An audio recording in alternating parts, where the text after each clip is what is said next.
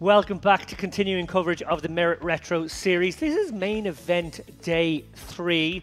This is the time of the tournament where ICM gets involved. Risk premium becomes a premium because we're very bubble adjacent right now. James Dempsey alongside me, David Lappin here, and we will have Ali Najad a little bit later on.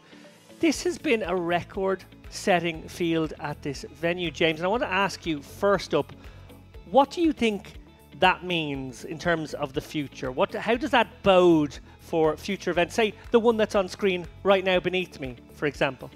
APT Cyprus. Yeah, that might be quite big. First of all, before I come to that, bubble adjacent, risk premium, ICM. What are these words? What are these words? We're here at Merit. We just play the cards we get dealt. We go hard. If we've got it, we've got it. Yeah. No fear. Obviously fantastic. The word continues to spread about this place, and it helps that this place continues to expand itself. Like, you just keep building new hotels, you settle the rooms, and then the tournaments are bigger. Yeah. How many hotels do you think will be here in 2026? 11. Oh, 2026, maybe 2036. For now, maybe one more by then. Who knows?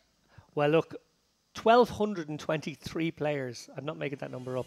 That's how many entrants we got in this one for a 3,300 buy-in main event. We're down to 215. I reckon that means we're maybe like 50 from the money, something like that. Is that right, James? Yeah, 143 paid. So we've got 72 players to go. Little way to go to the cash. So probably not this frame, but in the next one would imagine. Joking aside, of course, people are going to tighten up. ICM will become a thing. The bubble is always a thing in poker tournaments. It doesn't matter how small the buy and how big the buy and how little people care about it. There's always that little bit of something. Even the richest players want to get a little flag on the Hender mob. Yeah, not all 150 of those people will be so rich that it will be beyond their dignity to maybe tighten up, maybe have a little 10-second stall. Who knows? Well, not going to predict what happens yet. Well, let's find out, because I think we're all but ready to take it down to the action. Well, let's get down to the beach. Oh, okay, I'm off. See you later. Yeah, let's just take a moment of silence to take in that. I was there. Were you there this morning? I was. Well, I was on that, not the pier on the left there, but the pier just around the corner from that pier. Do you know what? We really need the camera crew to be out there when you're there, just so that we create... Admittedly, it would be a breach in the space-time continuum, but just if your little head popped up out of the sea there, that would have been very funny. Look at this. Not so funny as this player's having to deal with Mustafa Biz. Oh my god. Man who got third in the high roller. Here he is again. Second in chips in the entire tournament, has to be said, Mr. Biz. But there are a lot of chips. You told me there were a lot of chips in this table before we came on air, and you were not lying. I wasn't lying. You were very disappointed. You did the last frame last night with Ali, and you thought that was the table of all tables, and there were a couple of individuals on that table. You were like, they have to bring these guys back. This is the most amazing poker I've ever seen. They haven't brought those guys back. They've brought back some regulars in Volkov, Taharkani, Biz. I think the reason they've done it is that this is just a heap of chips table. Yeah. And we're going to see some deep stack poker. Yes, there are a few shorties there. Chisu, Danieluk, and Konstantin Helt, all playing sub 30. But really, it's a deep stack game right now. Did you say Konstantin Helt's a short stack? He's got 29 blinds. Yeah, it's very short in this game. Konstantin Helt, of course, a very well-known online beast, and 6th in EPT Paris recently enough for 260k. Not too shabby. So he likes EPTs and he likes Cyprus. I wonder who's going to be in October. Good luck, buddy. Okay. I don't wonder at all. Himself and his brother do like this venue. You might recall Justice Helt from a couple of streams. I think maybe the Western Series he made a final table, if I recall correctly. I mean, just the best name for a poker player. It is Justice Helt is, yeah. Sorry, Konstantin. Like, just having the surname Helt is pretty good, but I think Justice takes the biscuit. Yeah, I think. I like I was covering that one, so maybe not the Western, but the Carmen in some event. Who knows? James Romero's made his way over to these shores. It's a name I've not heard in a little while. Yeah, Taharkani, obviously one of the featured players yesterday. I nicknamed him the Terminator because, well, yeah, he does look a bit like a Terminator. He was terminating Meny's the player as he built this monster stack over the course of 2 days. Yeah, okay. Would you build a Terminator, given that it's a skin outline, we know the strength comes from inside, it's a machine. Would you build a Terminator that looked like Arnold Schwarzenegger, or would you build a Terminator that looked like a cute little dog? You get close to people. You see Arnie coming at you looking aggressive. You're running a mile. Doesn't make any sense to me. think there's an error in that film. There we go. I've said my piece. James Cameron, I hope you're listening. Yeah. Didn't make any sense. Daniel, I mean, there's probably some other plot holes and things in that film, but it's a perfect film, James. The first one, certainly. I'm going with... Ooh, let's go with the first one. Perfect. Oh, the first one's the best one. Daniel, look, ace-8 suited, flop to flush draw. Romero with the gutter ball. He's also ace-high here. These guys may take it slow here. Both have showdown. Both can improve in different ways. Obviously, the 4 of diamonds would be the action card. Yeah. Wow, look at this. Getting some value from the ace-8 high. This is fun. Well, maybe not getting value.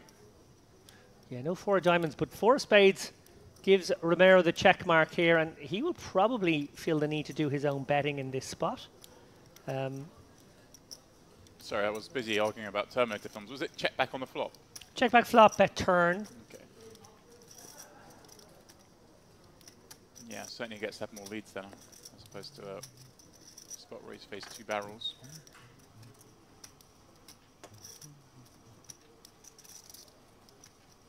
I feel like it's a bit risky to check over to your opponent there. Just too many check backs. You've got to find this bet yourself. He does so. Excellent sizing, 2/2.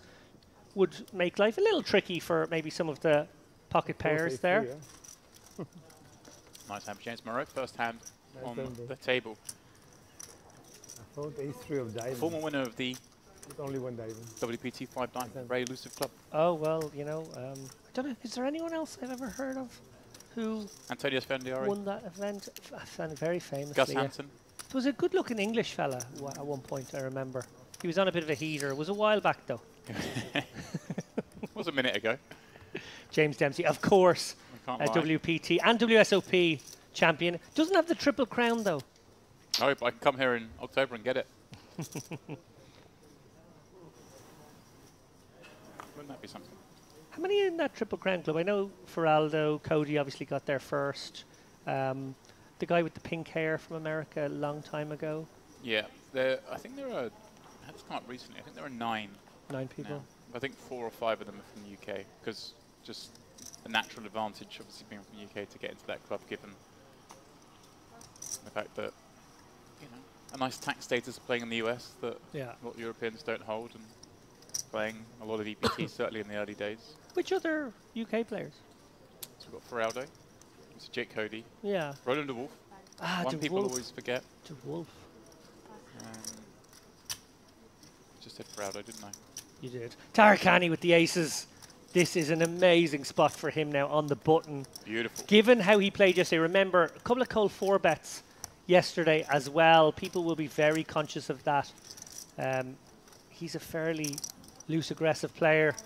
And yeah, a bit of a dream here to see an open and a 3 bet. We see they're both pretty much on the rock bottom side of those ranges. So this will... Oh, and look at this, I was just about to say. Wow. I think he'll just get it through, but playing a little trappy here, Like Mr. Takarny. Which is reasonable. It was so deep. Starting this hand over 85 big blinds deep effective between the 3 of them. And obviously keeping Rabai in as the opener, maybe allowing him to do something. Yeah, it's a little dangerous here at this depth, perhaps. It is a little dangerous, but I'm here for it. We shall be making as many film and music references from the past, obviously, as the theme is retro here this week.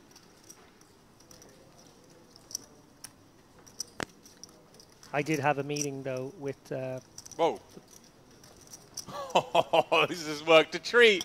My goodness me. Ribeye pulling out a whole bunch of those white chips. Oh, what a beautiful hand that would have been, just to flat, right? And obviously putting Tarakani on a hand like 9s that he can put in the bit. Well, he's blocking the 9s, but you know, something like that, maybe the 8s, the jacks. But that's kind of the point, right? This is almost one of the worst hands to do this with, because we want Tarakani to have 9s and 10s. Yeah.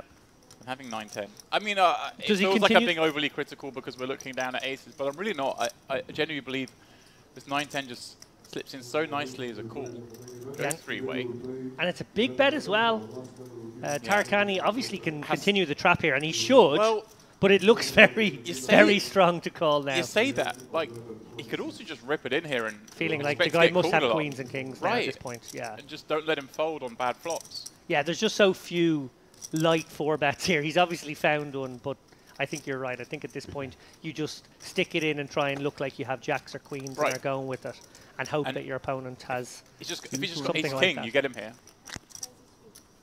If he's got ace king, you get him, and it's very hard for him to stack off with ace king post, given you hold 2 of the aces. It's unlikely he's going to improve. Can I just say, Tarkani doing a superb job right now. The right amount of hesitancy, the right amount of consideration here to convince his opponent that he has a hand like jacks. We know, he's obviously going to continue in this hand, but what's really important is you do that salesman job. This guy woke up and chose violence today. He woke up, he's had his breakfast, he's come down to the poker room. Yeah, second hand in, what I'm going to do is 4-bet 9-10 suited 3-way, put in 300k of my monster stack. I suggested these guys don't worry about bub adjacency, about risk premiums, about ICM, but this is... It's big bull poker. This is out there. I don't know, James. The other possibility is he randomizes and it was a very, very low number.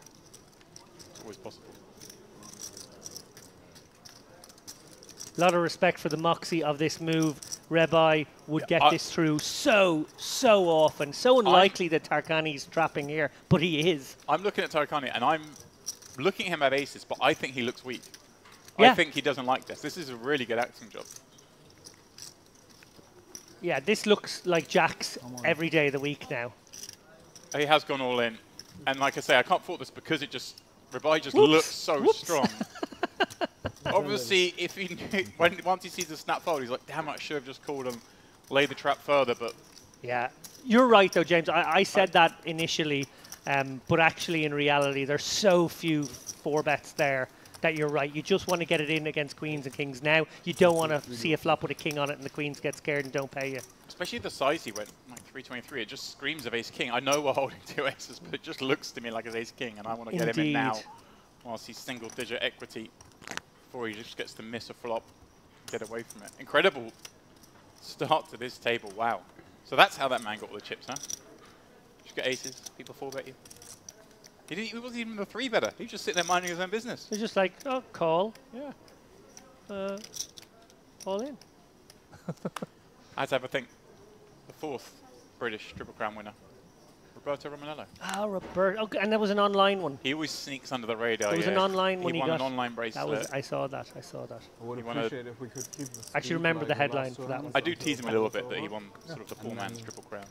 He won one of the smallest WPTs of all time, I think, in Bratislava that had about 6 people playing. I know, but if so an online bracelet, a teeny tiny WPT. But then EPT Prague, I think it was. That's proper. Yeah, there's no. Also, I can't. Well, Ferraudo's actually another one. His WPT didn't even realize it was WPT when he played it. The whole world sees it. Because again, it was an online tournament.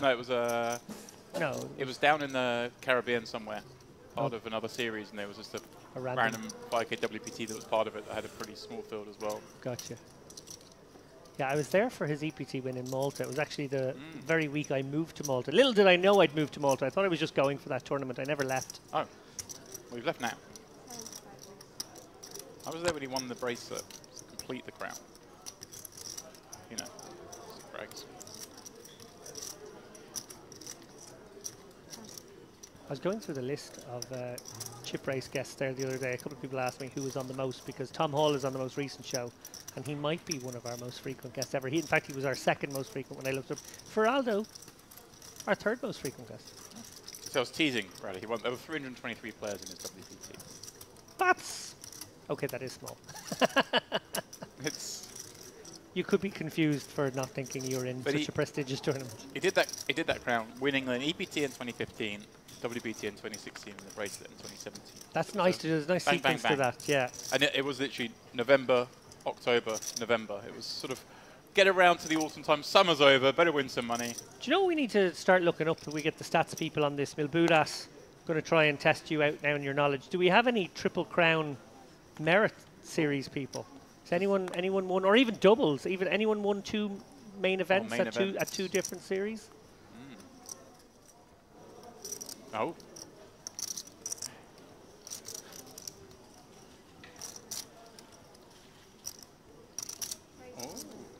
Same series, same day for... I'm going to have to get that pronunciation again. Good luck, David. Arunus This Sapatabadish. is all in? Oh. Angry Goose Online, Lithuanian player. He won the managed to win a main and a high roller on the same day. Is that even a The thing? same stop, I presume. That's pretty incredible. That's amazing at the same series, but that's not what I asked. But it's not quite Edward V material, is it?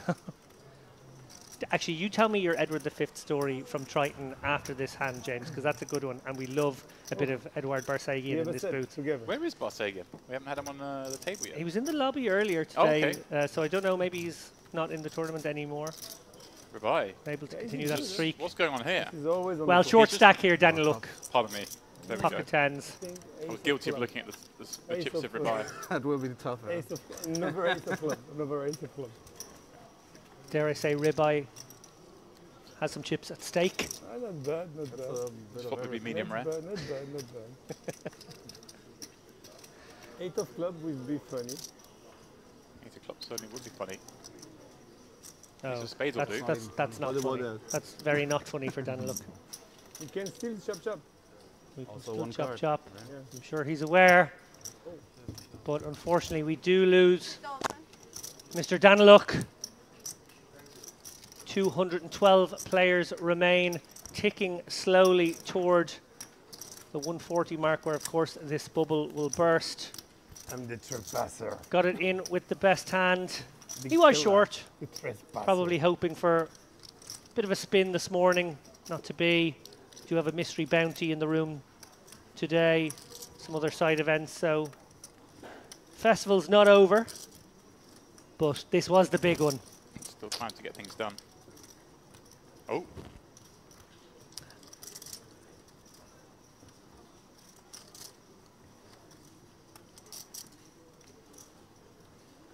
Shadio Jelly apparently has a double victory across Double two main series. event victory, wow.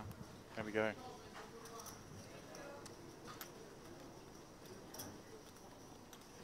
Oh yeah, I was about to say, Georgi Shlukia, obviously I covered one of those, which was the Party Poker Millions live main event that he won here. That he, again, we had him on the table the other day. He was my favourite person in the world that day because he just steamrolled through the entire field and wrapped the final up in like 3 hours. Yeah. You're settling down. You know, Party Poker live events were famous for having very, very long structures, and I was nestled in the booth, David. I'll be honest. I thought I was going to be there for a good 10, 12 hours. I was out in the afternoon enjoying the sunshine. Well, that's a lovely thing. As we see I thought you Konstantin wanted to Helt wait of the Helt clan 3-bet this King of Diamonds and an undisclosed card right now to 56k. Picking a good spot here, Romero on the light side. Kisu unlikely to take this spot. Wily customer Kisu has always impressed on stream. Oh, and Mustafa with a more interesting situation, perhaps. Aware that health could be light here in some spots. Knows that he would be flipping against some of the calling off range too. No, just let it go. I think that's smart. You want to hand maybe more like 10s in that situation to get involved. So health with the King of Diamonds, and maybe it was the King of Clubs. Maybe it was the Ace of Diamonds. Who knows? So James, I want that story now. So obviously Edward Barsagian, one of the most famous names here at Merit. He's had a ridiculous run, back-to-back, fifth place finishes. Little annoying for him, but incredible to make that many final tables in a row. He then chanced his arm at the Triton series. Exactly that. So we had him in here back in March. And obviously he came off 5th place in the main event the series before. Then he was 5th in the warm-up, 5th in the high roller, 5th in the main event. An incredible run that netted him just under 200k. Let's not get the violin out here. I mean, this is... you want to run good at the end, but you take 5th every tournament you play. So then, obviously, we left these shores and returned not long later for the Triton event. And who would be in the mix but Edward Barsagian. Right. And he would find himself down to down to the final 5 in a Triton event. And he was in there with, actually, Tarakani from here. on our table here. I'm born near Cologne. Edward Barsagan, and then the other three players were Jason Kuhn, Stephen Chibik, and Adrian Mateos. Familiar faces. And I was thinking, oh dear. This Edward's- feels like a fifth again. This feels like it could be a fifth again. But he managed to sneak one spot further. Nice. And get fourth. It was Mateus out in fifth, and this man, Kanan Terakani, would lose heads up to Jason Kuhn in that 20k. What's your nationality? French? Picking up No. 450k. Yeah, French. Let's say yeah, French, Algerian. Great spot now for Kisu to get the double up. Oh, well, this could be a three-way affair. Yes, Angel, Yeah. interesting my hand family here. name is He's Brenner. got a player who covers the original opener from under the gun, remember? Yeah, This is a little awkward. Yeah, I wouldn't begrudge him for just pretending he didn't get dealt this hand. Yeah, two ways to go, I think. You could definitely just toss it away, as you say, maybe just repress the memory of such a hand. Or you could flat, Yeah. and you know, that's Yeah, pretty I strong was- in and of itself, and that probably gets, you know, a lot of hands out anyway, and you can fold to the shove. Yeah, one of those two. Good luck, buddy. So I think I like this slightly more. So I've gone from saying what a great spot Kisu found himself in, dominating the pocket sevens in a must-call situation, to actually Angel waking up here in the big blind, and now he has to go to the races. Well, so far so good. Backdoors aplenty though. Not anymore.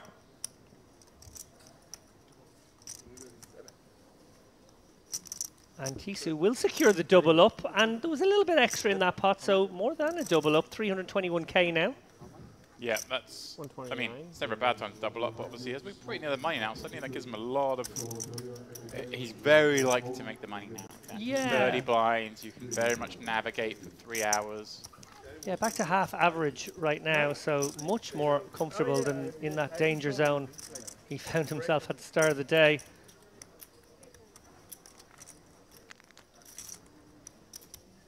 Trying to see, Kisu we had finish. No, Oh, it was 32nd in the warm-up in the Carmen series. That's where we last saw him on our screens here. US. Yes. And 14th That's in the fine. high roller. Wow, it's a long time. There we For go. a whole Double appearance on our SOP, screen. SOP. Yeah, Kisu, Yeah. quite a famous Stay long. man in Romania. He's a screenwriter, TV producer, and a regular on the poker circuit. I think that's what we'd know him from most of Yeah. all, but I think a pretty familiar face in the celebrity world in Romania too. Are you well known in the Romanian celebrity world yourself? For all the wrong reasons, James. I don't want to go into it. I was young. I needed money. It was a different time. It was yeah. I'll say no more. One more. Volkov flicking in the peel. Ace-5 suited against Carry. Ribai. Discount support. Gotta say, Romania, one of my favorite countries, both to visit and holiday in, Bucharest especially, and also to play poker. I'm going to confess, I've never been. Well, I'm very much looking forward to a Unibet Open in December there at the Marriott Hotel. It's a beautiful country. I'm sure Kisu testify that as well. Really is a special place. Lovely people.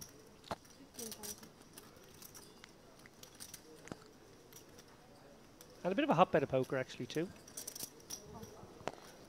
And here's a good stat. Oh. You know I love a good stat. This is a really good stat actually. But I'll be judged of it whether it's a good stat or not. Okay. It's a stat. Myself and the YouTube chat will decide whether we think Okay. it's good. It's one of only two Do you countries feel in. pressure? Well, a little bit now. Not as much pressure as Yeah. Volkov's going to be under here with the third pair spot he finds himself in now, facing chunky enough bet. Yeah. Not easy. Feels a bit like a jack, doesn't it? It does. Although, it feels like it must be a very good jack. Yeah, a little queen jack maybe. Yeah, we'll see. With an ace, as I'll kick with a 5, so that becomes a bit more relevant. Blocking an ace jack. But I think almost a smaller sizing here makes a little bit more sense for a jack. It's going to get the job done. Yeah, Nice. Tells bet. a good story there, He Ribai. does. He does. Credit to him. I don't blame Volkov for that foul. Okay, so my It's stat. hard to bluff as well when you got caught full bet bluffing for 323k on the Ain't that second hand of true the too? day. Oh, put a little face. Ain't that true? Go on then, this stat. We'll see if it's good. There are 2 countries, as far as I'm aware. Oh, so we're caveating it with it might not be even a true fact. Or stat. I'm pretty sure it is. Okay, There are 2 countries in Europe I've got Google already. where the player base online in poker are winners as a collective. There are 2 countries where that is true. Wow. Which 2 countries? Now I've You've given away. given away that Romania is one of them. I would Which is the other one? hazard a guess that it's Mexico. European countries. I'm afraid, James. I'm going to have to look at the map there. I'm just going to check if European Mexico countries. is in Europe. It's not, I'm afraid. Okay. Mexico's actually part of Central America. Andorra. See, I knew you'd do something like this because I don't know about these little principalities. I actually don't know the answer. So I knew he was always going to nail me on this one. A lot of people think it's Malta. It's not, though. Malta's a good shout, yeah. It's not Malta. It's actually Finland. Pretty big country. Because of Patrick. Maybe. When Patrick's not in town, they're losing bundles. But that's an amazing, for a country full of players to be winners overall, Yeah, to actually take money out of the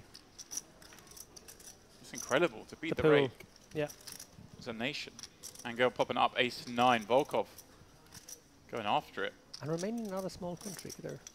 No, that's what I mean. I went for someone like Andorra because I figured there may be some tax maneuvering going on there. If you're a Spanish or French player, maybe you could move down there and there's something good happens. And I I'm thought Mexico maybe because And I'm going to assume you're probably right about something like that. There's probably a principality out there. The Vatican City, I think, are winners I've heard overall. the Pope absolutely crushes the Yeah. 1020 online.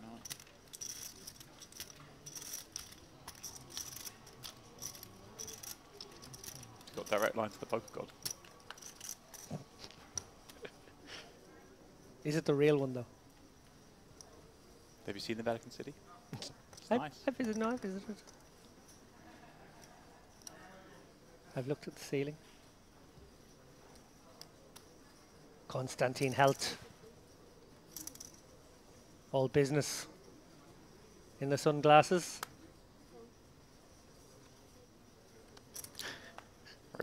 Right dealt with a hand that he can do some stuff with. He's decided just to Revive flat. is forced to flat now from now on because he just Right. can't get any credibility after that audacious move, it must be said earlier. Kisu just with the have some of this 6x 3-bet. I am a big fan of going for a big sizing here, David. We're up against an under the gun open and a flat from the next seat. These are 2 pretty strong ranges. I do like the choice of a big sizing. I still would have gone a little smaller Yeah, given his own stack, this but is- I do agree with you. This is on the big side, of course, but he just basically puts health to the question for all of the Yeah, chips, I and we mean, just know 25 Rabai never has a... altogether. Rabai just isn't supposed to have good hands here, given how absurd he's been lately, and now he wants to flat +1 against under the gun. But Kisu's obviously, like you mentioned at the top of the show, we are bubble adjacent. Goal number 1 is to reach the money when you're on that sort of stack size. 4.39k is the min cash. That's a weird way to say 4,390, but I went there. 143 players picking up that money. Top prize, 567 beans. Wow. So I actually undersold it yesterday. You did. Oh, You that don't, would you be don't a have to good top it fold up, for that's me. the good news. Well, that is a relief. I did think, in fairness, I thought we were going to get around 1150. That was my prediction. So maybe it would have been a closer But guess Seeing his at that face, number. That's an I'm extraordinary. pretty sure. Poker Would News not. are here. They better be Yeah, getting on the do I blower mean? about this one. That is It'd be huge like a news in European low poker poker right now. thing. I hope there's going to be articles Yeah. all over the news media tomorrow about 560k up top in a tournament And I've I know a here man, Doubts in Cyprus. that, you know, who writes an article Strong every player. morning before his breakfast. Not every morning, James. Actually, Not always before your breakfast. during breakfast, maybe once a week, sometimes twice. Mr. Biz, well, he sat down at this table to start the day. Well, he woke up this day with a big stack, gets down here, finds he's not probably got the best table draw given that we are going to be approaching the bubble and you want to be on a table of Oh, you'd love medium to to be there short with- stacks. Exactly. Not for now, but in a couple of hours' time, you are to exercise some pressure. But not only that, but he sits down, and this table has just been bananas so far in terms of action. Obviously, we saw the 10 line was light. We just seen a couple of those hands that actually were hands, and it's like reasonable scenarios. But it's not the table that he's looking at going, oh, this is going to be easy to push these guys around. It's quite the opposite. He's thinking, Christ, they just... Can we fast forward a few hours? When's this table breaking?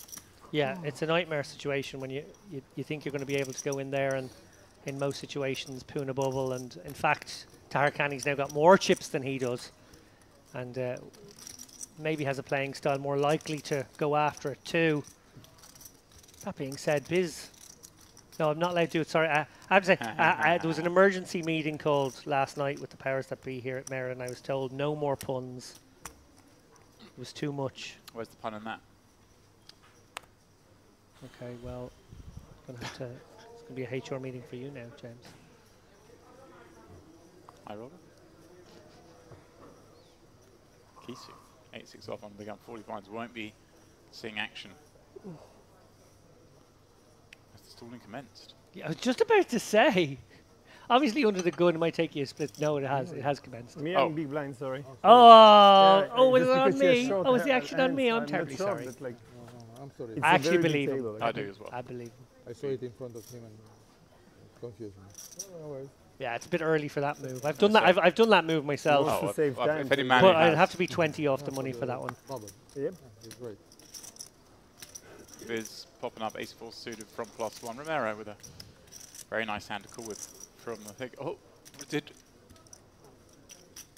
Rubai? It's just cold call, but he motioned to tap the table like I'm just checking. Oh, has there been a raise?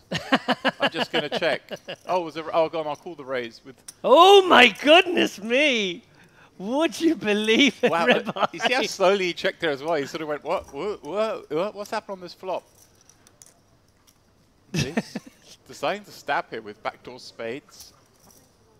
Yeah, and he had such a squeezable one. Yeah. And a man who obviously loves a squeeze. I think it's probably a good thing he didn't, just because his image has been a bit crazy, and it's like you could get in a really tough spot with the 2 10s. Yeah, ace-4 might have gone for it. Anyway, as played. Oh, well, Biz picks up the 4. That might actually just keep him honest. Oh, but the lead out from Ribeye. Changing gears here. Trying to sort of take a I've got an 8-9 or Jack-9 kind of line now. Gosh. So much of this.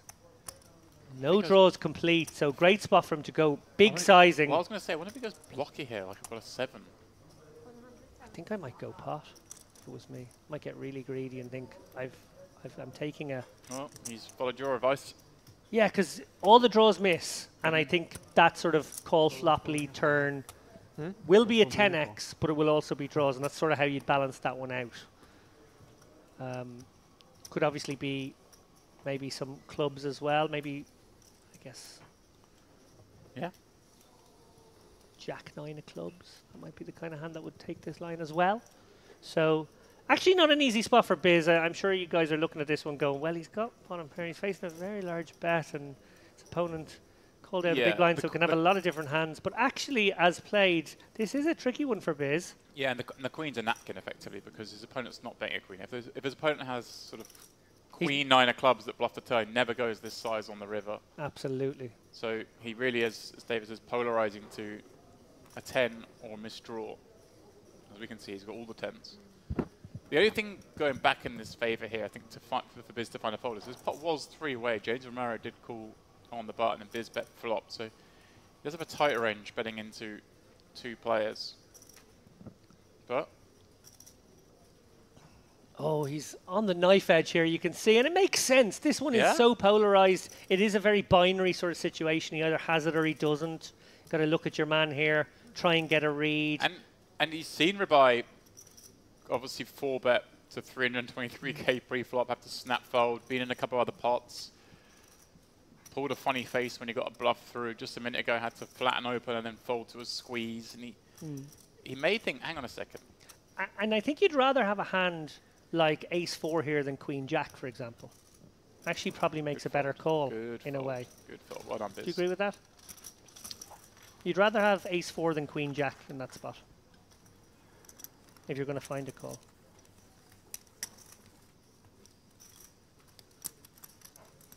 blocking fools. Not having a kicker Oh, that you remember interferes the with. hand yesterday I missed when I told you I No. fall because of my friend. Maybe. I don't know. When I came to Solver you, stuff remember is the hard. hand? Yeah. Anyway, Can I he make finds the something, right? fold. Remember? Excellent fold in Same that now. spot. You will see on the I stream. actually think that's a tough spot, genuinely. Almost lost this hand, huh? Crazy, eh? 2 times in 2 days. 2 times in 2 days for quads. Claims Amazing. revive. Saying he nearly lost with it yesterday. That would be a story. I don't know if anyone's been keeping track yet, but again, I hate to, hark back to the recent activities, but we have 15 days of Yeah, coverage it's okay. in London for Triton. We had quads every day. On the Wow. stream. Daily quads. On the stream.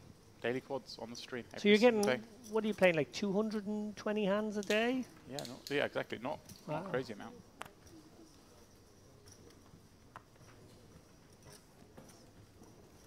Three bet from Tarakani with the sixes here. This is early position against middle position. Volkov, well, he's got a perfect call hand here, really. Yeah. This is a situation where you do want to actually continue with your suited connector. Yeah. A lot of depth.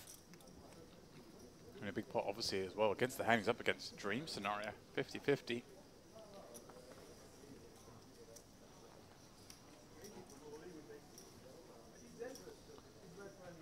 Volkov.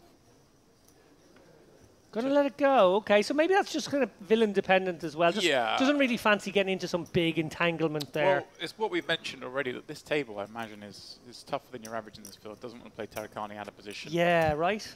He's got 1.4 million. Probably thinks, there's better spots I can pick than this one. As we do work our way through this field.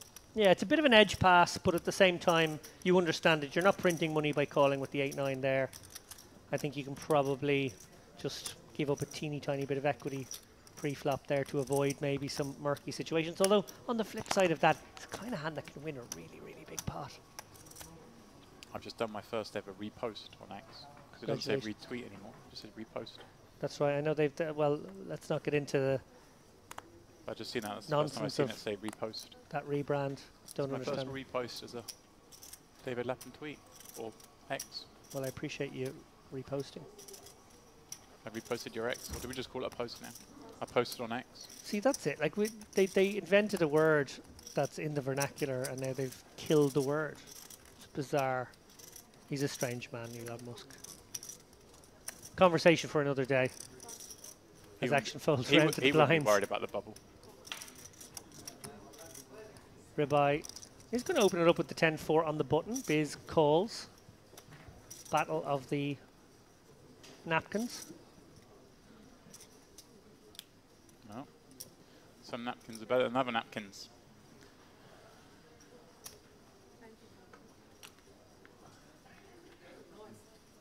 Biz nearly throws in a chip there by mistake. Looking to uncap his card. Chip slipped out of the finger.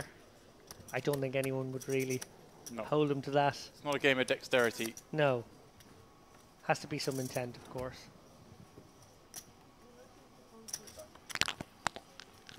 Aces. Yeah, great. Mustafa Biz, You know, I have third in the 10K high roller. Just a few days ago. Did a great laddering job, it must be said, in that. I think he might have been shortest or second shortest throughout.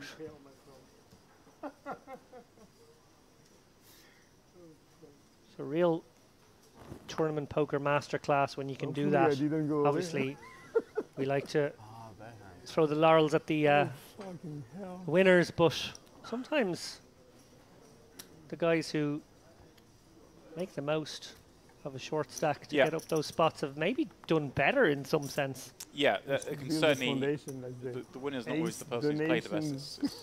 I'm like, Well, that goes without saying, obviously, in poker. But yeah, sometimes the best performance on a final table can be the one who navigates the shortest stack with 7th left up to 3rd with not much ammunition. Tarakani, ace queen, way good enough to raise Romero. Going to flat with 2-8s, and Angel going to come in from the big with 3-4 suited. A bit more of a standard hand, perhaps, for once. 3 big stacks battling once more. And, well, the battle will continue. Queen high, 2 spades. Tarakani with the ace of spades as well. This could get feisty.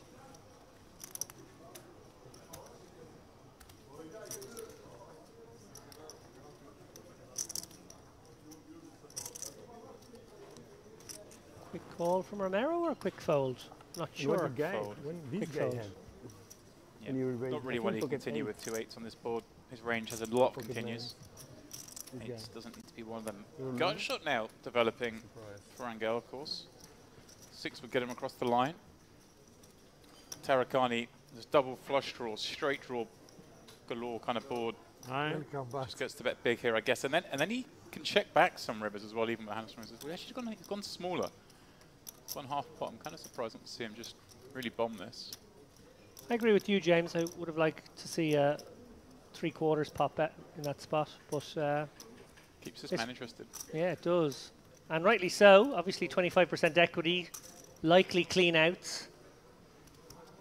Well, that is a pretty damn good river for Tarakani. There is some concern, of course, about the diamond part of the card.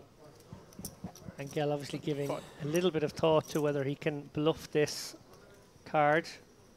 Oh, giving a lot of thought to it. It's tough when Tarakani's bet this flop 3-way to imagine he has nothing. Let alone following up on the turn. Some of those follow-ups are going to be Queen X, are going to be some diamond combos. Of course, Yeah, we always look to find bluffs, David, with the kind of worst hands in our range, and you can't get any worse than the board here. I think you have to step away from the table. Yeah, nice give Yeah, up yeah, sure, from Mango. Tarakani, there is some concern, of course, with diamonds. You can be up against 5x of diamonds here, maybe, you know, the King Jack, Jack 10, Jack 8 of diamonds, 6-8 of diamonds probably raises turn, but give me a size you like, James. Did I do think it? Yeah, given I that did. we went kind of, it's weird because we went kind of smaller on the turn than I would. So there is a little bit more weakness in your opponent's range given that. So I don't mind like half pot again. If I'd gone big on the turn, I think I'd go really big on the river head because you're just basically targeting a queen. Well, he is going pot, Oh, and obviously And easy is decision for 4 high. the other thing as well is that if you've gone bigger on the turn, your opponent has fewer flushes. When you go smaller on the turn, your opponent does get to have some more diamond flushes here on the river. So, you know, bombing into a range that includes some second pair type hands and flushes is perhaps not best. Sure. I don't know. Maybe none of that makes sense. I don't know. Ah, Bite Libert joins the table. Welcome. How'd you like this seat? In amongst the mountains. He's looking at Tarakani stack up those gains. First hand you come to the table, you see bet bomb from a big stack who's on your left. You look around and you've got a big stack to your right, another big stack to your left. Tarakani going to pop up again. He's got 190 blinds. David. We're on day 3 of the poker tournament. This man has 190 blinds. That's pretty sick.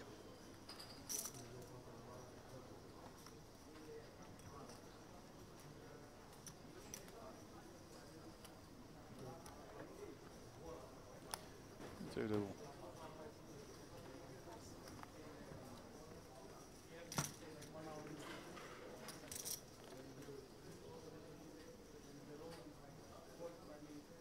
$24.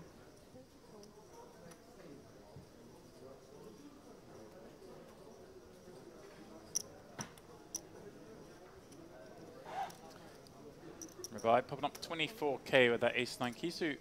Next seat. Going to just flat the ace-3 suited against his very active opponent. And certainly mixing some 3-bets here, but says I want to see a flop. And gets a pretty welcome sight in everyone behind folding, so he does get to play heads up in position.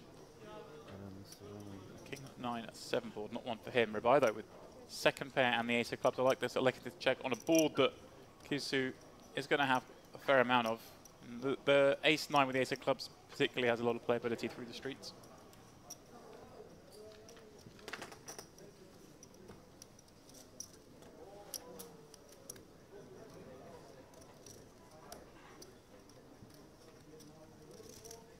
The average stack in the money is going to be 855k. Tarakani has 2 million already. Yeah, it is a feature here at Merit events that players build big stacks. The reason for that is the long registration period, I guess, the very slow structure, long levels, and that curious feature as well, where for 3 levels before late reg closes, it's almost like we stand still for 3 hours. Nothing changes. Yeah, we sort of play 30 bigs. Yeah, I left yesterday and came back and we've gone up, like, the big one had gone up by 500. Yeah. So that just gives so much play, almost like main event World Series kind of like levels there for a couple of hours. Which again just, you know, allows for eliminations without the blinds really climbing. Gives us a deep structure. And it's why you see time and time again at the final tables of both this and the warm-up event that we end up in a very deep stacked situation, maybe 40 plus deep on the final table. So great for the players, just the dream really as a poker player. Yeah. Well, unless you're dog in the field, in which case you're hating life. I don't want to be in these kind of structures. I want to just get it in pre. Well, for players like you, James, we have a mystery bounty There today. we go. You're looking out for me, aren't you? 25-minute clock. Just got to knock out one person, I can win a big prize. That's it. Sounds good to me. Got a Merit Classic tomorrow, actually, as well. It's a one-dayer. Just a sneaking up a little 3k. Just a 3K to say goodbye to the festival. Just throw that one on the schedule. Can reg that one all the way till 8:40 tomorrow evening, so that'll be a late night for whoever takes it down. It's not even the last tournament on the schedule. There's a Turbo Deep Stack Bounty 6 Max, 300 KO, 600, half of it's a KO, starting at 7:30, late reg closing at 10 o'clock. So you're saying there's a chance? So we could finish up the final time. You could hop into that one before we go, James. Saying there's a chance, eh? There's a chance of Volkov winning some chips here. That's what's going to happen. 45k bet, swiftly matched.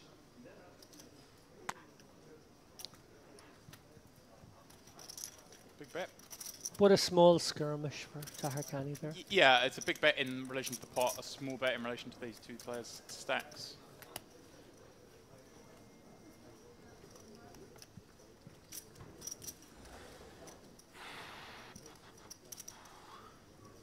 Just breathe, table, breathe. This is not normal, what you're witnessing here. This is a good example as well, actually. You do see this sometimes in tournaments. Some people on the sidelines at a table like this may change their own play just because of what they're witnessing, but I have to realize there's been some hands here, and there's been a little bit of a... Well, there's been some outliers in terms of play, and stack depth has certainly contributed to that. But There's been shenanigans. just play your own game still. Just chill out. It will calm down. Biz on those players is just like, hang on a second, they can't keep this up. Let me just ease my way into the game. Is that Bart Libert who's just joined us? It is. Excellent stuff. God, as if this table couldn't get any more stacked. That's what I was saying. He's sitting in with his 265k thinking, what have I got myself into here? Is this the right tournament? Have you moved me to day 4 of a different event? Yeah, Libert, 3.7 million in career earnings, one of Belgium's best. I think he's 6th on the all-time money list, if I recall. Well, I mean, you've got the page open, David. You tell us. I do now, I didn't. It's just breaking the fourth wall with you, isn't it? You just love the opportunity to pull your co-commentator down. Trying to do an off the cuff as if I knew that stat moment. Not letting me have it. Bart actually won his last event he cashed in about a month ago. A 330 buy-in at the WASOP in Namur in his home country. Must have been a big field because he got 60 grand for that 330 event. 200 binds. Not too shabby. It was a $500,000 guarantee. Must have got way over that. Wow. Right here, Volkov just c-betting on a board that the button, well, gets to have some of course. We are playing wide ranges. Certainly one that's supposed to favour the big blind, in this case Romero with Jack 10. Could continue. Okay, going to test you out, James. Oh, here I we love go. a bit of trivia. Me and O'Carney do this all the time. Okay. Can you name me... I just said Bart Leibert was 6th on the all-time Belgian money list. 5 above him. Can you name 3 of them? Right, Kenny Hallett's Belgian, right? Correct answer. Pierre Neville, is he? Correct Belgian? answer. That's pretty impressive from me. Well, you know, my knowledge of the poker world is not quite what it should be. Belgians. I think I'd have got 4 out of 5. I wouldn't have got all 5. It's got to be someone, maybe someone else had a deep run in the main event or something and just snapped off a chunk. A couple of beasts there, in fairness. All-round beasts. No, you I'm have going to give you 10 seconds. to put my I'm mind going misery. to do a countdown clock on this one. There may be a couple of players in there that I don't sort of slip my attention that they're Belgian as well. That might be the case. Gisu popping up ace 10 for now, and Terakani wanting to get involved with Jack 7 suited in the form of a flat. 3-time WSOP bracelet winner, Michael Gatty. Actually, might be 4-time bracelet winner. He's won a lot of bracelets the last few years. And, of course, Davide Katai up top. Ah, Katai, of course. Katai would be the obvious one. So Terakani does get it heads up by flatting from the button, the situation he's looking for. He's not looking for an ace 8 flop. One spade, but this one is Kisu. Kisu's not going to waste any time in betting it. Again, these are not such an interesting spot here with 199 left, but with 155 left with 143 paid, suddenly those spots become really interesting, and Kisu just has to check a lot. Precisely right, James. Good observation there. Basically, it's the effect of high ICM on those covered stacks forces almost all the value range to become part of the bluff catching range. You under-realize essentially, and when your opponent over-realizes, as he will obviously do in a situation where you under-realize, you have to get your chips by letting him bluff. And that's sort of the dynamic that takes place there. And exactly what you have to do. So quite right, yeah. 30 or 40 more eliminations from now, that would become a completely different spot. And that's what you see when you look at these sort of ICM-aware solvers, if you want to call them that, these days. Just flips the strategy on its head sometimes. Right, and suddenly hands like Kisu's ace 10 wouldn't necessarily become opens. That's right too. Has he misunderstood the actions on him again? In exactly the same spot? Is that what's happened, or are we all having a little bit of a stall up now? See, that was me. I believed him in the first one. I thought it was sincere, but you were like, hang on a second, that's like trick number 3 in your locker, isn't it? It's game recognizes game, James. It's not even a good one for you. That's Tarakani. Very interesting spot for Health here, whether he might consider a flat, given that he's only got 20 bigs. Right. Little over. Well, he's got what, 20? Yeah, 24. So I guess we can still slip in some 3-bet folds, make it kind of 6 blinds, 6.5 blinds. 72.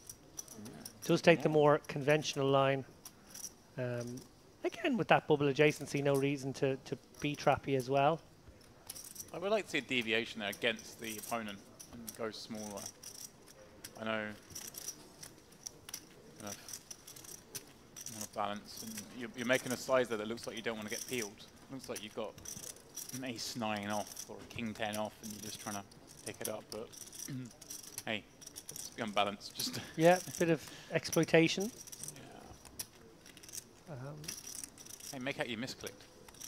It's one of my favorites. Oh, filthy angles now. This is coming from the man who'll spill a drink if he's on the bubble. I've never done that. That's an outrageous exaggeration of things that I have done. I once blocked a dealer from getting to their seat for about 45 seconds, much to the amusement of my table mates, as I foostered around in my bag in a spot at the Irish Open where the tables were very close together and I was in the one seat. My word. It was all in good fun. Disgraceful. Do not do that. This is not financial advice. Actually, it is kind of financial It's advice. very much financial advice. Solid, sound financial advice. Tarakani, right back on the horse. Yeah, look, and I think we are seeing Kisu take his time. No, nothing egregious here. Obviously, Yeah. you know, we're not, you know, going to be getting the clock called on us in these spots. But 40 from the money, maybe more like 50 from the money. We are probably going to get there in about an hour and a half. Yeah, and he's got 40 blinds. Maybe and 2 hours. Doesn't really get to play too many hands of that stack, so I can't begrudge it. Yeah. Well, one thing I think about in We these only play, like, situations one is level I table think, team? okay, I well, don't think so. 2 levels? Okay, got it. Yeah, maybe they're asking One about more hour for you to block.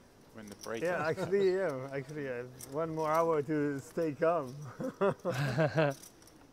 so just talking about how long they'll be on the feature Yeah, table for, I think kind of. there. Yeah, coming back to that, sorry. One thing I'll do is presume 25 hands per hour is maybe an average 23 hands per hour. Something like that is fairly normal. And if we are 90 minutes away, I'll think to myself, okay, that's about 35 hands.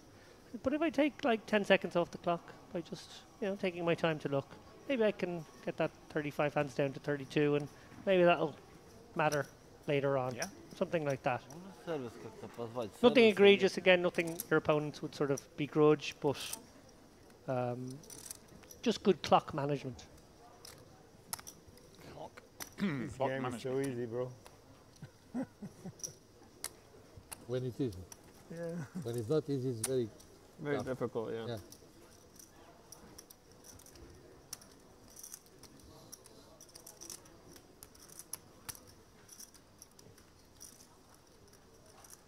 It's the retro series. Tell that. But they're tired dealers. Certainly not gangster. Certainly not Carmen. Could be gangster, in a way. I see what you're saying. Yeah, it could be gangster. You're Could right. kind of be But, gangster. Yeah, gangster adjacent. Kind of guys and dolls, Yeah. if that makes sense. It could be the You'd the be the dolls. gangster. You'd be the doll alongside the. Yeah. And guys dolls and guys dolls very much fitting the retro because I think we're bang in that era. Can you name me 3 songs from the musical Guys and Dolls? No. Look, Be a Lady Tonight. No. Sit Down, You're Rocking the Boat. Is this the case if you can name 3 songs you wanted to make the point? Yeah.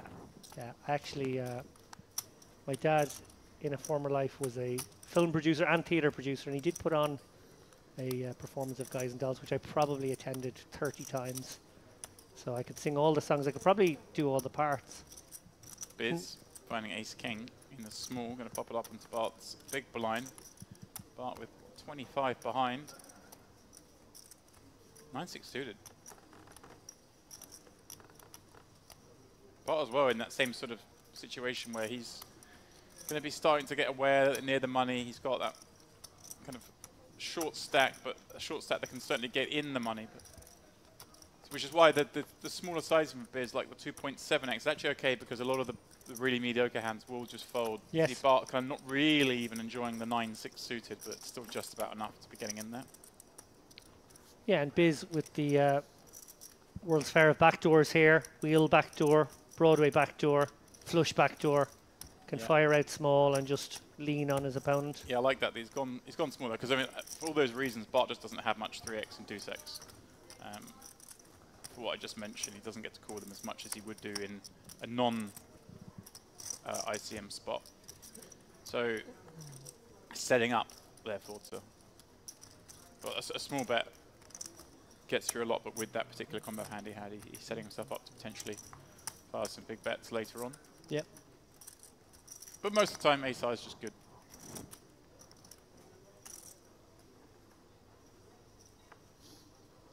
Yeah. Yeah, no, nicely played. This is going to be a fun table. Well, I say fun table.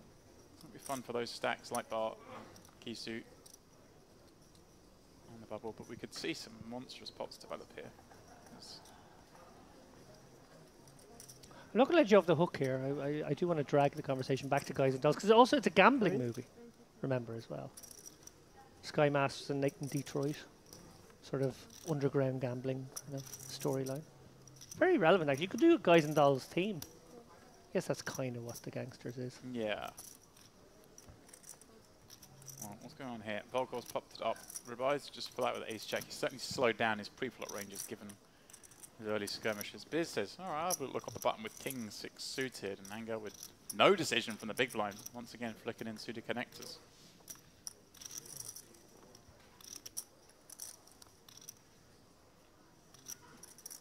Queen 7-8. And go flopping best by a long way. Volkov backdoors, but it's way too scary to fire into this spot. Ribai, wow, he's getting. It's a little fruity. It is a little bit optimistic. Ace Jack, no heart. Now, the one thing I will say is these four-way or any kind of multi-way spots, you do kind of leverage the fact there are other players in pots here where you make these bets. So if Biz had, say, king 7 there, he just can't continue. So Ribai's bluff would get through there, but this is just a little too optimistic.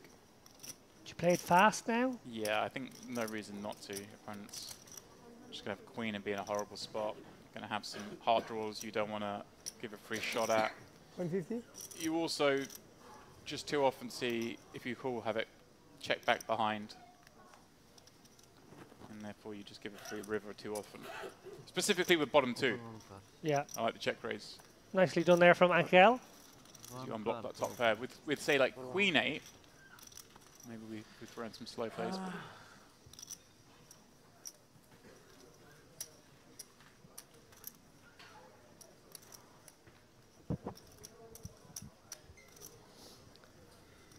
So you mentioned the EPT here in October. Are you 100% coming, or was that just like, I'd like to come, maybe I'll come? I don't think I am coming, actually. Well, I'm not sure. Got to get that triple crown, James. Yes, sir. Yes, sir. I haven't tried too hard to get it, I'll be honest. I'm a handful of EPTs in my career played.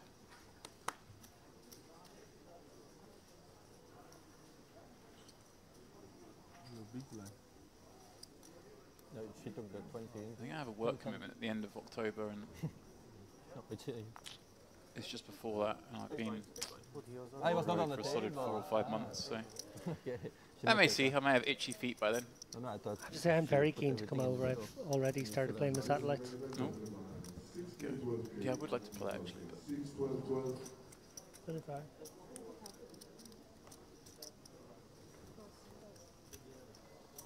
I'll have a look. I haven't even looked, to be honest.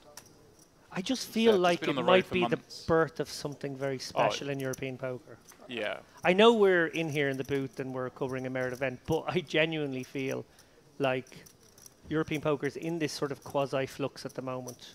How does it move on? What's this new phase of it? How does it look? What countries will big tournaments be played in? And I feel like this could really become one of the main destinations.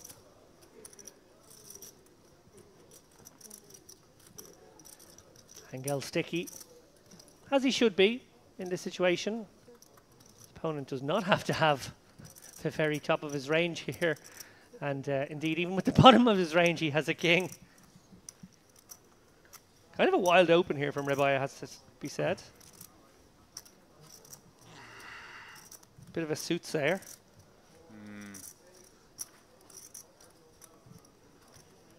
Go check raise him last hand. Wow. Look at this. Getting sticky. 2 flush draws on board.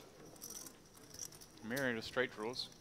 Yeah, Ribai laser focused on the possibility his opponent has a jack. Won't love the diamond. Yeah, and with the king with no kicker, Yeah. Not that surprised Tim check back here. Hard to get value from much worse.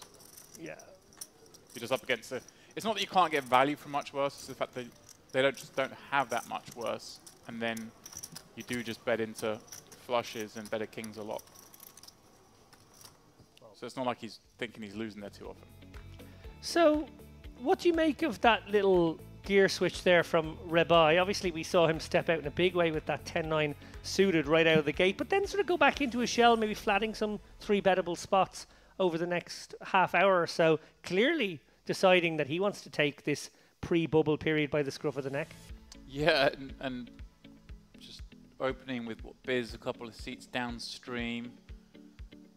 Maybe thinking he just doesn't get to open that many hands because you've got Tarakani doing a lot of the openings, so just going to take all the spots he can. I don't know. It'd be interesting to see how this goes on. I mean, we could certainly see some big pots brewing between the guys in first, second, and fourth here, particularly the ones that I imagine are going to be keenest to play. Well, Biz has been fairly quiet up to now. We know, obviously, he does like to mix it up from watching him in that high roller. And right now, those bottom three are kind of perhaps the more interesting spots. Yeah, and 3 of the best players on the table as well. You know, obviously it's a stacked table, but Kisu, Helt, Libert, all with a huge amount of experience, Yeah. a lot of talent, and they will have a very different job over the course of this level, as we see the blinds go up to 6, 12, 12, and of course the next level where the bubble will be almost upon us.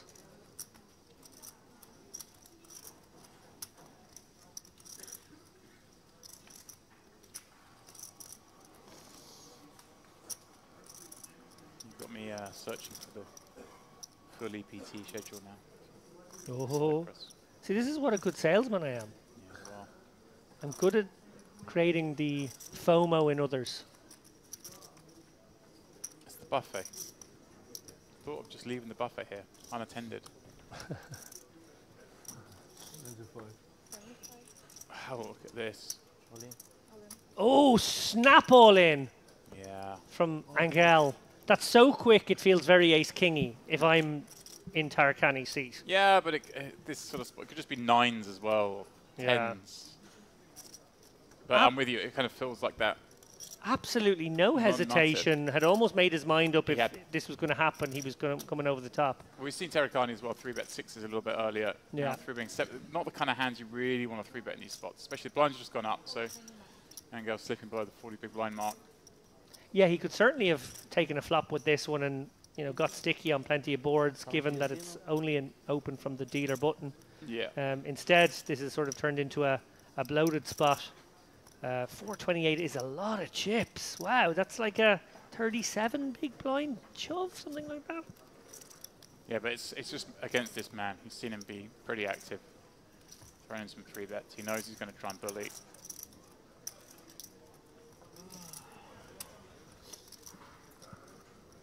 Angel was hoping for a very swift fold. Won't be enjoying this tank too much. He knows one of the hands that's going to like tank and then cycle is probably ace-queen. Oh, he does call. Wow. Let's go to the races. All of your chips, sir. Look at Bart's face. This is crazy. These two are playing an 870k flip out of nowhere. Deep swallow from Angel as he realized maybe he made that move against the wrong sort of opponent. Wow. I want to go back and look at Bart's face when he saw the hands. Ace in the window for Angel. In the driver's seat. A little gulp. Still 2 cards to fade. That spade changes nothing. Still the 7 of hearts or 7 of clubs. We'll see Tarakani take this pot. Not to beat. Bine, buddy. Huge double up. Al poquito, buddy. Horrible moment there for Angel as he was forced to race for all of it. Nice moment now as an almost million pot gets shipped his way.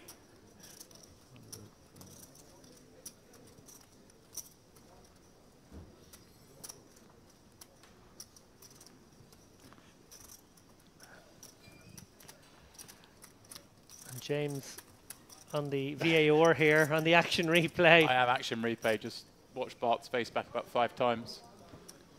There was a He's seen a lot. widening of the eyes. He's seen a lot in his time. And that one got him.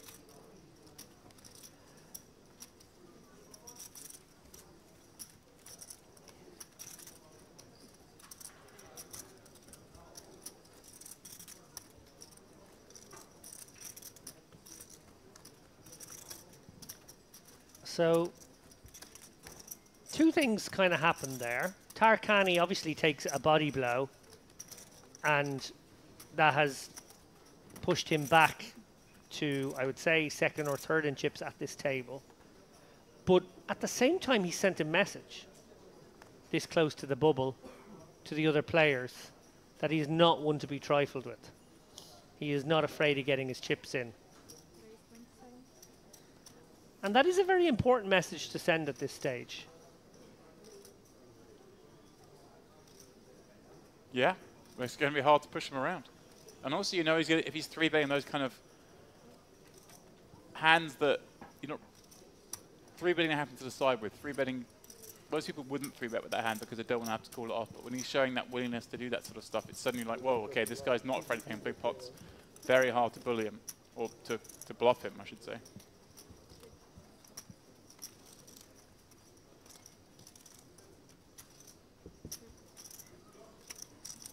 Well, I would say both is right. Very hard to bully and bluff him because in a way what you're trying to do is bully someone out of the equity that they might have. You're trying to get them to be dissuaded from a flip.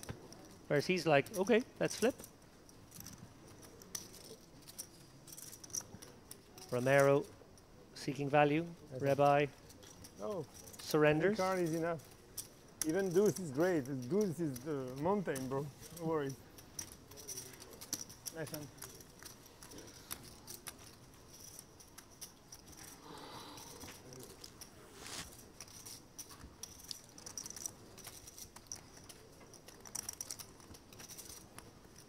You can see lots of these players I don't have the right gazing to play with upward good cards. on I occasion. only have the right to play They're with not sit looking to down. the stars, they're looking to the That's what screens the gods of and poker, you know? watching that ticker tick down.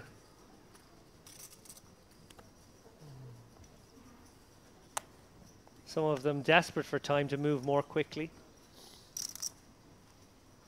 Just 40 or so spots from the money now. We will go on our next break very close to that point, I think. Probably 15 off, maybe Yeah. something like that. We want to assume things will slow up a little bit at that point.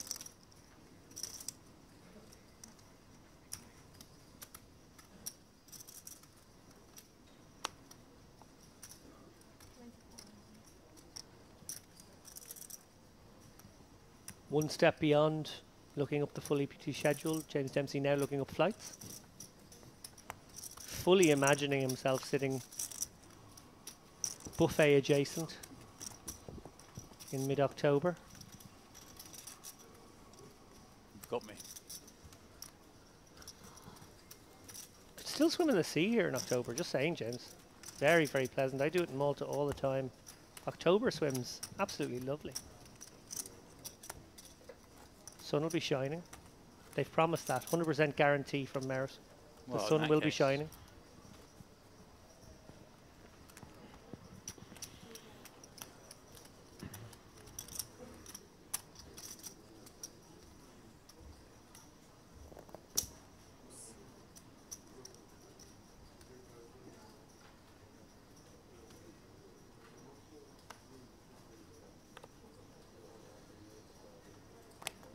How does the Mediterranean compare to the beach at Cove? Fraction warmer, Fraction warmer, a little less stony perhaps? a little less stony.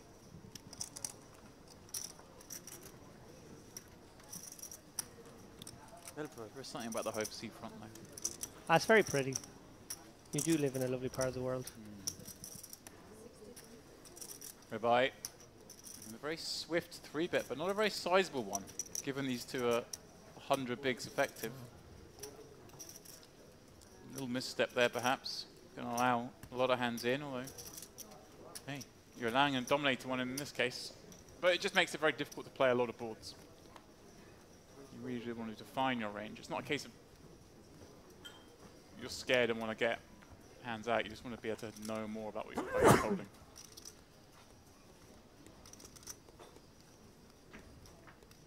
Rabbi, happy to check it again, perhaps. Biz, door open. Probably feels like he's being pot controlled now. And Rabbi going for that blocker. Do you like that? Go for the blocker or go for the check call? It's got to be one or the other, really. I guess is he hopeful that he can just get some really optimistic cool down from Ace jack. Ace jack? Yeah. Yeah. Ace 10. Oh, yes, Feels like price. if he had a hand It's worse certain than those, he because might have bet them earlier. Yeah. I think I prefer the check call, but I check your attached, that's all. I don't think it would have Long made a time to difference in summer. that situation. Yeah, probably not much different. Benefits, you know. Yeah, it was too much in the summer this year. Yeah, yeah. Sun. James now messaging the support people at Stars looking for any excursions or side attractions that might be available. He wants to put his name down.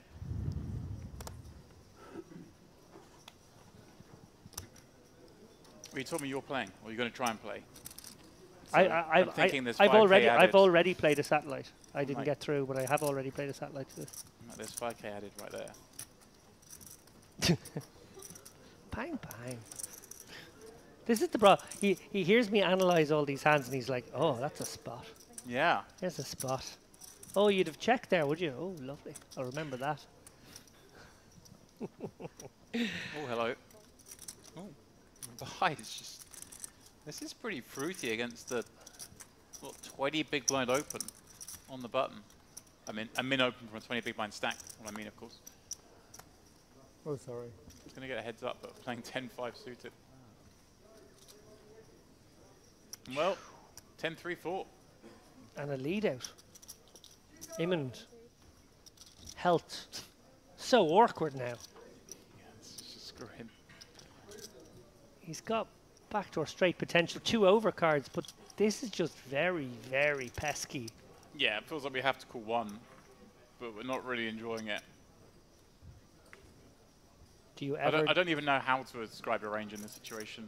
You've seen Rabai, if you're in held seat, play a lot of hands. Not a lot of them have got the showdown. You just saw a really peculiar 3-bet size the hand before from the big blind, and then a block bet on the river. Now you're playing this hand with him, and, well, you just call and hit a queen. That's... Suddenly all those worries sort of vanished. Life's good. One assumes he will charge whatever hand Rabbi decided to flat. Small blind lead. Yeah, maybe 10-3-4 now. maybe you're thinking, you know, he's got 5s, 6s, 7s, something like that. Little tickler, 35. That should keep Rabbi in the picture. Oh yeah. Again, this is just peculiar hand, but Rabbi can't fold a 10 just yet. So he's going to have some weak hands. Going to have some just, I guess there are some just bizarre bluffs from the small here, just trying to leverage the fact that Held's opened off 20 bigs, doesn't really want to commit too liberally, 40 away from the money. So maybe if, you know, if he had flat with 8-9 and just decided to stab and try and make King Jack fold. Oh, wow. Well, that's a great card for both players. Unfortunately for Rabbi, it's the worst card for him. And it seems like the best card. Yeah, combinatorics at play now. Rabbi will be thinking the second barrel here from Health is a little fishier. Yeah, and he's set up with 3/4 pot in there. I guess a bet could be a superior 10 on occasion, maybe an ace 10 or king 10 would still pursue value on this river. But Rabbi's certainly going to be in a tricky little spot here, facing whatever this amount is. Yeah, Looks I like wonder if Health's going to go somewhat smaller than Yeah, and what he has. I like that, leaving back some chips, because we are, as I keep saying, getting near that money. I think always betting these spots and leaving something back, whether you're bluffing or with the value. I they're a bad line. Now he knows obviously if he's up against any hand better than his, he's going to have to call off the last 40. But he's just balancing here with when he's bluffing or when he's value betting a little wider. Yeah, and of course just the mere aspect to this that a smaller bet will get called slightly more often. And he does get a curiosity call from Rebai, who really did play his hand a little bit back to front there, I must say. Obviously, we know what he was going for. Oh, he hasn't realised he's still got the cards. I was wondering what's going on. We know what he was going for there, Rebai. Obviously, immediately turned it into a street poker hand there, trying to exploit the 20 big blind stack bubble adjacent. I think I'll go for this fruity, as you said, call pre, and then making top pair decide to lead out and protect that hand. But yeah, a little bit back to front, I must say. And against a player such as Helt, who is so good, remember. Like, he is one of these players that maybe is not as famous on the circuit, maybe not as well known. I just paid to see it. Now I know. You could have known in half an hour. Yeah, but you're almost all in. I don't have any doubt. I paid to see it's okay. It's an investment, you know. I was pretty sure I will lose that one, but I need to pay it.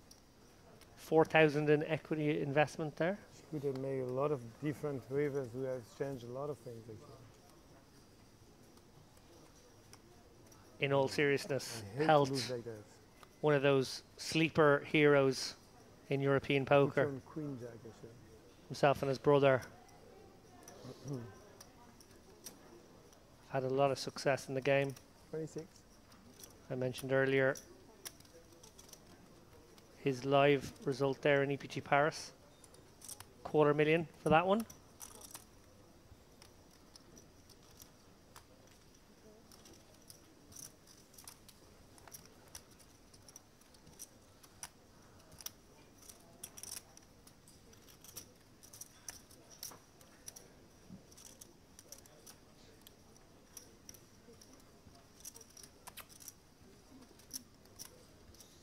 Cove continuing in that top pair. King of diamonds as well. Yeah. Factors to go with this bottom pair, definitely reason to continue.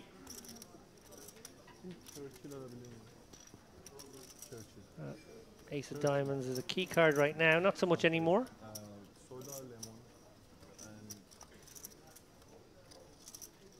Board is straightening somewhat around the low cards, which is maybe a big part of Biz's range in this spot, but Volkov gonna bet again undeterred.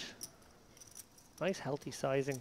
Yeah, I like this sizing because, you know, the hands like 5-6. Yeah, 7-6. 7-6, 4-6, 4-3, 7-8. 8. All these hands just want to continue. Yeah.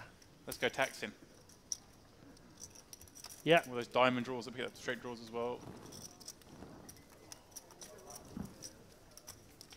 Go much smaller sizing on a deuce, much bigger sizing on one of those filling cards.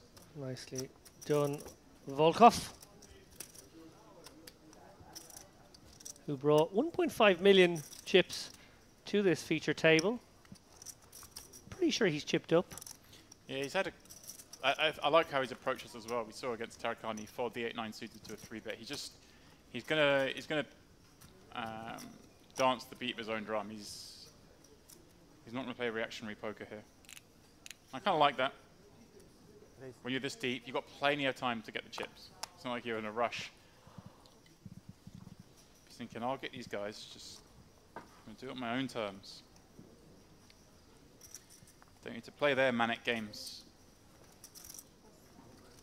See Terakani happy to 3-bet call off 35 blinds, 40 blinds with 7s. He's like, I don't want any part of that. It's not what I'm here for. Two ways, well, I say 2 ways, far more than 2 ways to play this game.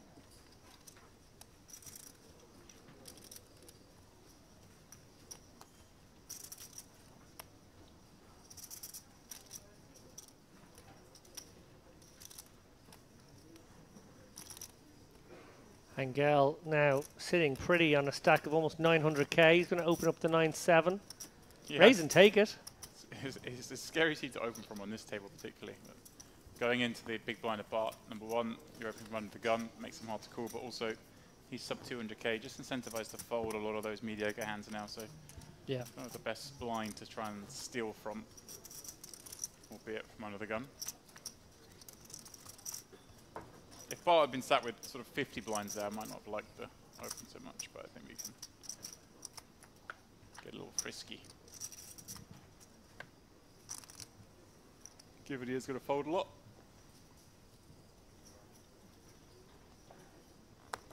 PV said they were swimming here last November. It was pretty good. I don't think you guys appreciate how much I don't like cold water.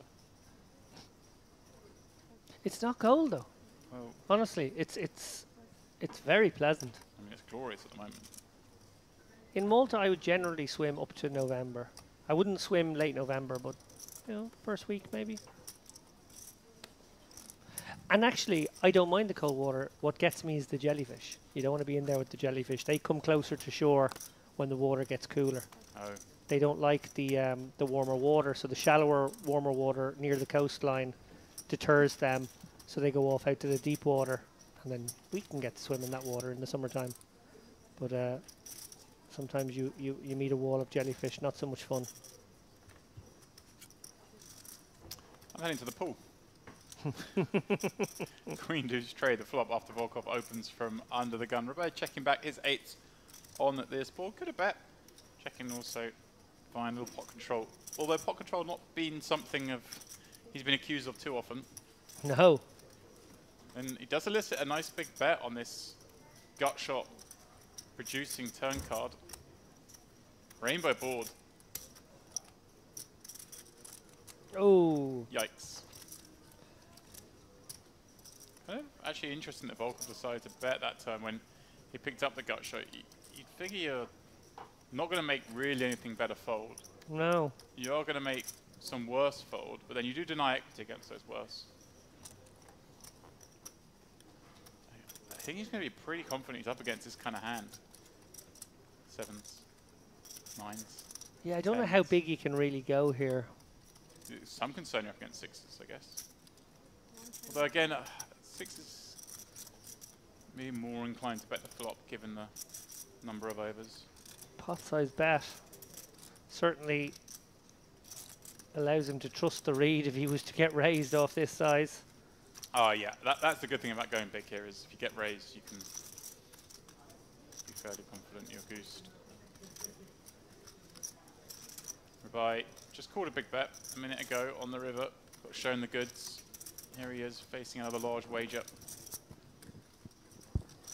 Some players seize upon that though, almost like if the door is opened by a big bet, then the raise over the big bet gets even more credibility. Levels on levels here, and Rebbe not really with the call candidate anymore. One wonders if that's what he's plotting. We've seen him 600,000. step out, and that is exactly what he's done, James. Wow. Wow, this man loves it. Yeah, representing pocket sixes very narrowly, Yeah. but very sort of convincingly in this spot now because he's actually able to come over the top of a rather large bet. Yeah, and exactly what you said, because Volkov went big, the bet here from Rebbe is just not an ace. If he'd gone 50k, Volkov, and been raised, he can go, oh, well, he might be raising with the ace here, cool. To this size, he knows it's not an ace, or very unlikely to be an ace. This is... And looks like the kind of bet that's trying to get an ace to call for a chop too. Yeah, this is like 6 or nothing. Could be a really impressive, like, raise with an ace to bluff off a chop. But more likely an ace would just go, whatever, cool, 175, you got it. Let's chop it up. Volkov, like I say, he has been trying to avoid these kind of difficult situations, but there's no avoiding it at this table. And there is something to it as well. I don't expect Volkov to have that much ace-x on the turn. I suggested I was kind of surprised to see him bet the turn because it was a good card for him. He's making a lot of king highs, fold jack highs. So Rebbe may be thinking, you know, quite often I am bluffing here with the best hand as well, which is a nice situation to be in. If you think your opponent's got king jack. Remember, it has to be a hand that had value that has decided to turn itself into a bluff. 6s is the obvious one that had value that is now even happier with how things have gone. Yeah, he doesn't have the king highs because he doesn't call them on the turn. It's a great point, actually. There aren't really any bluffs. There are no natural bluffs, so then he has to find, I guess, if he's going to Maybe have sixes, sometimes he has to find a couple of right. less than natural bluffs, and maybe this is the right candidate, actually. But it's actually hard because I'm kind of surprised even the eights didn't necessarily bet this flop. They're going to bet the flop sometimes here. Maybe we're looking at, you know, a 7-5 suited. Is that a hand it could be? There just aren't many. This is class from Rebai. Putting his hand that says 600k. He has been willing all day. We've only been playing an hour and a half. That's incredible to think. But for the entire frame, to gamble it up, put these guys to the test. Yeah, it's kind of like pocket sixes or maybe, just maybe 5-6 suited. Yeah.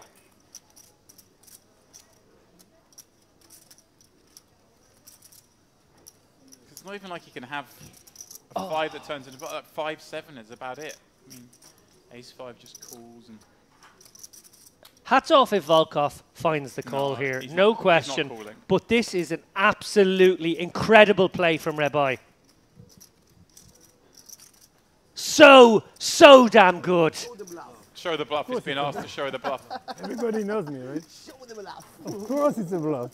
I know you have an ace, right? It's a bluff. For sure he has an ace. So he has to pay 600,000 to see a straight. That's all. Show the bluff. Oh, we'll see it in 30 minutes. Yeah, you will see very soon. No bluff. Nah, Bluff. My name is Bluff. Family name Bluff. It's your name Bluff. Bluff, Bluff. Ace, you have an ace, it's sure. 1,000%, right? Wow, the So chat. if you have an ace, you have a straight. So you have to pay with a straight. It's the rule, right? I don't know about that rule. 100% six. Hand of the week, James. Six suited. You can. Yeah. With him suited, I wouldn't bet so much for him. I have suited. I have pocket six suited, maybe. It's funny because the way he's talking, I'd Why be you sure he don't had pay it. with ace? Would pay every day with an ace. He would pay. I'd tell be you, sure he he's would had pay. this. Straight away he would pay. Would pay twice. Well, And he well, would pay well. saying thank you, I believe, right? Great stuff here. That might be my favorite hand all week. That was an absolutely brilliant moment.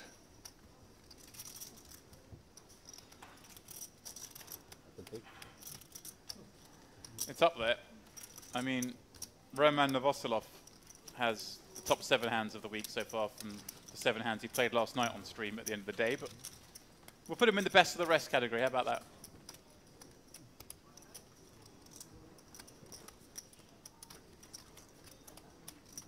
But it's just like I say, the continuation of the chat. It just, I'd be sure, I'd be 100% sure. I was like, I'd be patting myself on the back now for the fold. And then the torment is going to find in 30 minutes. Unfortunately for us, 30 minutes is going That's a to tough fall 30 on the minutes break. for him. Yeah, we won't see their faces. Can I check them just out of curiosity? Oh, I always fold. It's fault out of 30. Just the hand.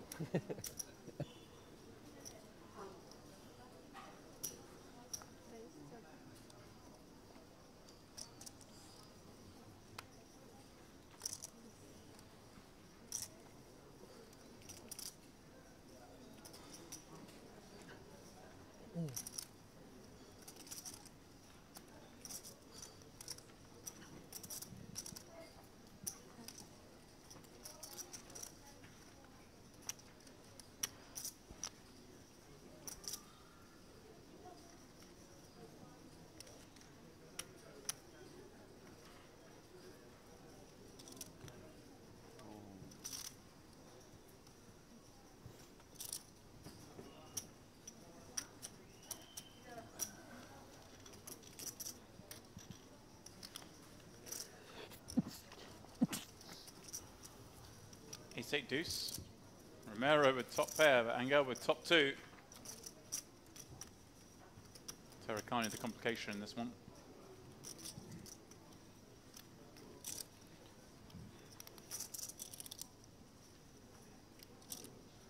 I can't get over that last hand. Volkov just thrown in the bin, but a delayed bin. Right now he's sitting on a cloud thinking he's made a great fold. Yeah. Just flatting. Makes sense. Romero's going to be blasting all these ace-high boards and will continue to do so. Yeah, very casual call there. You also want him to continue betting big for value when he has a hand like ace-king, which now, of course, would be disastrous. But those big aces do bet big on turns. And a rainbow board. I think Romero's still going to feel like he's got the best hand a lot here. Let's see. Not worried about ace-king. Button peel. Ace-queen becomes slightly more possible. Ace-jack is, of course, available.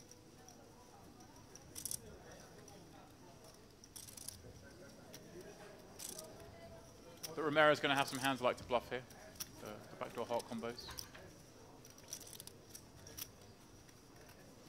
And this ace-10 is not like a disaster one if we end up having to fold it on a later street.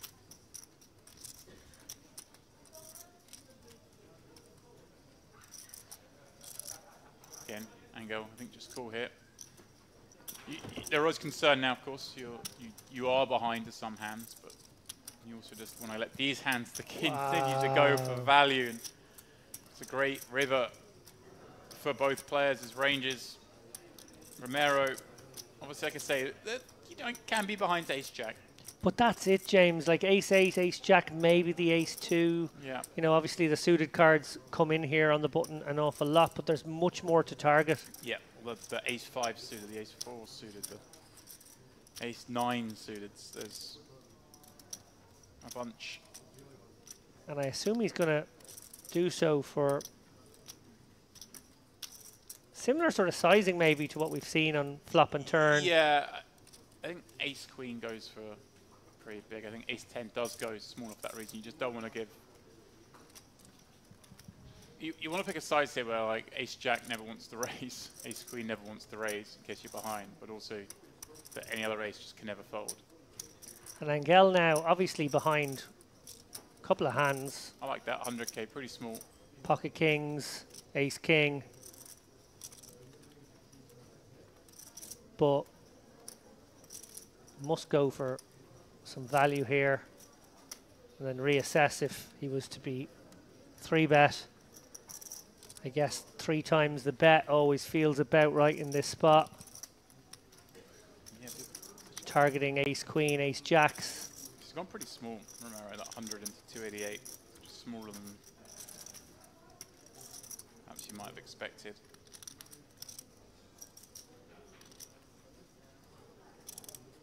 Very much representing about when you raise in this spot. Yeah, and he does have them all. He has deuces, he has eights, he has ace-8 suited. Ace-queen presumably would just call, so it has to be boats. That's the thing, I mean, it does, but I'd go slightly larger for Romero on this river to kind of stop myself getting in as many different situations, but yeah. So we talked about finding bluffs, unnatural ones in that previous hand. What are the bluffs here, James? 8x of hearts. Yeah, Seems 7, like 8 of hearts. That sort of feels like the type of hand category. Yeah. And 4, 5 of hearts. yeah, Is that I mean, a thing? You'd always want to be blocking a hand that you want to rep. So you want to have an 8 here, block 8s. Have a deuce here, block deuces. Obviously, very hard to have a deuce here without having deuces. Mm.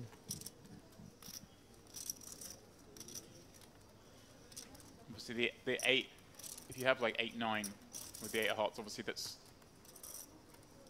you can't have ace 8 of hearts. Well, I mean, you can't have that ace 8 suit, but you can have. But it's so dangerous to raise in this spot into your opponent's range fold. when he can have all of it, and he has bet 3 streets. So credit to Romero for recognizing that fact. An under-bluffed spot in the sense that it almost never gets bluffed, and he spotted that. But I would have gone slightly larger just on the fact that an ace is never folding for 100. It's also never folding for sort of 150. Sure. I think he's missing some Invisible value there, card, you don't- although he is in the saving end, when he's as behind. Maybe he I had an inkling that, even remember maybe he his saw card. something and was Seven, really ace. nervous that he was beat. Right. Two very interesting pots back to back there. Reverse size. Forward. This table promised much, Oh, lower card. certainly delivering as well. But it was a nice play though. Just need to pass it through.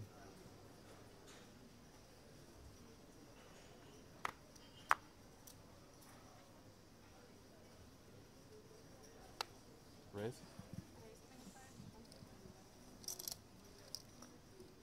Help, making it 25. From under the gun. It's first foray, I believe, since getting that near double up with ace queen. Getting a very tasty queen-queen run out.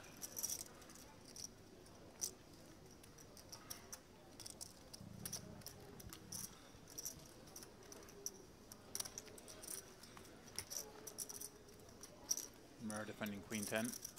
Oh, hello. This is fun as well because it's a board that Romero gets that quite a bit of. Hell's not supposed to have much of. He's looking around.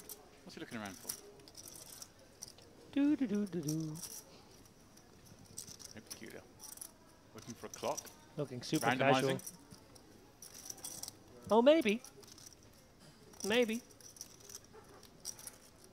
Not his board. Range-wise. Hand-wise, very much so. Maybe looking to randomize exactly, James. I'm not a fan of doing it so obviously. If that is the case. Maybe he was looking for a waiter. Maybe he's looking for a friend saying, hey, we've got a set. Raise Yeah. on the gun. I've got it on 853. The dream.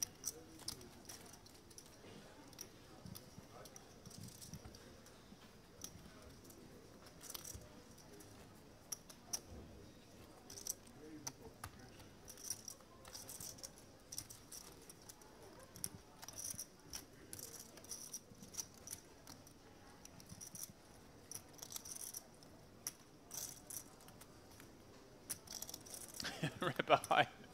He looks tormented. He's been the one doing the torturing. Here he is with fives himself under the gun. See if he can be as successful.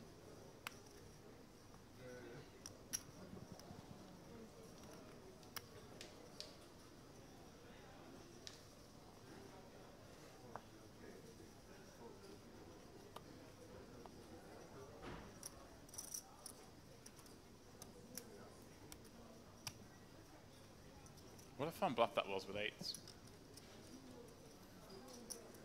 If you're checking back those hands, he literally, you're right, only has sevens, eights, nines. Tens. How much is the bluff? That's bluffs. How much is the bluff he calls? Volkov's going after him. Look at this. Volkov, king 7 offsuit. Wow. Really not happy against his opponent. This is a huge deviation. Everything I said about Volkov just playing his own game, staying out the way of people, has gone out the window. He's had enough of this. Very mano-y-mano right now between these two men. Gloves are off. One more chip. You have one more chip. Here. King 7 off against under the gun. That's personal. It does feel personal, James. Got a fold from the fives. But that's that's a man losing his cool. In my mind, anyway. Probably argue different, but so got your 3-betting king 7 off. You're clearly unsettled. You're rattled.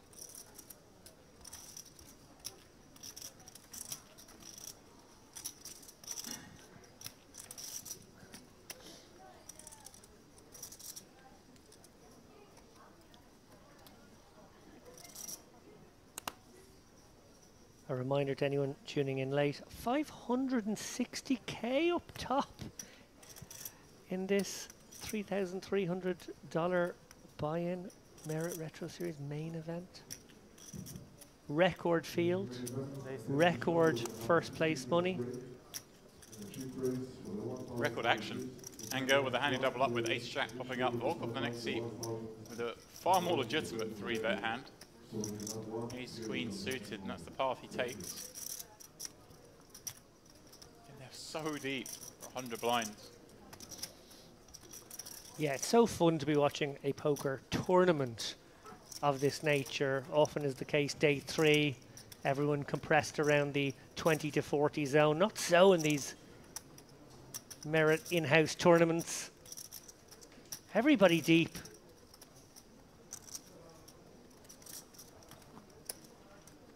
Average stack right now, well over 60 bigs. And of course, these guys playing deeper again.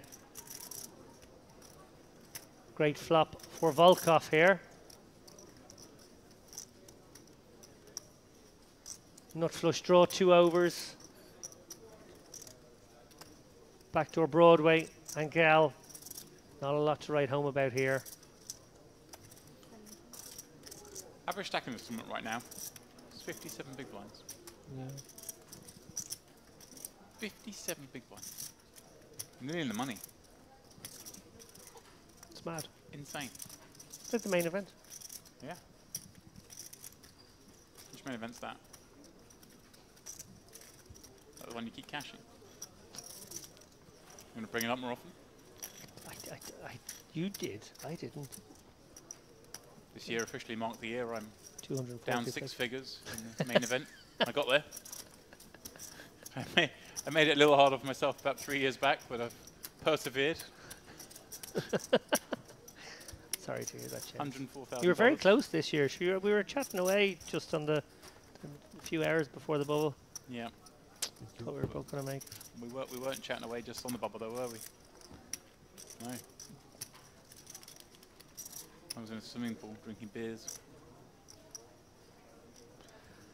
I was dusting off a third of my chips, maybe almost half of them on the bubble. Oh, nice. Big stack on the bubble. I decided, okay, let's get after it. I'm usually on the other side of this coin. I'm going to enjoy this. Did not work out. You know what you can buy for $104,000? I just never played the main event. Probably just like one of the cars you own. $104,000 I've New deck, please. lost in that tournament. Does it make you feel better if I say that I have not yet won $104,000 in that tournament? No. Close though. I mean, you're not quite as infuriating as Espen, just rocking up first time. Thank you very much. I'll take it down. Biz, 2-8, raising it up in great shape here against the man who's peeled Rivet in the small with 8-6. Oh, but hello. He checked in the dark. He's going to see an open ender.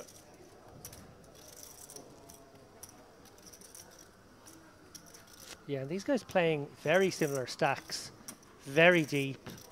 Rabbi, we've seen take the aggressive line so often, but this feels like a spot where it's your opponent's board. No reason to bloat the pot. Let's just try and hit our draw for now would be my plan. Seems to be his too. Tricky one. Picked up some showdown, but club comes. Okay. Interesting little block. little way to go. Maybe tries to get rid of the queen jacks and king jacks that might have taken a stab here. The clubless ones, of course. And I guess earned himself the showdown, but showdown against superior hand. Far superior. Mightn't have had to put that 20k in to get the showdown, as it turns out. I set his price for the river. As we let's take a quick gander at the chip counts once again. Bart Leibert in a awkward situation, I would suggest here, but not one with which he will be unfamiliar. Obviously, having to navigate. Are you saying he's always short? Yeah, 19 big blinds, very short. Is that what you're saying? He's always a short stack? No, I'm saying that he will be. Don't want the Belgians coming after us. He will have been in this spot on the odd occasion in his odd long occasion, career, okay.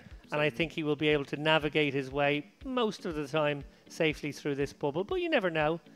He is the shorty at this table. Kisu has been relatively quiet since that early flurry. Konstantin Helt has chipped up nicely. there's a lot of people who identify themselves as something else. You know, it's the Oh, new I'm trend. aware. I'm aware. Yeah. So sometimes in poker they can identify themselves as a bird because they jump by the window. You know. Yeah.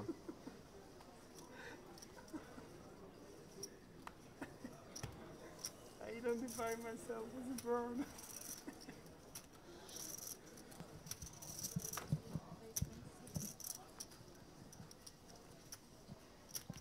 Romero raising up king queen suited, held with ace jack in the cutoff.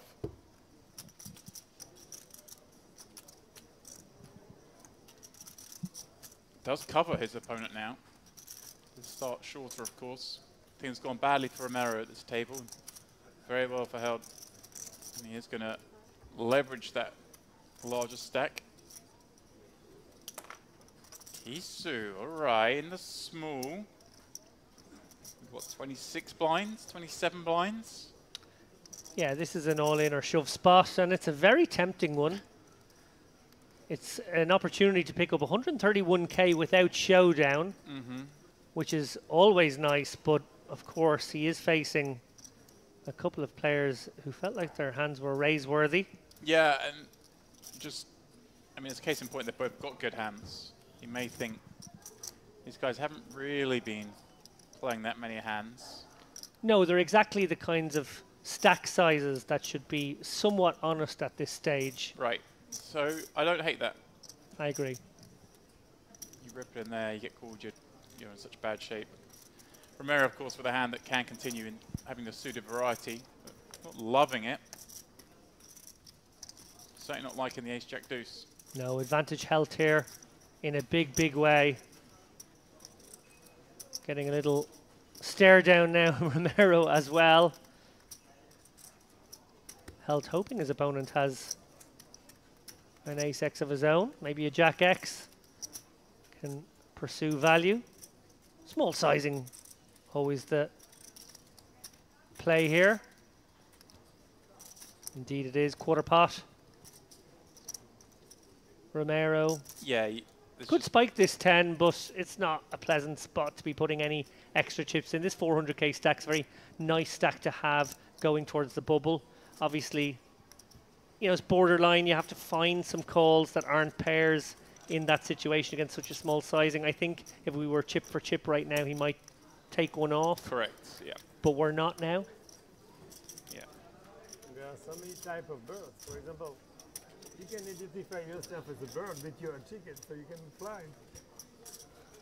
A penguin, you cannot fly either, right? I Penguins said cannot that to my fly. friend the other Fun. day. They were having this discussion about, they were saying it's okay for people to identify as what they want, and I said, okay, I'm a fucking bird. And they're like, no, you're not. I'm like, yes, I am. You have to call me a bird, or else you're offending me. An eagle. That's my pronoun, bird. Yeah, bird. You need to call me bird. Eagle. Lay an egg then.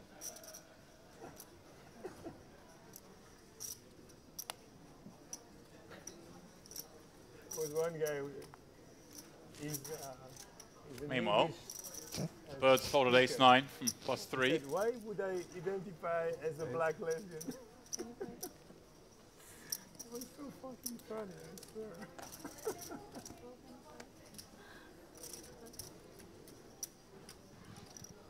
I just find it remarkable, David, what people will say when they know they're mic'd up. I was about to say the same thing. What do they say off mic? Anyway, Helped identifying that Queen 10 is a cheeky steal situation maybe for him here in the hijack. Biz going to join Rebai in a menage a trois. And wow, Health just sort of yeah, Nostradamus right now. things are running his way at the moment. Opens the 5s in early, gets the 8-5-3, opens the Queen 10-0 in mid, gets the Queen 10-7. Wind at his back. No action though. No takers this time round.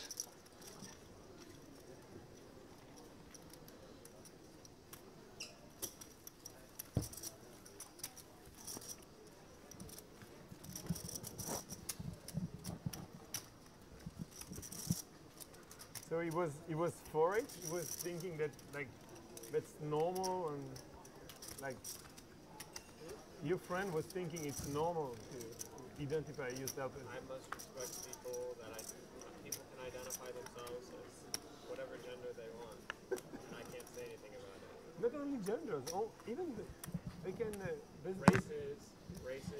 Volkov sometimes worked his way into being the animals. chip leader at this table, despite having You guys made are that braver big than we're laydown. discussing this on stream. Yeah, it has been the case that the bigger stacks have conceded chips to these shorter stacks. We've only bust one player, am I right in saying, in all this time? Like to identify yourself Yeah. as an ego, and you jump by the window in And poker. yeah, generally a trend of chipping up. Health's chipped up, Kisu's chipped up, It's more about chipped it, up. about the spoon topic, let's say. Little tongue twister there. Man who hasn't, thus far at least, is Libert, who hopefully for his sake won't be identifying this as a spot. I think everyone will recognise that Health is opening up his game now with a Sure. 50 big blind stack. Yeah, both Maybe feeling like he's the best player at the table and wants to lean into these guys fearlessly.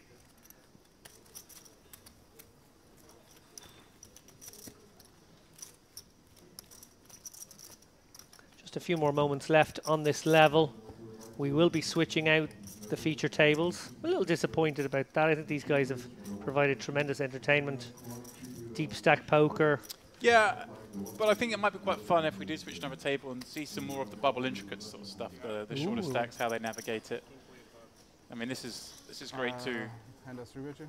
but I want to see some real pain on the Fucking hell. 15 big blind stacks. Yeah, we do.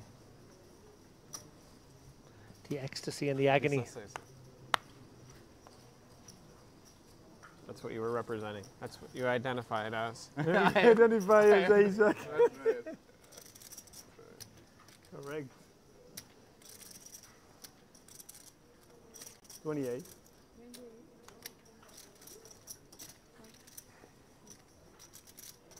I identify as living aces. Nice. I can see that. And you have to respect it, right? Hand is up. Oh yeah, really? Volkov, ace, Oh yeah, queen, every day. Ah, he did. in the big blind against his man Rebai. He's staring him down already. Just going to take him to the streets on this one. No elevation. Curious if So you saw it? You saw it? Yeah. Great, right? You didn't like it? as long as it works, it's always good. Ace 6-4. Yeah, of Well, he course may he get a has few an ace. shells coming his Every way, and he'll be more than happy to take them. Did he have an ace? No. Rebai, Pretty cool also. not biting. He had an ace. He did. Very low open from +3. Because I think I like. Decides to check back that ace that's why I 6-4 feel like I would never fold. and an 8. Not a great card for him either. You know what I mean? Going for delayed c-bet. Push me off. Yeah, Volkov loving this. Obviously very under-repped here. He 3-bet the king 7 Yeah. in exactly the same spot previous orbit and now decides to slow play the ace queen, I let his wonder, opponent hang himself. will he come with a check raise this tiny delayed size? Also, Really sort of One more. confuse him. Yeah, that's just the call. Kind of a fun spot to have check raised. Wow. Ooh, and Rebai might go for Yeah. some value here if checked too. Certainly. I think that's very likely. I'd be inclined to think Jack's good here. I like it a lot. Yeah. I think you could actually go a rather big sizing here with second pair. It's one of I those knew spots it. where your opponent's really Oh, showing. he Oh, just oh brought it. wow! Oh wow! He smelled a rat. My son. Who showdown? How did that pot stay so small? Yeah. That's a moment to tell him. River, you or bet? Two players who have been yeah, battling. I'm very sure you were No trying bet. to. River no jack. You bet pot. You think so? Yeah. You're right. Yeah. I think I go all in probably. Okay, good. You were tracking me. It was pretty clear. Huh? I mean, it is ganz klar, yeah.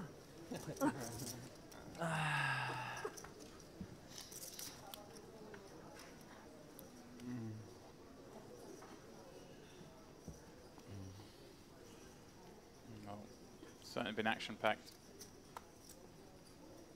Romero. Doesn't mind looking at a king 10. Probably rather it be anywhere else but under the gun, but he's going to give it a go. Still 30 from the money.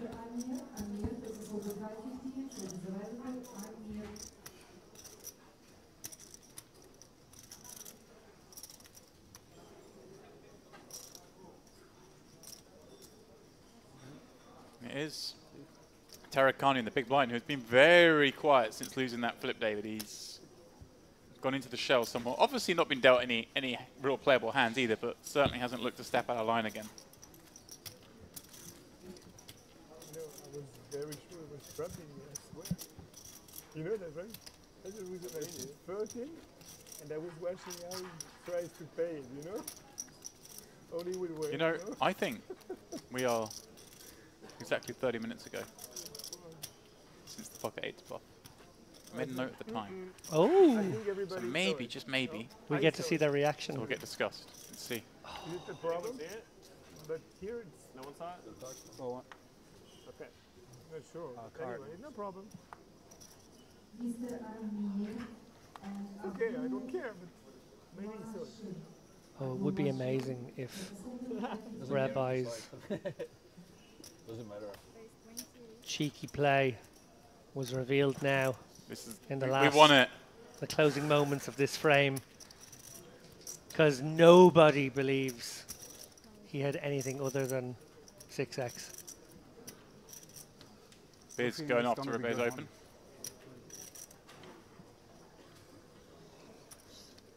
Now, if Volkov You're gets so information right now, do you think he tight, reveals the table? I'm joking.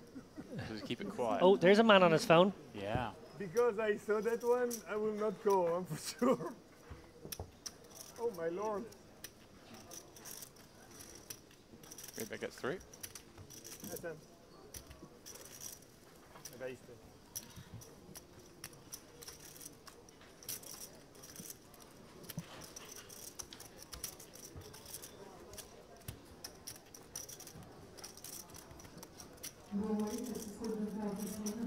one more hand to not screw it off in front of my friends, and then we're good. I can play that again. I think we stay on the table, I guess. Right? Do we? I hope not. I hope not. I hope not. It's okay, it's not like a big deal. I believe the plan would be to mix up the tables, as we did all yesterday.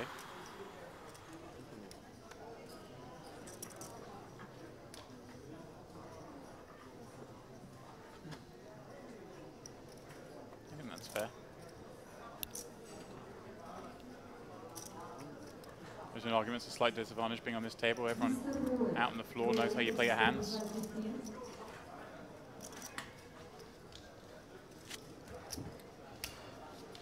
Rebbe raising up ace-3 from under the gun. Just trying to get the last one through.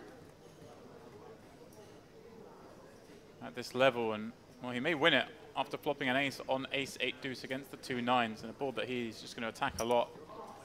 Held with, well, way better than average hand in this situation. Leading second pair.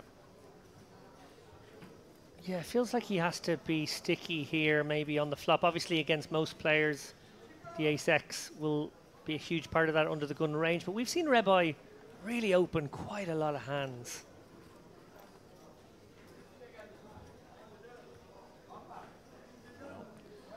Does pick up some additional equity in the form of a gut shot. His ace is still good though, of course.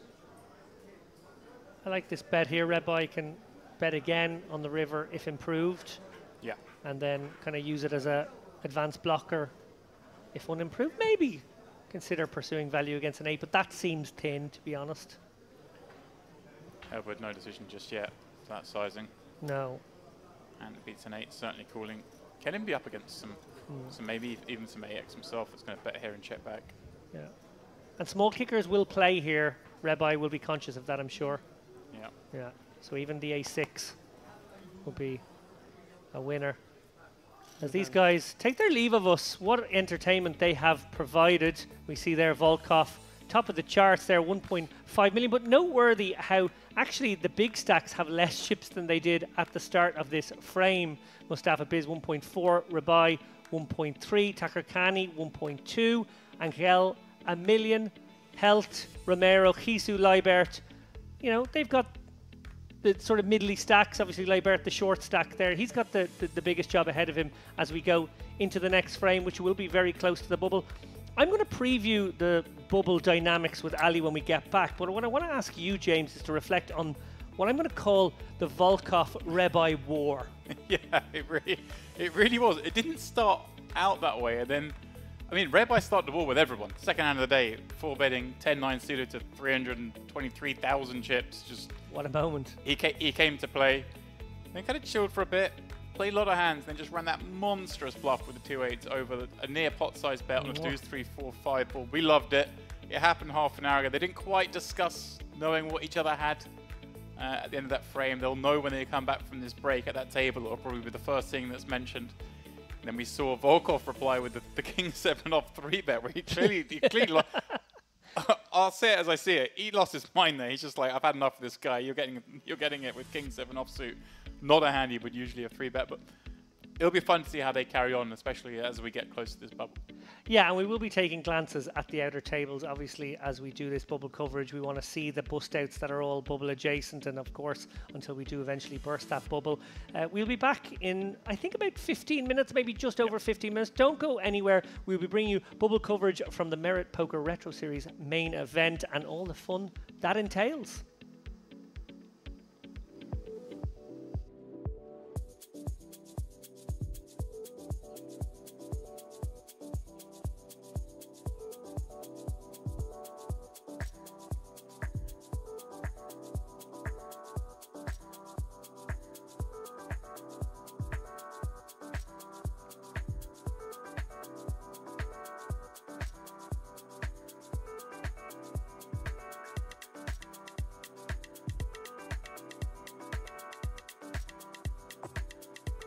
If he's just got Something ace like king, that. you get him here. If he's got ace king, you get him, and it's very hard for him to stack off with ace king post, given you hold 2 of the aces. It's unlikely he's going to improve. Can I just say, Tarkani doing a superb job right now. The right amount of hesitancy, the right amount of consideration here to convince his opponent that he has a hand like Jacks. We know, he's obviously going to continue in this hand, but what's really important is you do that salesman job. This guy woke up and chose violence today. Rabbi, he woke up, he's had his breakfast, he's come down to the poker room. Yeah, second hand in, what I'm going to do is 4-bet, 9-10 suited, 3-way, put in 300k of my monster stack. I suggested these guys don't worry about bubble adjacency, about risk premiums, about ICM, but this is... It's big bull poker. This is out there. I don't know, James. The other possibility is he randomizes and it was a very, very low number. Always possible. A lot of respect for the moxie of this move. Rebai would get this through so often. So unlikely that Tarkani's trapping here, but he is. I'm looking at Tarkani and I'm looking at him at aces, but I think he looks weak. Yeah. I think he doesn't like this. This is a really good acting job. Yeah, this looks like Jacks every day of the week now. He has gone all in. And like I say, I can't fault this because it just... Rebai just looks so strong. Obviously, if he knew, once he sees the snap fold, he's like, damn, I should have just called and laid the trap further, but...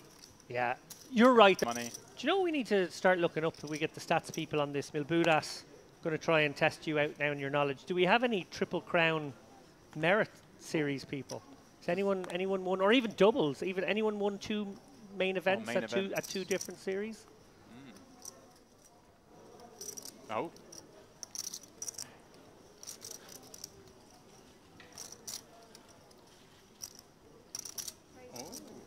Same series, same day for... I'm going to have to get that pronunciation again. Good luck, David.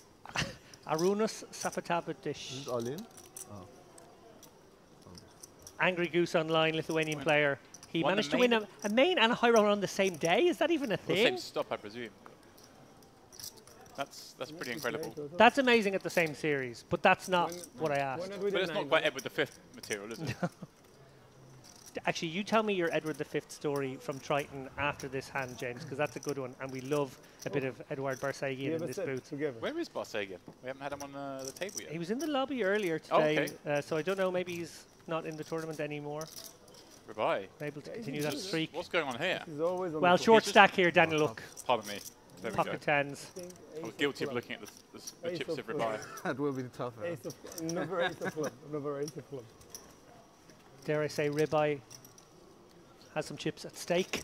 Not bad, not bad. It's probably medium rare. Not bad, not bad. 8 of club will be funny. certainly would be funny. Oh, Use of spades will do. that's not funny. That's very not funny for Daniluk. You can still chop chop. We can Also still one chop card. chop. Yeah. I'm sure he's aware. But unfortunately, we do lose Mr. Daniluk.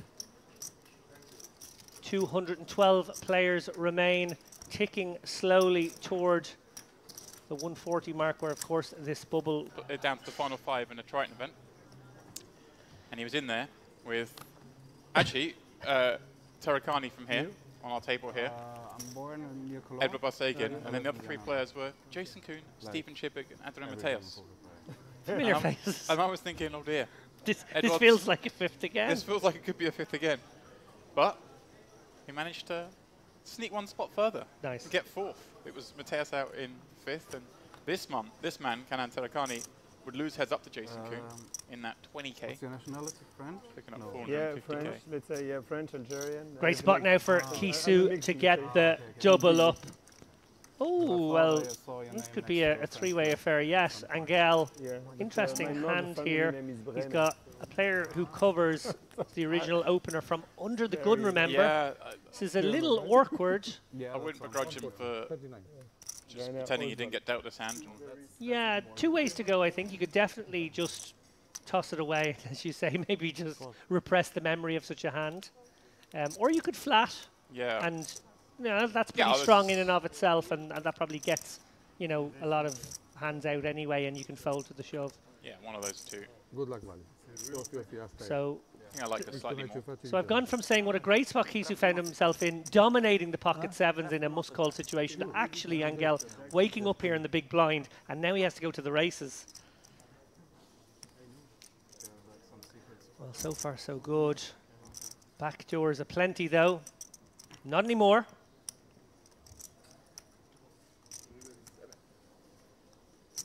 And Kisu will secure the double up, and there was a little bit extra in that pot, so more than a double up, 321k now.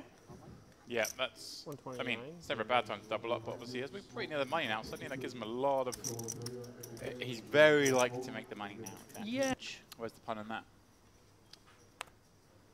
Okay, well, it's going to be a HR meeting for you now, James. I roll it. Kisu, 8-6 off on the gun, 40 points, won't be seeing action. As the stalling commenced. Yeah, I was just about to say. Obviously, under the gun, it might take you a split. No, it has. It has commenced. Me, Oh. I'm big blind, sorry. Oh, Yeah, was just it on because she has me? short Oh, was the ha- action on me? hands, I'm not terribly sure, sorry. but like, I'm sorry. it's I a actually very believe good him. table, I do as well. I believe. I saw it in front of him and it confused me. Yeah, it's a bit early for that move. I've done that. I've done that move myself, Well, to save time, if any so man but who I'd has have to be 20 off the money for that one. Bubble. Yep. It's great. is popping up ace-4 suited from +1. Romero with a very nice hand to call with from, I think, did Rubai? It's just cold call, but he motioned to tap the table like I'm just checking. Oh, has there been a raise? I'm just going to check. Oh, was there, oh, go on, I'll call the raise with. Oh my goodness me! Would you believe it, Wow, Rubai? you see how slowly he checked there as well. He sort of went, what's happened on this flop? He's deciding to stab here with backdoor spades. Yeah, and he had such a squeezable one. Yeah. And a man who obviously loves a squeeze. I think it's probably a good thing he didn't, just because his image has been a bit crazy, and it's like he could get a really tough spot with the 2 10s. Yeah, ace-4 might have gone for it. Anyway, as played. Oh, well, Biz picks up the 4. That might actually just keep him honest. Oh, but the lead out from Ribeye. Changing gears here. Trying to sort of take a I've got an 8-9 or Jack-9 kind of line now. Gosh. So much of this. No draws complete, so great spot for him to go. Big sizing. Well, I was going to say, what if he goes blocky here, like I've got a 7? I think I might go pot if it was me. Might get really greedy and think I'm taking a... Well, he's followed your advice. Yeah, because all the draws miss, and I think that sort of call flop lead turn will be a 10x, but it will also be draws, and that's sort of how you'd balance that one out. Could obviously be maybe some clubs as well, maybe, I guess. Yeah. Jack 9 of clubs. That might be the kind of hand that would take this line as well. So, actually not an easy spot for Biz. I'm sure you guys are looking at this one going, well, he's got bottom pair. He's facing a very large bet, and his opponent called out a big line, so it can have a lot of different hands. But actually, as played, this is a tricky one for Biz. Yeah, and the queen's a napkin, effectively, because his opponent's not betting a queen. If his opponent has sort of queen 9 of clubs that bluff the turn, never goes this size on the river. Absolutely. So he really is, as David says, polarizing to a 10 or misdraw. As we can see, he's got all the 10s. The only thing going back in this favour here, I think, for Biz to find a fold is this pot was 3-way. James Romero did call on the button and Biz bet flop, so he does have a tighter range betting into 2 players. But oh, he's on the knife edge here, you can see, and it makes sense. This one is so polarized. It is a very binary sort of situation. He either has it or he doesn't. Got to look at your man here, try and get a read. And he's seen Rabai obviously 4-bet to 323k pre-flop, have to snap fold, been in a couple other pots. Pulled a funny face when he got a bluff through. Just a minute ago, had to flatten open and then fold to a squeeze. And he may think, hang on a second. And I think you'd rather have a hand like ace-4 here than queen-jack, for example. Actually probably makes a better call in a way. Good fold. Well done, Biz. Do you agree with that? You'd rather have ace-4 than queen-jack in that spot. This is their second shortest throughout.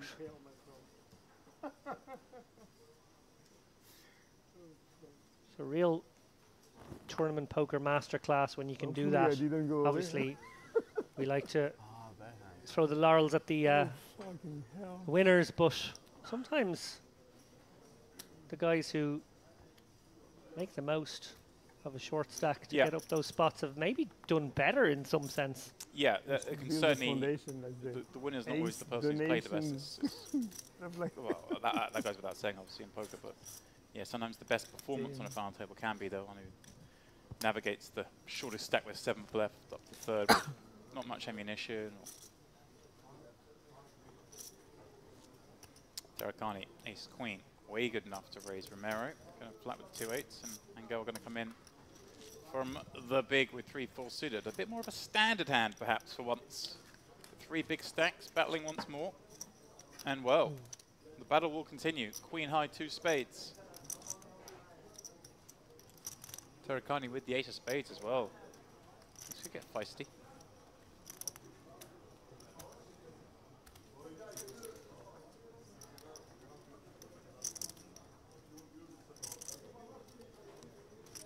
Quick call from Romero or a quick fold? Not sure. Quick fold. Yeah, not really wanting to continue with 2 8s on this board. His range has a lot of continues. 8s doesn't need to be one of them. Gut shot now developing for Angel, of course. 6 would get him across the line. Tarakani, this double flush draw, straight draw galore kind of board. Just gets to bet big here, I guess. And then he can check back some rivers as well, even with hand strings. Well, actually he's gone smaller. It's 1/2 pot. I'm kind of surprised not to see him just really bomb this. I agree with you, James. I would have liked to see a 3/4 pop bet in that spot, but keeps this man interested. Yeah, it does, and rightly so. Obviously, 25% equity, likely clean outs. Well, that is a pretty damn good river for Tarakani. There is some concern, of course, about the diamond part of the card. Angel obviously giving a little bit of thought to whether he can bluff this card. Oh, giving a lot of thought to it. It's tough when Tarakani's bet this flop 3-way to imagine he has nothing, let alone following up on the turn. Some of those follow-ups are going to be Queen X, are going to be some diamond combos. Of course, we always look to find bluffs, David, with the kind of worst hands in our range, and you can't get any worse than the board here. I think you have to step away from the table. Yeah, nice give up from Angel. Tarakani, there is some concern, of course, with diamonds. You can bet up against 5x of diamonds here. Maybe, you know, the King Jack, Jack 10, Jack 8 of diamonds, 6-8 of diamonds probably raises turn. But give me a size you like, James. Did I do it? Given that we went kind of, it's weird because we went kind of smaller on the turn than I would. So there is a little bit more weakness in your opponent's range given that. So I don't mind like half pot again. If I'd gone big on the turn, I think I'd go really big on the riverhead because you're just basically targeting a queen. Well, he is going pot. And obviously, And easy decision for 4 high. the other thing as well is that if you've gone bigger on the turn, PB said they were swimming here last November. That's pretty good. I don't think you guys appreciate how much I don't like cold water. It's not cold though. Well, Honestly, it's very pleasant. I mean, it's glorious at the moment. In Malta, I would generally swim up to November. I wouldn't swim late November, but you know, first week maybe. And actually, I don't mind the cold water. What gets me is the jellyfish. You don't want to be in there with the jellyfish. They come closer to shore when the water gets cooler. Oh, They don't like the warmer water, so the shallower, warmer water near the coastline deters them, so they go off out to the deep water, and then we can get to swim in that water in the summertime. But sometimes you meet a wall of jellyfish, not so much fun. I'm heading to the pool. Queen deuce trade, the flop after Volkov opens from under the gun. Robert checking back his 8s on this board. Good a bet. Checking also fine little pot control. Although pot control not been something of he's been accused of too often. No. And he does elicit a nice big bet on this gut shot producing turn card. Rainbow board. Oh. Yikes. Actually interesting that Volkov decided to bet that turn when he picked up the gut shot. You'd figure you're not going to make really anything better fold. No. You are going to make some worse fold, but then you do deny equity against those worse. I think he's going to be pretty confident he's up against this kind of hand. 7s, 9s. Yeah, I don't know how 10s. big he can really go here. Some concern you're up against 6s, I guess. Although again, 6s maybe more inclined to bet the flop given the number of overs. Pot size bet certainly allows him to trust the read if he was to get raised off this size. Oh yeah, that's the good thing about going big here is if you get raised, you can be fairly confident you're goosed. Rabai just called a big bet a minute ago on the river, got shown the goods. Here he is facing another large wager. Some players seize upon that though, almost like if the door is opened by a big bet.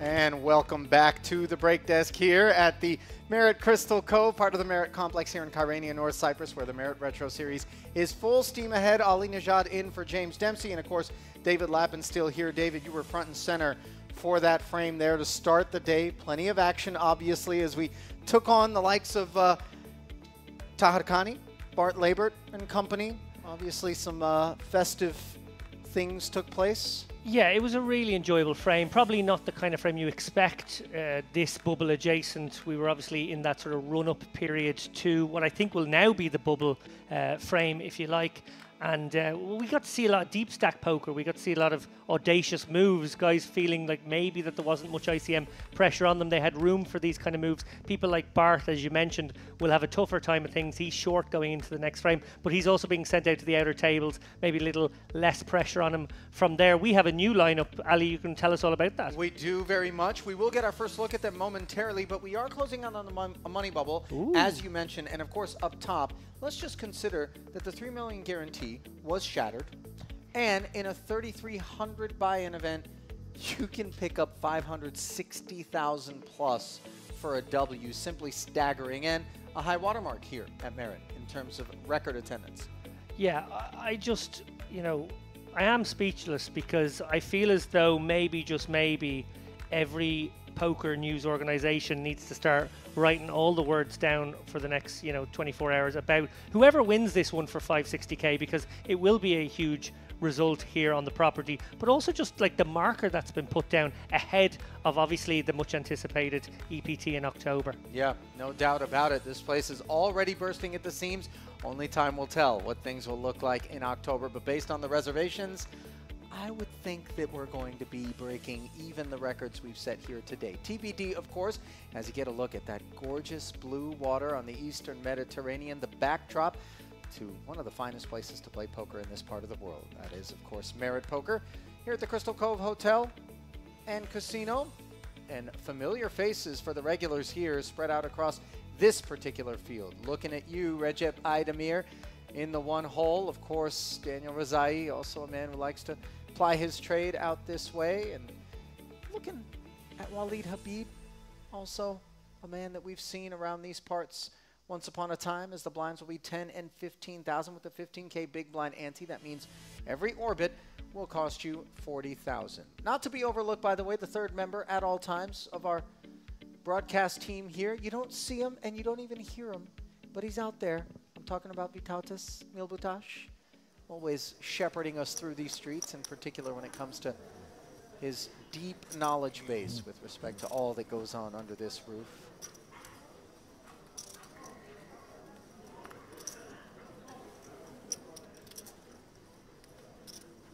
There's a look at Rezai, by the way, who I actually flew in with. He was up in London at the World Series of Poker Circuit International event that was going on up there. Triton was going on as well. And bright and early was our flight. 6:50 in the morning, came in on the afternoon, and no doubt he was at a poker table not long after that, as we see him activating with King 9 suited here. Yeah, serious player, Rezai, 2.4 million in career earnings, if I'm not mistaken. His top score, a 435k result, third place in the Millions South America a few years ago.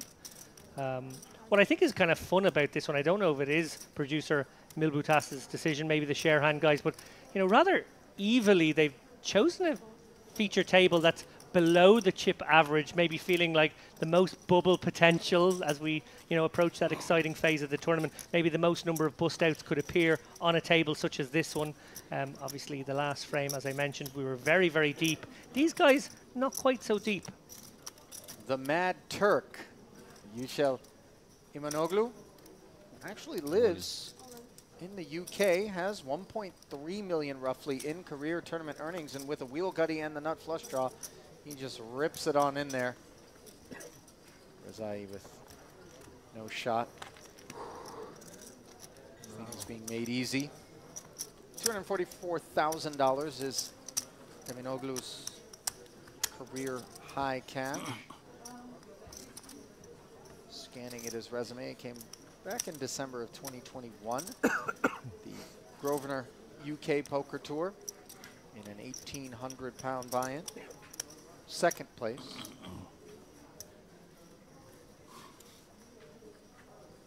You talked about the bubble, David, in terms of how far away we are. 168 players at last glance was how many runners we have left. 25 more will need to be showered before we burst the bubble at 143. The min cash will be $4,390, and we will stay flat at that payout for 44 places, all the way down to 99th before we start to see our first pay jumps. As Abudi with the ace-10.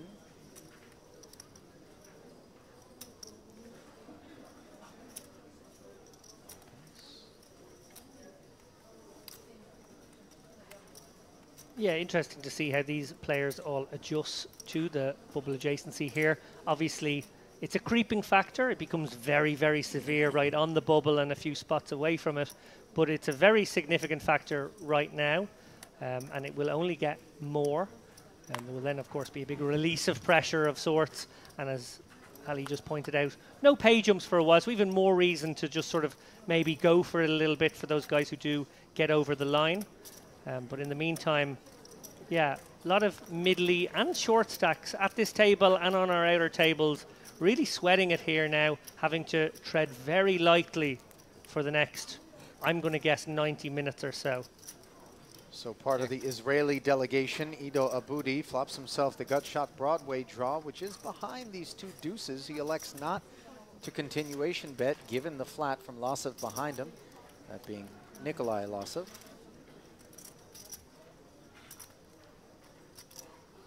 And note that the deuces are just on that sort of deference post-flop, trying to take this pot. 40K not going to work. Yeah, if this is a one and done by Losov, I'm not a big fan, I'll be honest. I think it's a sort of a weird hand to choose to take a stab at all. But maybe he has designs on attacking his opponent's flop checking range here across a few streets. Does manage to get to freeze the action, and maybe Aboudi thinks he's just enough showdown, in which case Losov will have actually achieved his objective here. We'll have to see here. If Aboudi, yeah, he does think he is just enough. And Losov obviously happy. So worked out very nicely in that instance. Almost like a paralyzing, freezing stab there on the flop. 40K investment in getting to showdown, as it were, with both the turn and the checked knuckle. Turn and the river, rather. Knuckled. 922,000 in career live earnings for Losov, by the way. 193K is best live cash. Obviously, those sorts of figures suggest this is a man who takes his poker quite seriously. As many of the remaining field, it's fair to say, do. I mean, even those who have a day job, so to speak, who are more on the recreational side, are quite talented.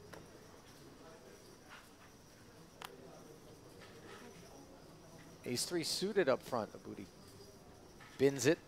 Now our first opportunity to talk about Roman Kolotyuk. He was third for 77,000 right here in January at the Western Series High Roller. I remember it well, Ali.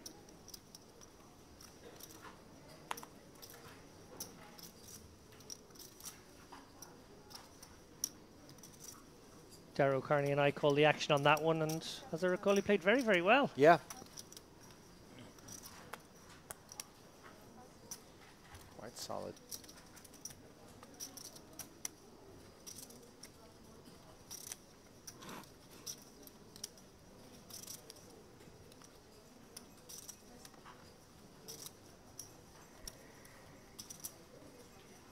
Meanwhile, it is Walid Bouhabib who has opened this one with the Queen Jack offsuit to 30,000, and Rezai is going to relinquish here on Habib. He plays under the Lebanese banner.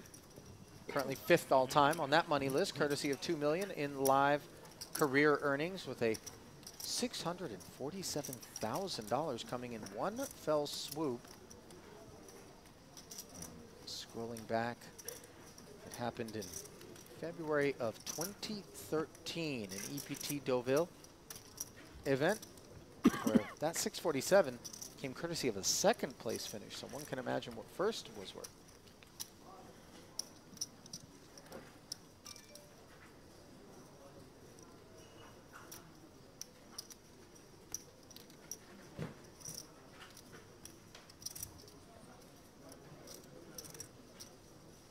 Kolotyuk now. The cloaked one.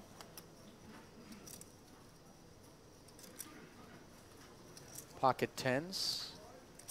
Now, before I move on from this EPT Deauville result for Bouhabib, perhaps he's a man familiar to you, courtesy of the fact that you, David Lappin, finished deep there as well, 38th in that one. Yeah, I couldn't, when you said it was Deauville 2013, my ears pricked, because that was my first ever EPT, and I took a wretched beat to go out in 38th, I must say. But I do remember railing the final table from outer tables of side events, unfortunately. And yeah, that's where he is familiar to me as well. Now then, ace 10 for Idemir, mucking, obviously. Serves him quite well.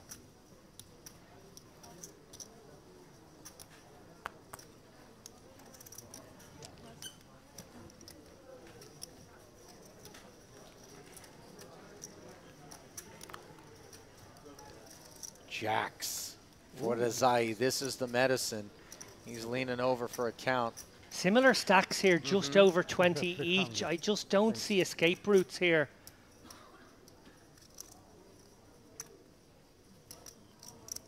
Like, is Koletyuk opening these 10s here so close to the bubble to fold to one player who re-raises? I don't think so. Maybe. It's not a spot you're loving. Both of these players incentivized to take it really slow and not get out of line right now.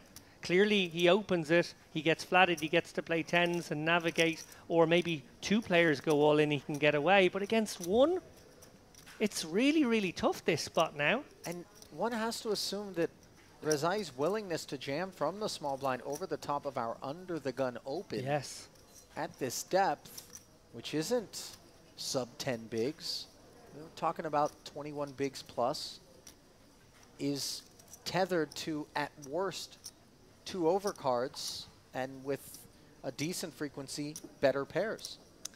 Yeah, and he's probably wondering if his opponent is capped. Like, if his opponent had aces or kings, would they go for a non-all-in sizing? And I'm not sure they would off this stack against these seats. You might just stick it in anyway, this close to the bubble with aces or kings. So maybe against an uncapped range, it becomes a little more dicey if you think your opponent is only going to go with maybe 8s plus, and obviously you only beat 8s and 9s, and then you lose to jacks, queens, kings, and aces. That's more hands.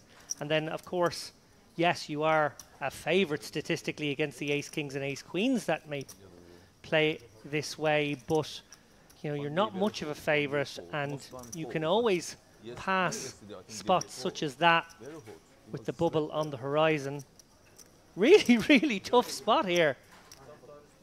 Credit to Koletyuk for giving it the full tank. Incredibly difficult spot. Jacks, I think we get in. 9s, I don't think we think about it for too long. We can let that one go pretty easily. But precisely 2 10s is that cuspy discomfort. And you can see it, you know, Koletyuk is a seasoned vet. And even for someone with his savvy, he recognizes just how difficult the spot is. One time.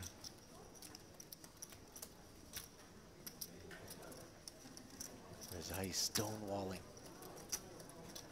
And Razai doesn't know what he wants out of this. He wants ace-queen to fold. He wants pocket 9s and 10s to call. He knows his opponent calls with better quickly. So you want to dodge the flip, but you want the 9s and 10s in there. Sure. So he's not sure what he wants right now. And Koletyuk asked him there, would you show me? He got no answer.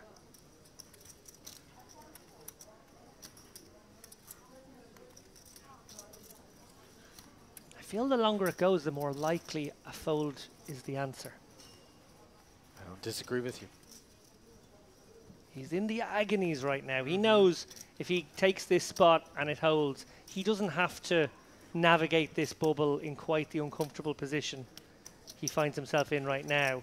On the flip side, being sent out the door right now is a bit of a disaster. Tough decision, sorry. No, okay. It really is. Razai has gone full barista, turning Koletyuk into a human frappuccino.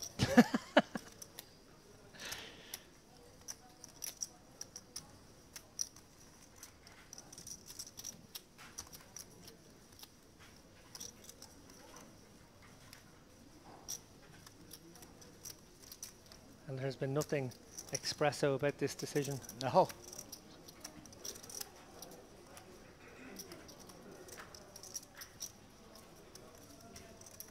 Several minutes into this one.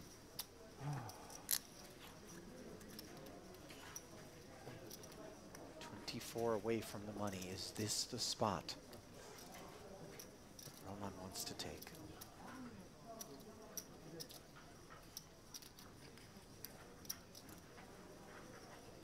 Kilo. Clock. Not unreasonable request of clock here. It has been quite a while. Yeah. Kolatiuk should be given plenty of time over a decision such as this, particularly when he declared to the table, I really do have a tough one here. But at the same time, you can't while away minute after minute. So 30-second shot clock is announced. After that point, Kolatiuk's hand will be dead. Which way are you leaning, David? Yeah, I think he's going to find the fold here. And obviously we see that results oriented. It looks like the right decision. And he does. He'll be so happy in 30 Fair. minutes time. Fair. You can choose one. Unless. Oh, he's being shown. This is a good deal. When you Oh. get to see one, you feel great Second about one. life because it's not ace jack. Second one, you can watch in 30 minutes on stream. Yeah. I think you feel good because I don't think Yeah, it's that's ace queen. jack. Right. So I think you just feel very happy about that. Jacks makes a lot of sense. Sick fold. Sick fold. What you have? One higher. Jacks? I think it was self-evident that Rezai would not have come. Do you At know that this spot is with like ace on jack. GG? I'm so good. Ace 10? Oh.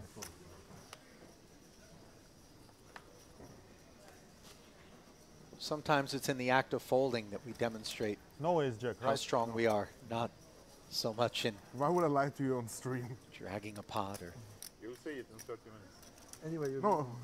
Absolutely. I already. think folds like that, edge passing of There that is no point. nature, Yeah. ICM awareness of that nature, an ability to range your opponent as he did to probably something like nines plus, ace queen, ace king, recognizing maybe the uncapped nature this close to the bubble. Just really good deep thinking. As we see Hash now go for it, Hash of course made the final table of the warm-up here just 4 or 5 short days ago and really did impress more than most, I have to say. I had tipped him at the beginning of that final table, despite the fact that he was short then, that he would make a run at this. He was doing so well, and he got so unlucky in a three-way all-in, as I recall. he's looking for a little bit of luck with this ace-3 suited, 7 big 1-5. blinds to start.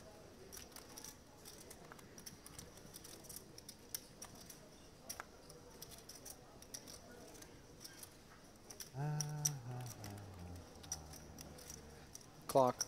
Yeah, I was going to say this one not a close one, but obviously having lost those chips and now paying the big blind and big blind ante, finding himself sub 250k, understanding that the next hour is going to be uncomfortable. Anytime he has a hand that he can take 15, 20 seconds off the clock, he's clearly going to do so.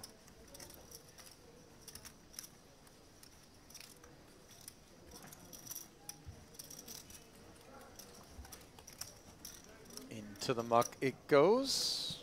And for Hodge, these little pickups are going to be so important as every 9 hands, a really big chunk comes off of his stack. Yeah. Yeah, just a 7 big blind shoved there. Now up to 10. It's a little more fold equity on the next one, but he's not a player who can ride this one out. He's going to have to stay active, find at least 1, maybe 2 more spots over the next 2 to 3 orbits. Keep that head above water.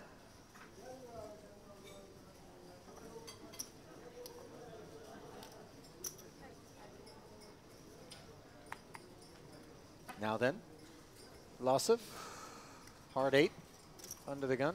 And Habib with, at minimum, the ace of spades. The pause suggests that there's something reasonable tucked away along with it, but into the muck it goes.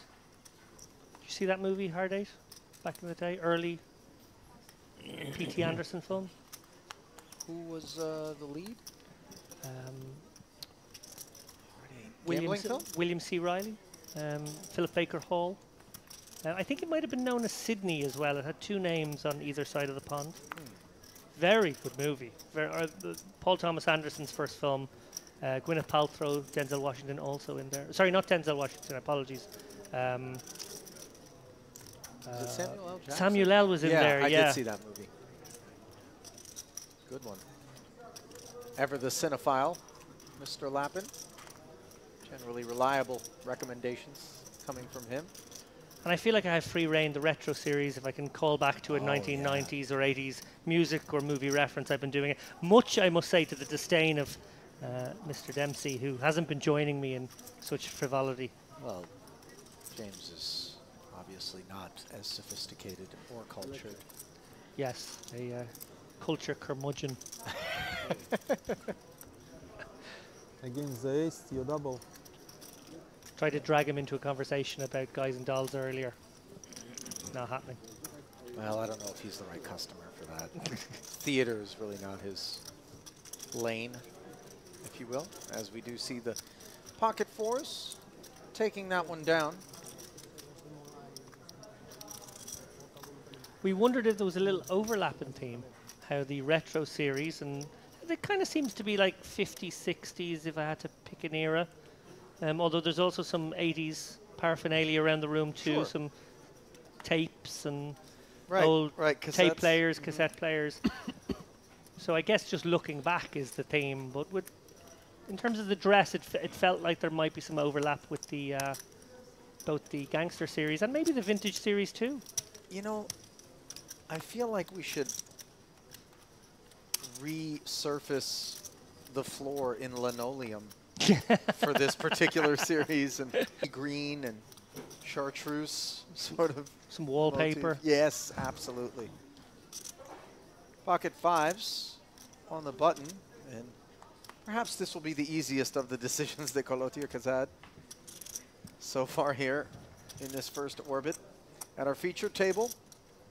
Day 3 of the Merit Poker Retro Series main event, a record breaker. Yeah, if you can get this one through back up to 18.5 bigs, just a little more breathing room. Plenty of fold equity on this shove, should he take it. We expect him to.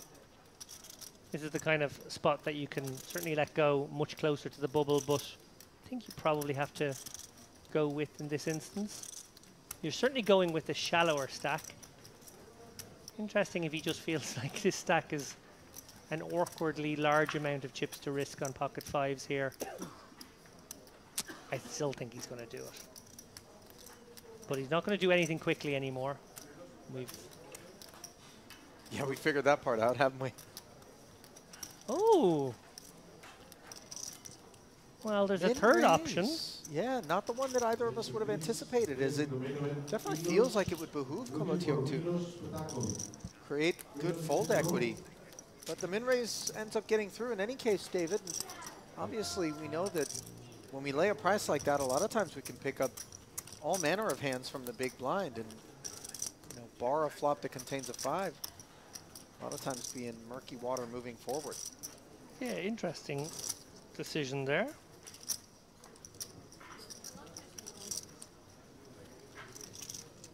Well, that's a stack that rated to be vanquished at Colotiuk. Quick call against the pocket jacks of Daniel Razai.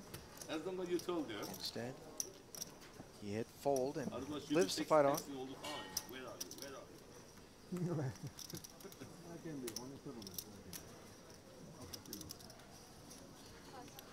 Me and you easy, eh? No problem with wife. If I'm Matt in casino, Turk, a it's regular big on the UK problem poker for me. scene, popular figure. He's on poker club, it's okay. One comes, one goes. Doesn't matter, is it? No, not easy, bro. Very not easy. But not easy. Fairly docile first orbit here for this particular table. Mind you, this isn't the Do you like first weather? poker they're playing on the day, of course. They were elsewhere in the room while we covered the prior featured table, but it does still have that vibe of toes being dipped in the water and you know, light tread. Yes, everyone being very careful here as we see poor old Galutiuk with another tester here. Comes with the min raise from the cutoff. Relief once the button gets out of the way. Really nothing of any interest surfacing behind him. Yeah, Habib, the covering stack, may understand the ICM pressure that can be applied post-flop here, but Queen Deuce, really not enough kit. Bit of suitedness, bit of connectivity would certainly encourage him, but great pickup there, double pickup by Galutiuk, 8s and 5s previously. To get those through, such a relief in a way. Difficult hands to play post-flop. There is still a good bit of tarmac between where we are now and the 143 where the bubble will be burst.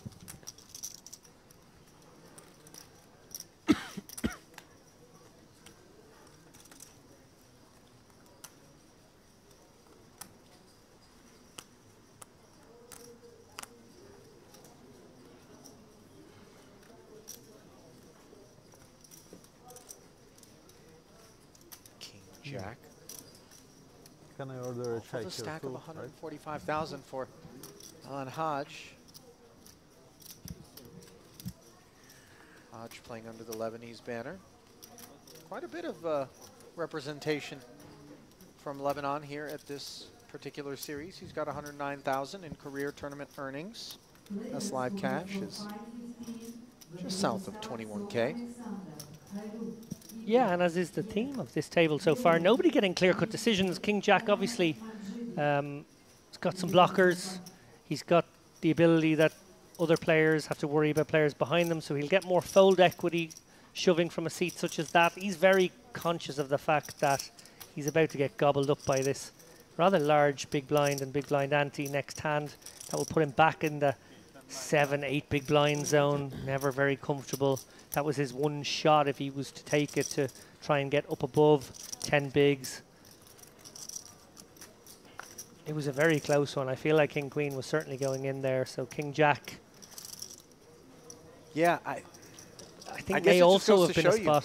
how desperately these guys want to get to the right side of that bubble, but as far removed as we are, 160, need to get to 143, Yeah. 17 players, you know, it does feel as though some stacks are going to have to try to control their own fate as opposed to sit back and hope that others are vanquished elsewhere in the room.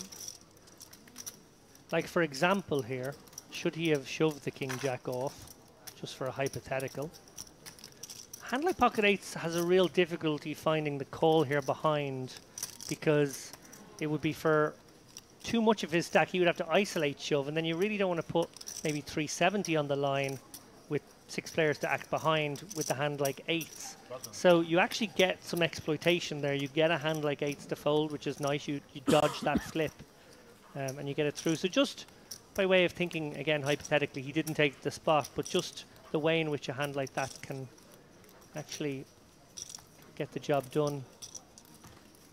Instead, it's Rezai who gets the spot. And You want to talk about people who his can stack. get the job done, David. Rezai has 2.4 million roughly in career tournament earnings, playing under the Austrian banner. Career high watermark, $435,000 cash. That one. The millions in South America, as I recall, a very famous tournament. Wow, look at the poker historian in David Lappin. As we effort the February 2020 out in Punta del Este. Yeah, it was the Party Poker Millions South America, indeed, a 10K no limit hold'em event. Rezai did tally that score, and that was a haul that came courtesy of third place. So you can only imagine how much bigger second and first were. Yeah, cast your mind back to February 2020, the world about to become a very different place. Yes, you're absolutely right about that. Managed to get that career best in just before we were all sent into our homes. For far too long. Not suggesting it was the wrong approach, but obviously it was an impactful one. There's a lot of cabin fever. The type, by the way, that I think we can maybe point to in terms of just the numbers coming back and doing so vengefully all around the world. Tournament fields. Yeah, I think a combination of factors there. One, exactly what you said, the cabin fever, the fact that everybody was locked up and wanted to go out and express themselves on the live poker felt. But also I think we grew the poker economy in that time with people sitting at home. A lot of people took up poker maybe for the first time. A lot of casual players started playing more seriously. A lot of new blood came into the game, and I think that has really helped keep the boom going. I think a lot of people predicted the poker boom post-lockdowns in 2022, say, but we're well into 2023 now, and it almost feels like it's getting bigger and bigger. So that sustaining of the boom, if you like, that continuation, suggests something far more reliable. Yeah, I would agree. As Idamir's going to rely on King 10 offsuit for a flat call. Only 40K open. Unintrusive with the 4 deuce, but uninterested as well. So then we'll go to a flop, which is King 10 deuce, top 2 for Idamir. Open ender for the pre-flop protagonist. Yeah, and an interesting one here. Normally a c-bet for Razai when no ICM is at stake, but very good to see him recognize that in an ICM-rich environment, a lot of these hands become checks. Yeah. This is a very good adjustment from Razai. It is a board that hits his opponent pretty hard as well, so treading lightly, never a terrible course anyway. Now, Idamir does have so much hand here, but those Broadway combos do need to be charged. Yeah, and 5K. Razai very happy to pay a very small price here to hit his draw. He's got nut outs galore, so he doesn't necessarily have to take the aggressive line here and attack this small positional bet from Idamir. He could just simply call and try and make his hand. Does not do so, however. After Idamir barreled in position. Let's see whether or not he wants to see the river. Razai, that is. I think it'll depend on just how big Idamir comes. 170 and 85, exactly half pot. Yeah, and I think this is where you can actually toss your hand away if you're Razai. Obviously, your equity cut in half here. Your likelihood to hit a draw now with one card to come, just 18%. The outs are clean, but out of position, very hard to extract value. The other route with which he could proceed is to turn his hand into a semi-bluff here. My inclination is he will choose the former and live to fight another day, but we shall see.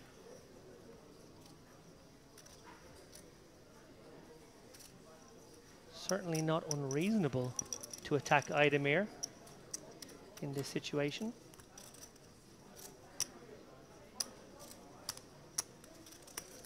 Not to be overlooked, of course, the fact that Idamir started this pot with over $1 million in chips, which is a far deeper stack than the effective one we're playing for that rests in front of Razai, 375K remaining.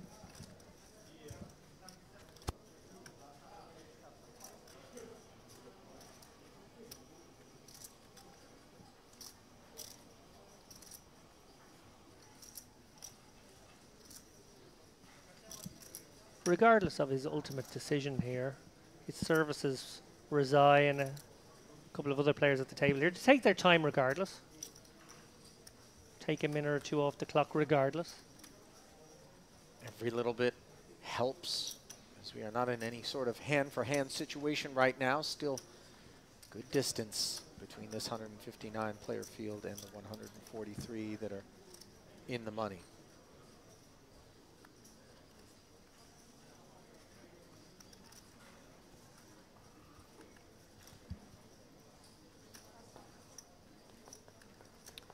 And as predicted, Razai does let this one go. Tell you what, it's not every day on a board that's fairly clean, such as that one, that you will let go of an open-ender, but, you know, I think he figures that with a decent frequency, the ace-X is there. That reduces one of his outs. Maybe if the king is there, the queen or the jack are no good. So ultimately, more cautious procedures from Razai, who doesn't lack the heart, by the way, to throw caution to the wind. I mean, we know that he can be an action player. But he's thoughtful.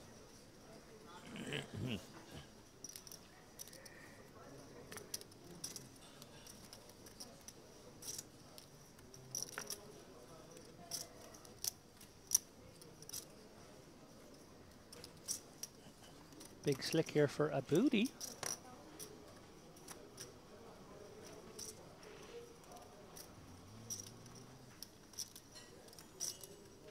$30,000, just the standard open sizing.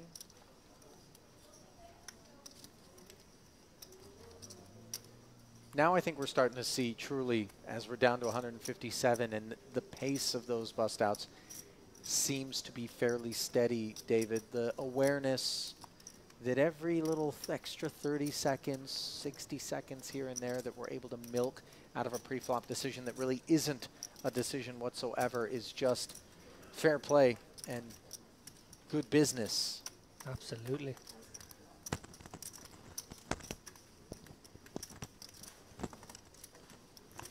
And ranges are supposed to narrow up in a situation such as this one. Unless, of course, you're one of the big, huge stacks in the room and are able to just be abusive. Yeah, and I think we're entering into a period now of, we don't know quite exactly how long, but let's say an hour, where those big stacks will be jostling for rank, trying to be the one stealing from these short and middle stacks who are handcuffed, so to speak. Vying for table captaincy in this period. As we see another bust out on another table. We've lost two people just in the time it's taken to get round the table here. That is obviously a delightful sight for all those remaining, but in particular, those look at stacks this. Of sub 10 bigs and top pair, top kicker against a set of sevens is the development here as we see the first involvement from Domenico Zappia. Wow, and does a booty find a check back here ever? I doubt it. And that is going to open the door for Zappia. And this is a terrible spot for a booty, but let's see how Zappia wants to proceed. Obviously, there's a bit of texture in the form of the two Broadway connectors and the spades, but it does feel as though the interaction from a booty as an upfront opener is going to be in the form of one or two pair, more so than any of the draws. So a clean turn card after the set of sevens, slow played on the flop. Now let's see if a booty has a taste for another barrel. He's covered. Yeah, and there's plenty for him to target here in terms of worse hands, but he's also going to be aware of overcommitting himself here. Looks like maybe something around 2/3 pot, yeah. And an interesting inflection point now in the hand for Zappia with the sevens. He's out of position, may feel as though he has to do his own betting here for fear of being checked back on river. But also, his opponent seems pretty happy with his holding.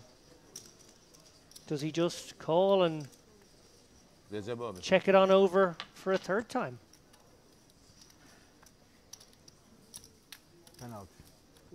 We await that choice. So Booty's 90K. He's drawing dead. 3 or 2? 3. So now Little how does he many know it. hands you will- One round. And the thing about the raises at this point in time, David, is that they just look so strong. Oh, yeah. Yeah, I will look telephone. Like, they're just never air, so their combo draws or their value, and there's no value you beat, even with ace king. King jack never does this. So you're worried about queen 7, you're worried about king queen. And then the hands when you're in good shape are maybe, I don't know, jack 9 of spades, jack 10 of spades, ace 10 of spades. Do we expect that level of aggression and ambition out of Zappia here? Leveraging the ICM, maybe incentivized to approach that sort of kit in that way as opposed to top of range? Well, it has put even a hand as good as ace-king in the blender, so maybe. Oh, no. Showers for Abudi as he calls, and that will be that. The ace-king drawing dead. And that's going to be a point not lost on him, as an 895,000 chip pot, regardless of the river, will be delivered to Zappia's doorstep. And the Aussie will love it just about as much as Abudi will hate it. It was a cold deck. To come this far, David, 155 left, 143 paid. I mean, whether you're the stone bubble or 10 to 12 away, it is heartbreaking. As you can see, some sympathy from Zappia there. Just a movable object and unstoppable force kind of spot. Yeah, like the ace-king did give it some consideration. Maybe could have found a hero fold occasionally.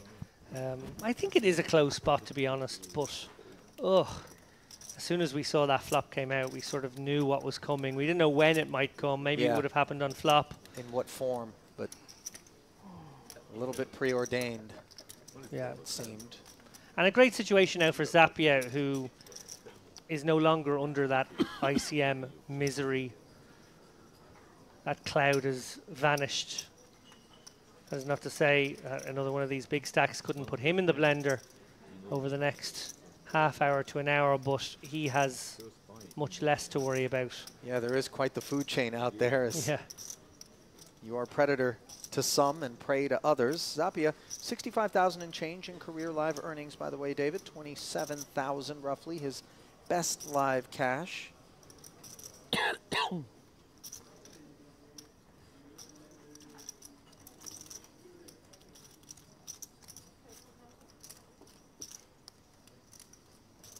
So onwards we march with no time for any funerals or eulogies. And in fact, it is a celebration of death of sorts when we're working our way toward the bubble. Sure, we feel for you, but thank you for your service. Indeed. Well, look, there was 157 players in this tournament when that hand began. We are now at the beginning of the next hand, and there are 153, one of whom obviously was seated at this table. This is going faster than I would have anticipated, to be honest. And it's something I've seen time and time again in this Merit Poker room, where sort of bubble be damned. These players just keep playing poker. Yeah, yeah.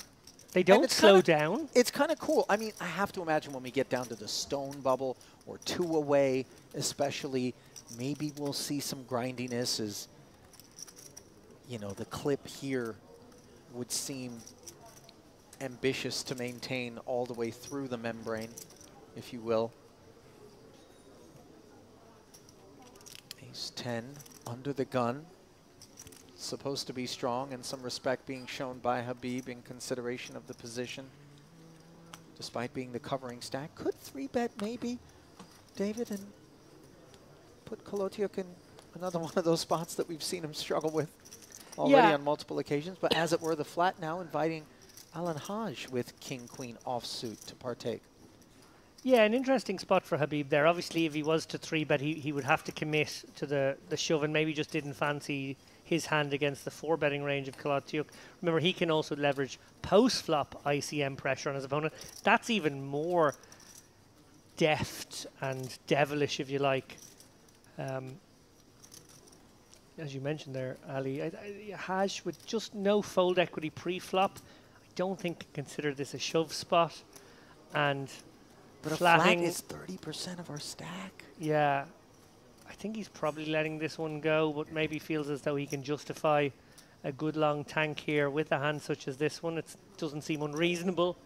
Yeah, I just don't see a way to proceed. You would love to have this hand with 15 or 16 big blinds. Maybe then you would take the spot. Although again, bubble adjacent, I'm not sure you would. King, queen. If you were in the big blind completing the action, you could maybe call, take a flop and go with equity.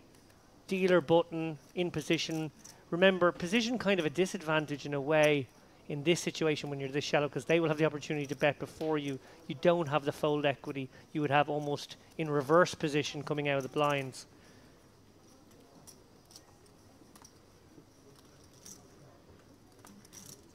So, as you suspected, the king-queen did go into the muck. Note, by the way, if it was folded around to him, you would have been thrilled to jam from the button with that hand, but yeah, obviously that was not the opportunity presented. So then, Rezai able to close the action with deuces. Yeah, it's a funky one because he has a pure set mine spot, I guess. Obviously, could just let this one go and pretend he didn't have a pocket pair and just not get involved and not risk committing chips. But if you make that promise to yourself that no set, no bet here, you can commit one big and maybe, just maybe, win a large pot on the right board. Well, this is not the board for those deuces, and I think promises can be kept in that manner. Note that both Kolotiuk and Habib have flopped gut shot straight draws. Of course, advantage for Habib, given that he has a pair and the best hand here on this Jack High Rainbow board with 115,000 in the middle. Yeah, interesting to see if he chooses to take a little stab at this one, taking control of the pot, admittedly with the hand that probably likes to check here a reasonable amount. It's got showdown and a way to improve, but it's a tricky little one. I'm not exactly sure what I would do here. Habib is going to take control.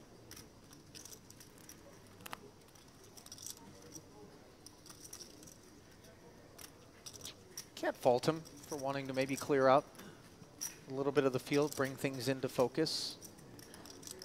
As one has to imagine that with decent frequency, had Kolotiuk as the opener interacted in a more meaningful manner, we would have heard from him in the form of follow-through. In this specific situation, David, or do you argue the other side of the coin, where it's coordinated and we don't want to end up even with an ace-jack or an overpair in an awkward spot? I think he's recognized that Kolotiuk is probably going to be coming with premium hands from this seat. Ace-10 is actually a little surprising. You might expect it to be a little bit better than that.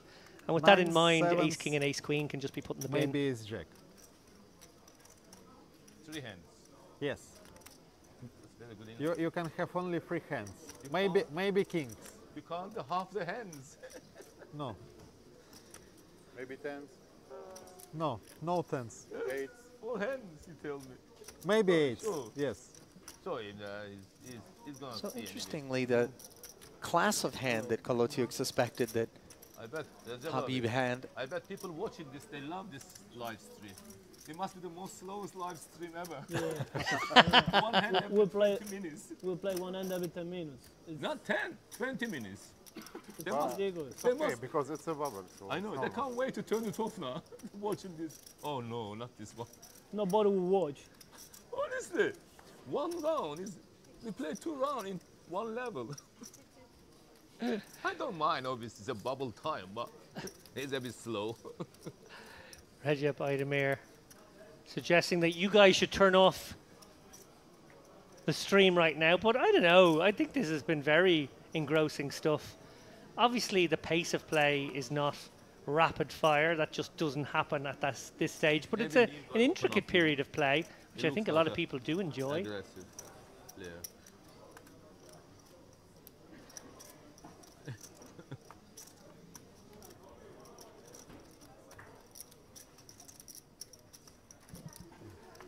apologies for my misidentification there. I said Recep, of course. That's Recep center screen right now. It was Mad Turk Allah, yeah. chatting it up. I bet somebody died in this chair before me. There must be somebody died in this chair before. Do you think? All I get is crap hands. Inheriting the eights. I can't even make a straight. Straights are hard to make, by the way. 7-3 confirmed crap hand. Lozef's turn for the pocket eights this time as Mad Turk sort of drifting into improvisational comedy mode now for us. He's concerned that the audience aren't being entertained enough, so he's going to bring some of that entertainment himself, I What think. a noble cause there to take up here on the money bubble. The entertainment of the audience at home as opposed to the economics of bursting the bubble. As we see just 153 remain, 10 away. Jack deuce suited is obviously not the reason for the pause there. Hodge milking, as all are inclined to do.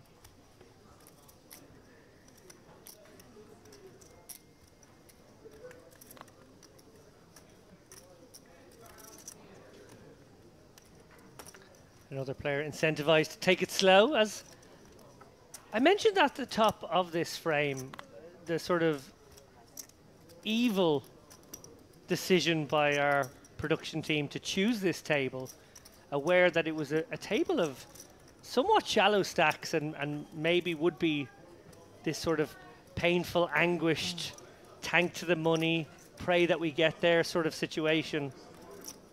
I'm personally delighted with that choice.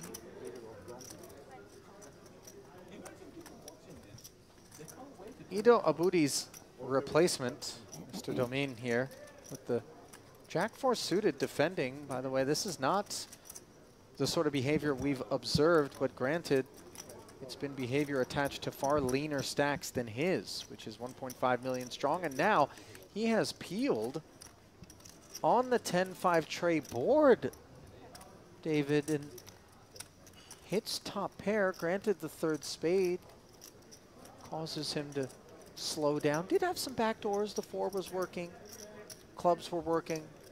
Now 2 overcards are lurking. And little does Losov know, but that Jack has hit the opposition as he checks back and then hits a spade, which will be good at showdown. Not sure whether or not he's going to want to seek value with it. Yeah, and while he makes that decision, reflecting back on the flop decision to peel there, obviously with all those back doors, more standard to find a hand like this in the raising range rather than the calling range. Domin can take a kind of aggressive line here with all the back doors, knowing he has some barreling cards on the turn and some slow down cards too when he makes a jack, as he would have done in this instance. But interesting to see his decision there to just call, be a little bit sticky, perhaps with plans to have bluffed on a number of run-outs. On this particular run-out, well, it's pretty grotesque for him, actually. Losef can have a lot of spades in hand and has looked to get value with just the 8 of spades. Domin wondering if he's being scallywagged. Does make the call. Gets shown the winner.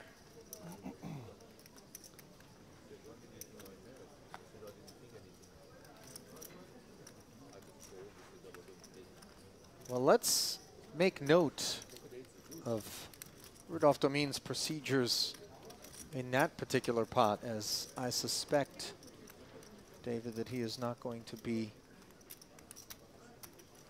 as bashful as perhaps some of the other stacks that we've observed here. Credit, by the way, to Losov for getting value.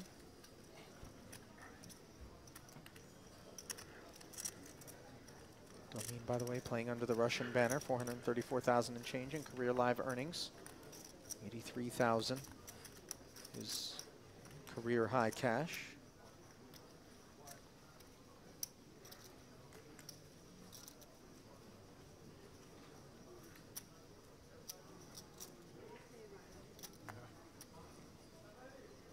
149 now, Ali. It's almost like it's sped up the quicker we get, the closer we get to the bubble. It's almost like there's more bust outs. We don't allow any spectators in the bottom area. And it is getting serious here. We can hear our TD shooshing spectators away now. We want to just clear the area. Another bust out, 148. My goodness. Dropping like flies. And I have to imagine that the players that we are losing are not involved in some deep stack, massive pot collisions. This is more the guys lurking around that sub 10 big blind level and just recognizing that everybody's waiting them out. Now, another 147. We've lost 10 players in 10 minutes. And that 10 minutes encompassed 3 hands, correct, I think, here at the feature. Wow. Maybe you're starting to get a sense of exactly why it is that everybody is taking their time, as they are well served to do so. Loss of then. Winded is back. King 9 offsuit. This is a bit liberal, but once we're in that 7-figure stack range, we do feel cozy enough to get a bit more creative and take advantage of what we feel as though right now, in terms of climate, is a very airtight affair. Yeah, I predicted 90 minutes to get us through the bubble. We've played less than 30, maybe just over 30. Under an hour, that's for sure. Wow. Yeah, the attrition rate is extraordinary for this stage of the tournament. While we see players at the feature table going about their business carefully, it would seem like players on the outer tables not doing so. Of course, chip distribution elsewhere could have something to do with that.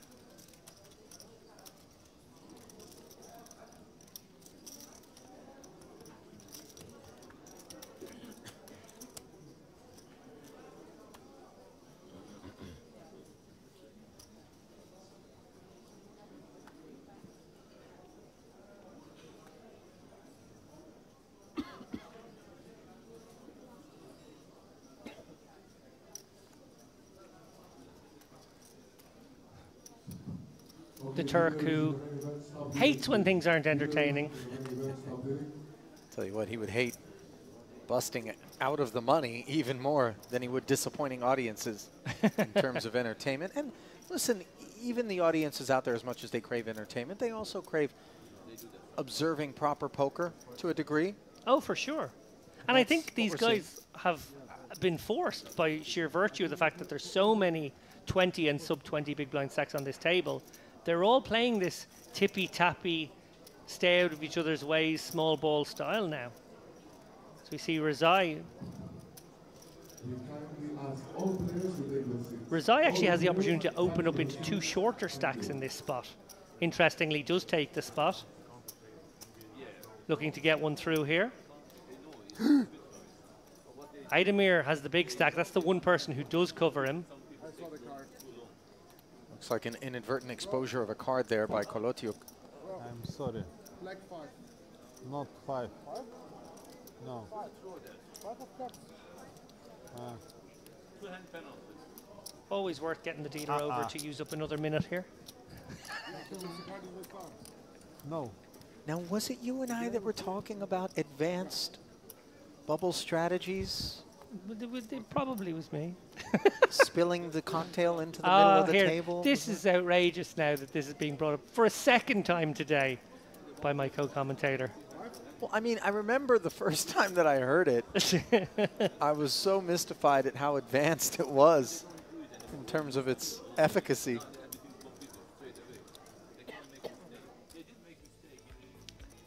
As you get a peek at the chip counts here, the newcomer, Rudolf Domin, who was on the losing end of an exchange against Losov, who is second biggest stack at the table, still reigning atop the leaderboard here at the feature. A feature that is ground to a very slow pace, and that serves Alan Haj just fine.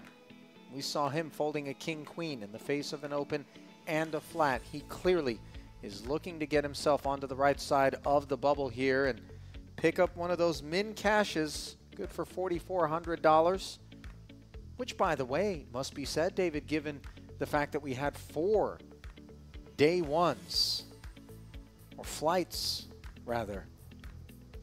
It would seem to me a bit ambitious to presume that anybody has run well enough to only be on 1 bullet, as the chips fly fast and furious during those day ones.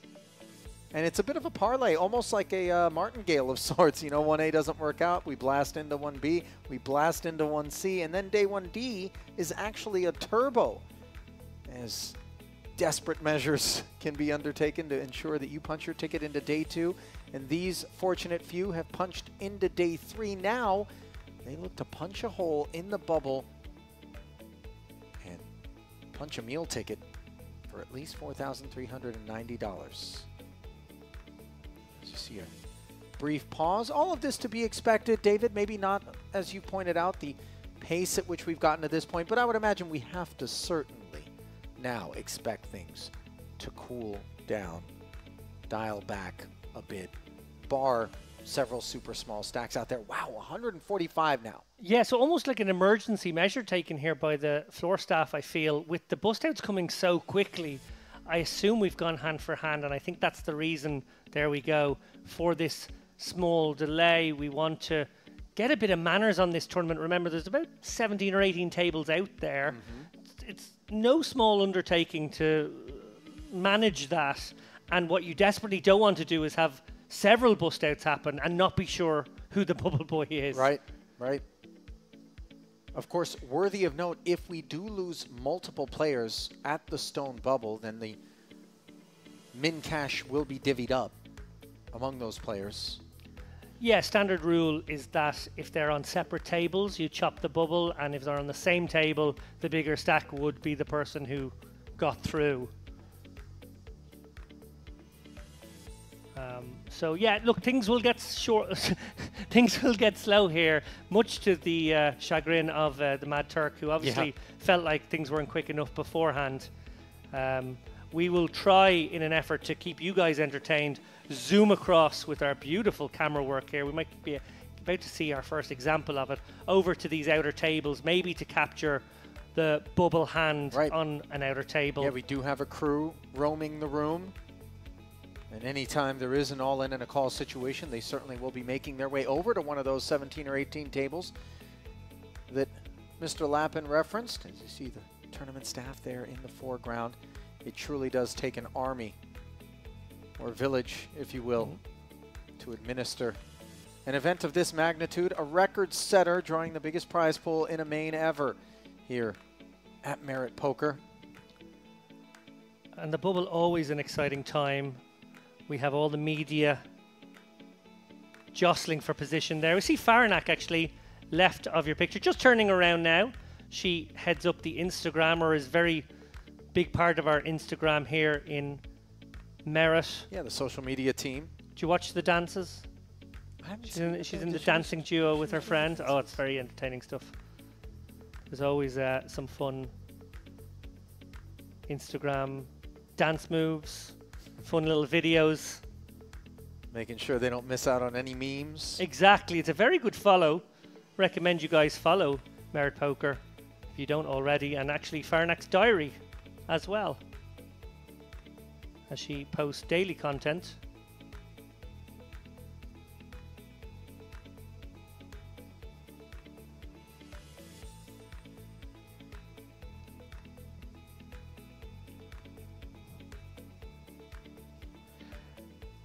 As we see players at our feature table enjoying what is one of the more social moments of a tournament. Obviously one of these guys could be our bubble boy, but notwithstanding, always a period in a tournament where you sort of all feel like you got there together at some level. You're all there, you're going to share a moment hopefully in a few moments time. You've all made the money, a certain amount of satisfaction in that on its own. It is a strange form of camaraderie, isn't it? Because you're very happy to cannibalize anybody who's here in the interest of working your way into the money. But it has been a grueling 3 days of poker, and perhaps many more days for those who have actually fired multiple bullets, as clearly the number of entries have evidenced has been the case for many. Yeah, now while there's probably a lot of short stacks, very short stacks in fact, all over the room, we will be taking a closest look here at Hash, who is really hanging on for dear life on our feature table. 7 big blinds. That's enough to maybe complete 3 orbits of the track. That should probably get him through. People do Almost certain that there will be a bust out somewhere in the room over the next 10, 12 hands, worst case scenario. But of course that means blinding yourself down to an absolute stub.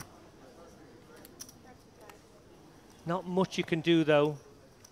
The logic of this one is when you are very, very short, most of your equity is in securing that min cash. Interestingly, if you're one of the really big stacks, if you're out there with 1.5 million, you do happen to get into a clash, a disastrous clash it might be, with another 1.5 million stack.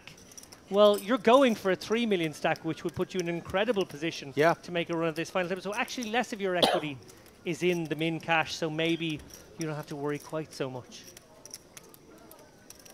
It does feel so irresponsible though when we find ourselves in those sorts of collisions, and it would require the absolute narrowest of ingredients, one would imagine. Aces, kings, pre, things of that nature. Seriously, you are not Play roulette. Seriously, you are not allowed to play stacks. poker. My friend was in England Ah, playing okay. roulette. I saw you standing up. I With said, a lot of oh, money. And they were putting Is this 7 a and neighbors. translucent Him and his hoodie? friend, they were putting big money. maybe they are. David, the And undershirt they came suggests around you that anyway. the Put pattern 28 continues Illinois, beneath. and That this is was a- with 7 and I've never seen that before. But there was Chinese guys. Particularly thin fabric utilized there. Yes. He put 29 more, but he forgot. As we He thought he put it. do our first of presumably quite a few these moments. You see there the dealers standing up. That is to signify that the hand has been completed at that table. Our tournament director will be on the microphone throughout this period, calling the action on any tables that have all-in and showdowns. There is producer Vita Milbutash, by the way, roaming the room, hunting coverage of this bubble. Black hoodie, phone in hand, relaying information to us in real time.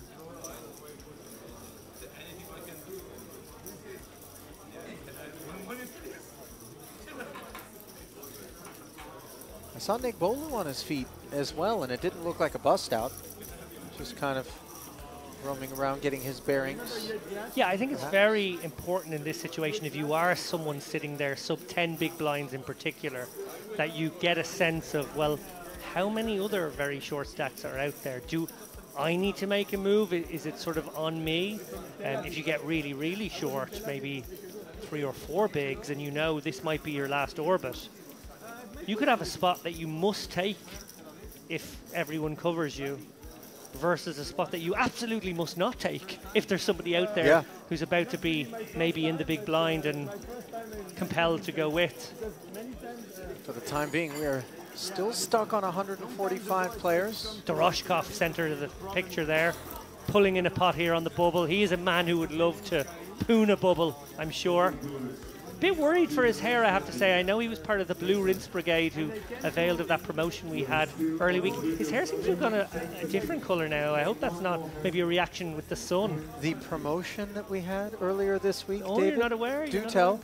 Anyone who dyed their hair blue, Merit Blue, I think was the theme, would be in with an opportunity that should they, I think it was cash the first event, they would be given a ticket into another event as a bonus prize. Something like that. I would imagine that bookings at the salon were certainly impacted by that promotion. And perhaps the local blue dye supplies were also impacted. Well, it was actually a conspiracy from Big Dye to try to offload the least popular colour. There was a no longer in fire fashion. sale on blue dye. No longer in fashion with the oldies. Ah, right. I remember that. They need to get rid of that blue die. Pocket fours here for Losev. He has shown that he is willing to take advantage of what might be some passive behavior here on this bubble. Just limps, by the way, and Habib with among the meteor stacks here at the feature an ace-10, which certainly under normal circumstances could be looking to get more chips into the middle. Yeah, it's a funny spot here that neither player should really be thinking that they could get their stacks in too often. I think just because of the bubble, I would have checked back the ace-10 and sort of squeezed it into my deceptive range for that reason, just preferring to keep a pot small. But Habib going to play it fairly normally here, coming with the raise, and Losef obviously coming with the call with the pair. 10-8-3, top pair for Habib. That's because I'm a coward though, Ali. Listen, cowardice, when it can be assigned to you, is with willful intent, is my guess. Lappin, just standard kit. Meanwhile, Habib following through. And now perhaps this one of those did we make a promise to ourselves kind of spots with the baby pair, no set, no bet, no continue. Yeah, we make those promises and then suddenly we find ourselves facing quarter pot bets. Yeah, and into the murky water we go as Losev, and now one of these turn cards, two-tone board texture, but if the fours were good before, they're still good now. Actually a spot where Losef can consider a lead. That might sound a bit strange, but often when the second card pairs, the out of position player without the betting lead can dunk in, sort of protecting their hand slash representing stronger. Actually services quite well. It's exactly what Losev has recognized here. It's not going to work on this occasion. Habib does have the goods, but actually quite like this bet. 75,000 into the 185. Picture alternative scenario here where Habib has ace queen, king queen. He's just been put completely in the bin to this bet. Can't really call and realize his equity. Would have to put his opponent on, you know, a draw, which admittedly this is a somewhat draw heavy board. But Losef recognizing how he can protect his fours if they are good here, and will hate to see that call. Basically has to shut down now unimproved.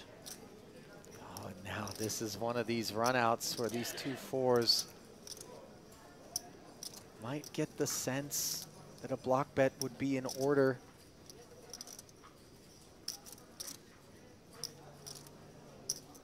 Trying to both get a little value out of ace high and put the handcuffs on hands that have us beat, not face something bigger, as this has grown to 335,000 and a far more uncomfortable spot for Losev. Yeah, I think you're right, Ali. I think a sort of almost like 10%, 15% bet. It's actually not a terrible plan here. What you really are petrified of is facing a larger bet, which could contain quite a few bluffs.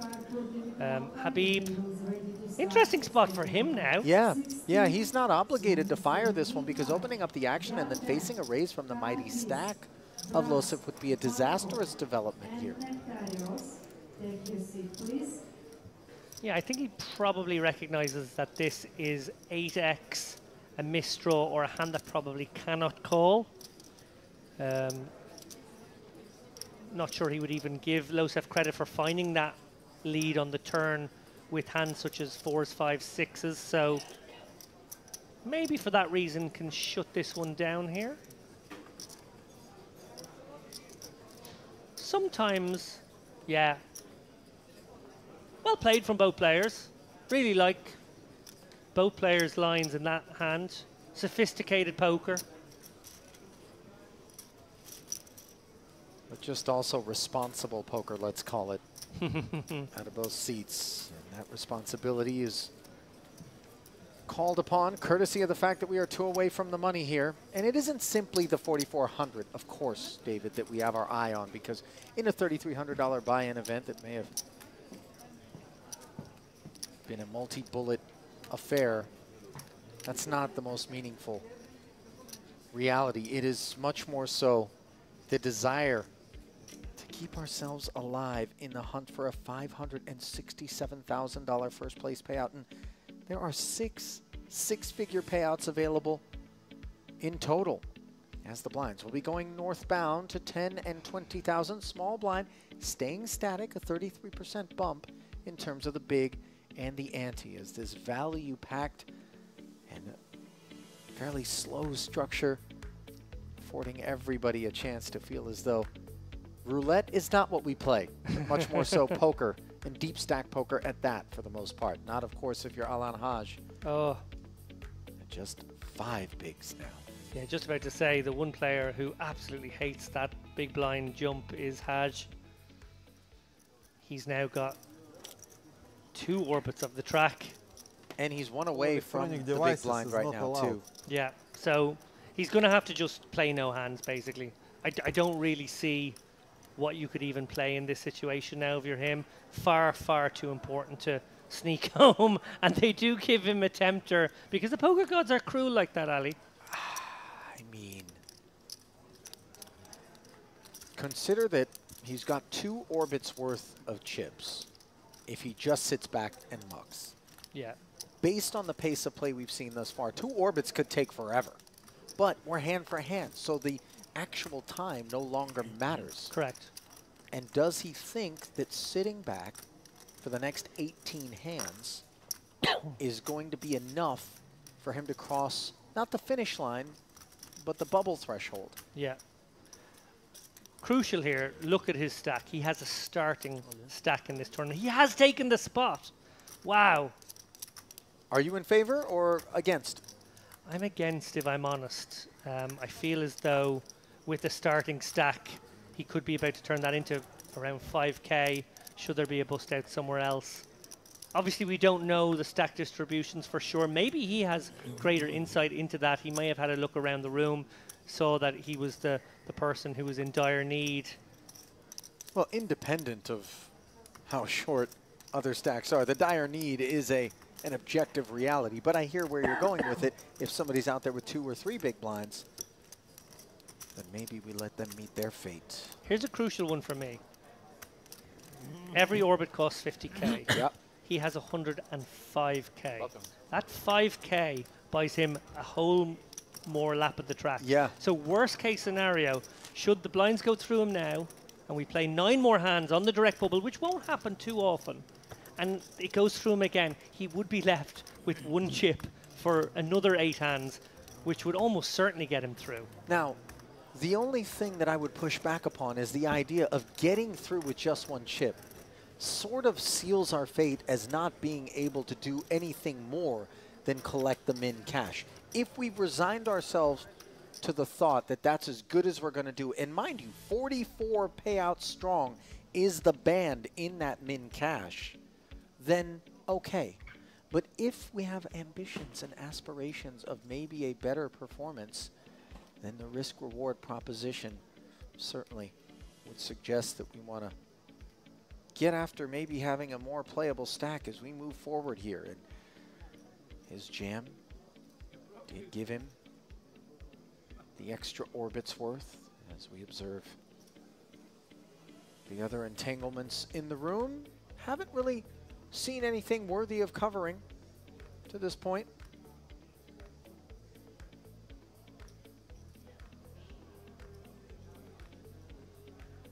There you can see our remote cameraman there, center left of the screen in the Merit Polo.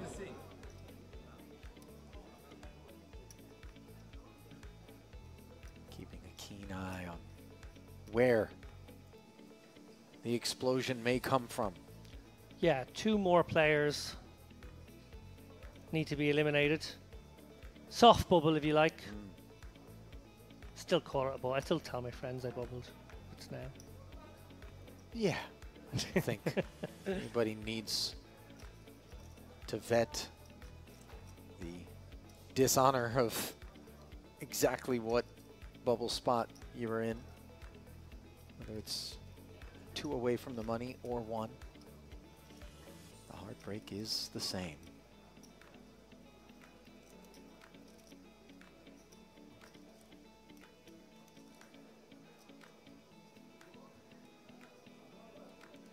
Don't see any cards out, by the way. That table, no, by the way, Kolotiuk having a look around. Yeah, as well he might.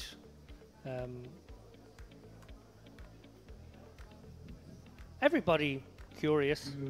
You do see some cool customers on the bubble, and you do see some people frantically running around trying to catch a glimpse of the action and then have to run back to their table. Look, we've 2 players missing. Will they be allowed to play their hands? It does appear that way. The hands were dealt to the stacks. Now, I know in certain tournaments, David, if you are not in your seat at the time at which the cards are being dealt, you will not be dealt in. I think Kolotiuk made it back by the skin of his teeth, sort of, you know, arm's length or whatever the rule is from your seat. He was probably thereabouts. I'm pretty sure there was another player just not present.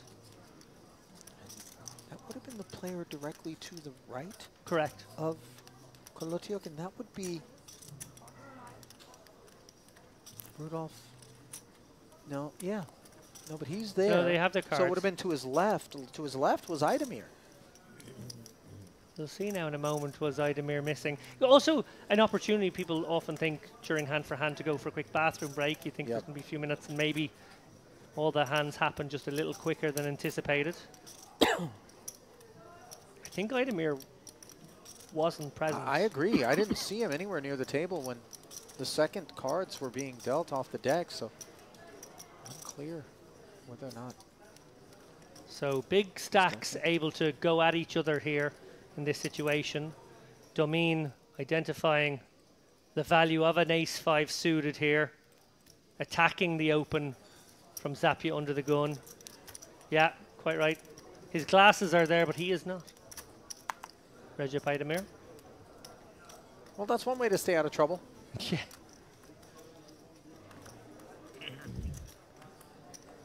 Hash. Well, raising a 3-bet in front of him, and the 7's just into the bin immediately, David. Yeah, huge relief that last hand to have gotten it through. And now he has no reason to take a spot such as that. Zapia, interesting situation here now. Obviously, we've seen a few of these small pairs contemplate the value of set mining in recent hands. Feel as though you probably want to just let it go in this spot. You can get set over set it with these little ones. That's not a good feeling on the bubble when you're sitting on 1 million chips. That's more than average right now. Does make the call, is going to play some post-flop poker. 290 in the middle alley. Let's not forget that 4 has proved costly already on one occasion here, but they are in the lead on a King-Jack-6 board. Yes, indeed, they are in the lead, but Domine with the betting lead. Backdoor Hearts, backdoor Broadway. He's surely going to take a stab on what looks to be his board. And 4s will be looking at 3 overcards.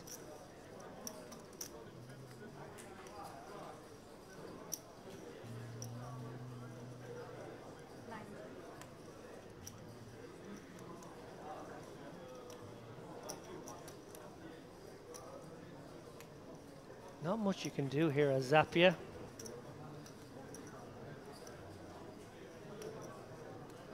It's one of those spots where you've opened early, so you're pretty much at the bottom of your range.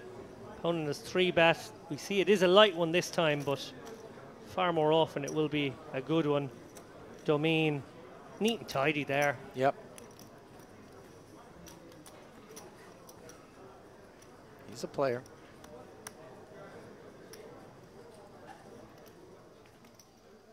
And as that hand comes to a close, feature table players will await conclusions of all other hands elsewhere in the room, none of which have provided us with anything spectacular, although now it would seem that we've got an all-in somewhere. Yes, the 9-hole.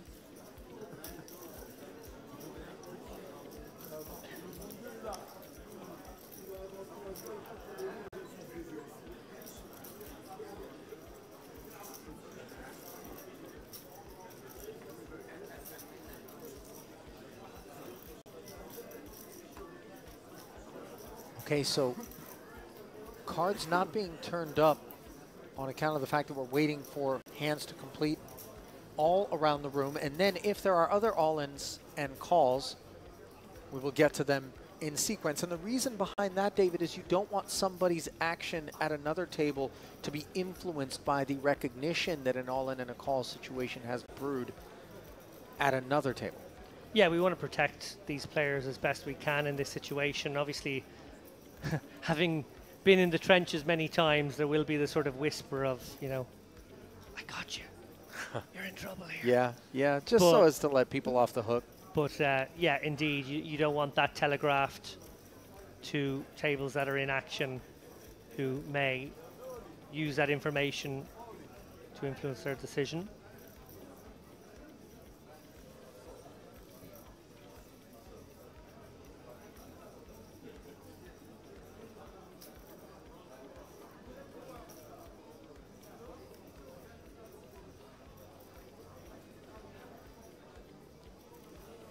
Is that the Cyprus Bear in the 9th seat?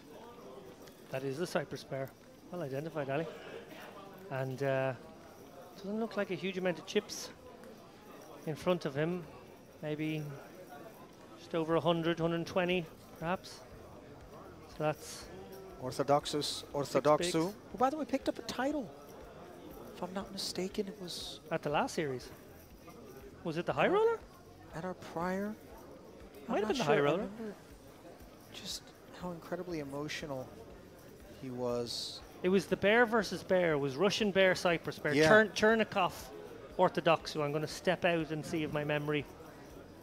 Take that, Darrow. If I'm right about this, Darrow Kearney has to stop saying I have long COVID.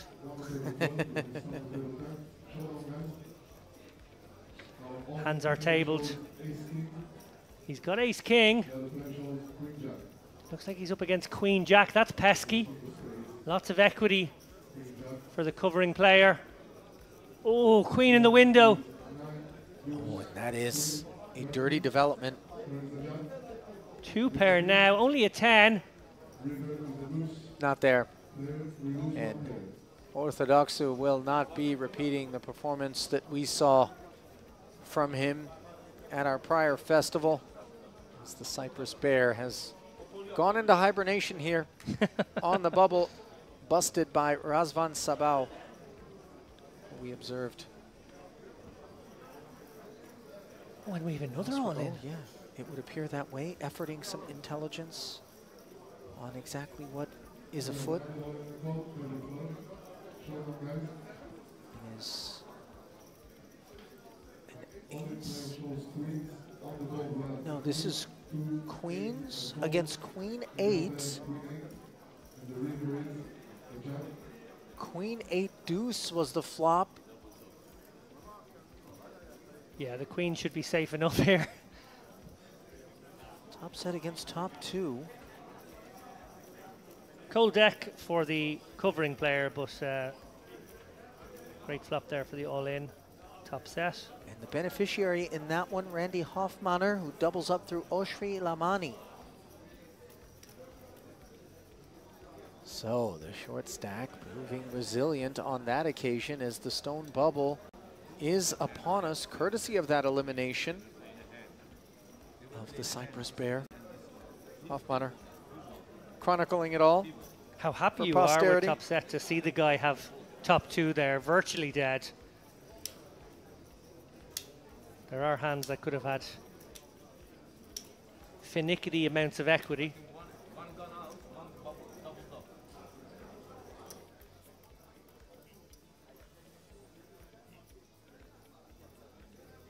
Boy, look at the cluster of people just watching.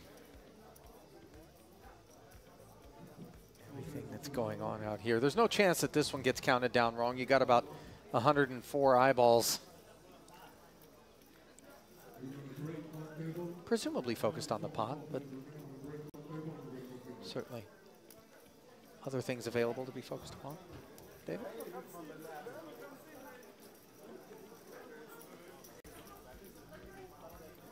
It's a very professional job there. Double checking the math.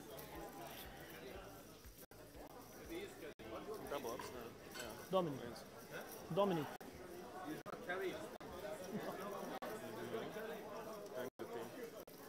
And That's the normal. players getting very casual here now. Most of them on their feet. Is this some form of solidarity whereby they want to be on their feet to signify that their hand is done? Yeah, we are at least Perhaps 20 there's minutes behind. There's a Women's World Cup semi-final on right now. Maybe they're taking a gander at that. And who's involved in today's action? I think the English may have beaten the Aussies. Not sure they were winning. The Aussies made it to the semis, did they? So, 20.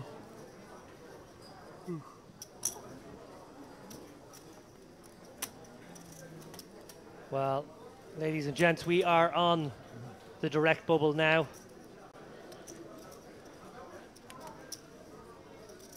This is when poker is at its cruelest. Yeah, for one of these remaining 144 players. That's for sure. And Nothing worse than that moment when 143 people celebrate your demise. oh yeah, that is the worst feeling, isn't it? Feels inhumane.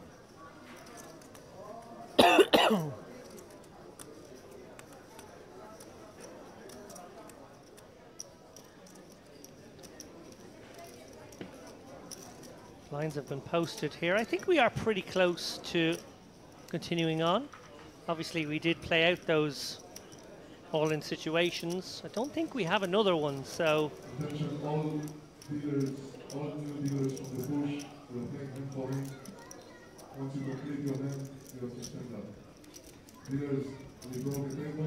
All seats should be full. If any table has a Oh, we zero, broke a table, Ali. So we are all equal number of players per table. I like that. So that's the reason for this short delay. I mean, if it's something that is an option to us, that obviously is what's most fair.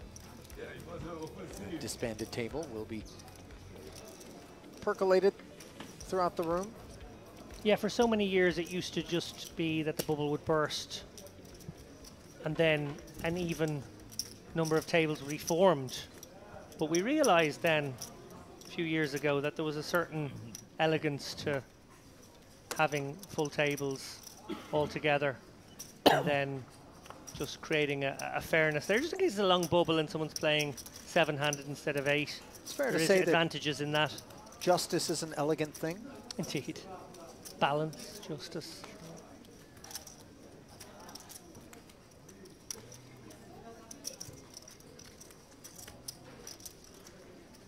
Now, Idemir, who's been pretty snug here throughout this high ICM phase of play. Remember, as soon as this elimination takes place, whenever that happens to be the case, there will be this kind of huge release, both in terms of players being relieved to have locked in that 5k or so cash, but also because of what Ali said there, which is that there's no more pay jumps for 40 spots.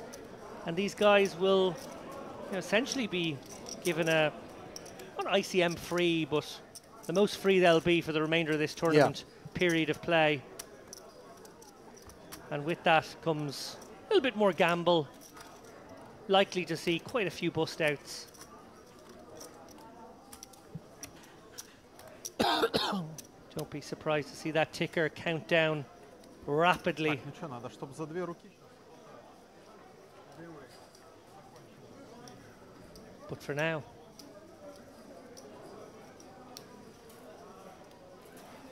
time ticks by oh so slowly. Thick grains of sand in this hourglass.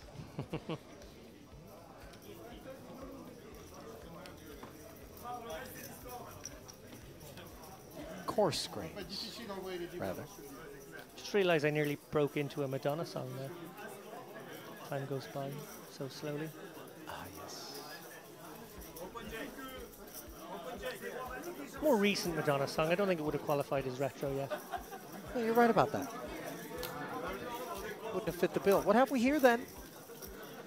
Looks like another one at one of our outers. Yeah, right in the corner of the room there. Hustle and bustle. Bloggers, reporters, smelling blood. We are a vulturous bunch, aren't we?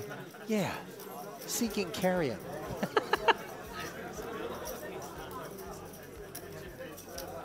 Is there an available carcass which to bury our beaks to the tune of 43.90? See there, Mihai Nista. In shot for a moment. They're out of shot now. Top Romanian player. Talented players in the room. Doroshkov again there, all smiles, bottom of your picture.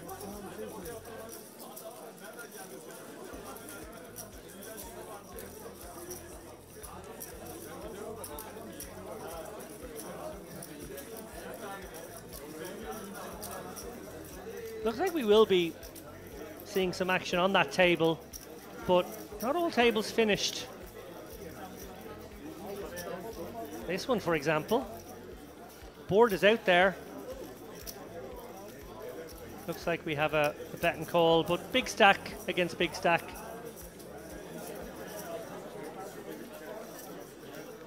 So back over we go. Our drone shot.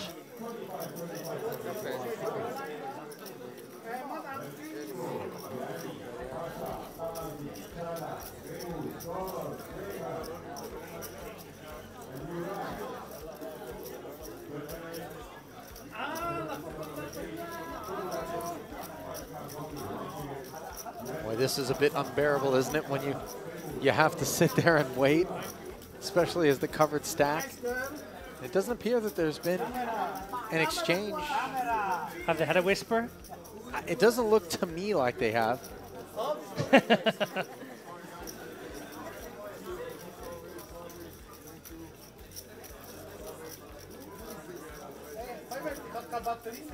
So, a new record, and we talked about this being a day of records. Producer Milbudas recognizing another record here in this room, which is that we've never had a bubble where there was 17 tables playing at once.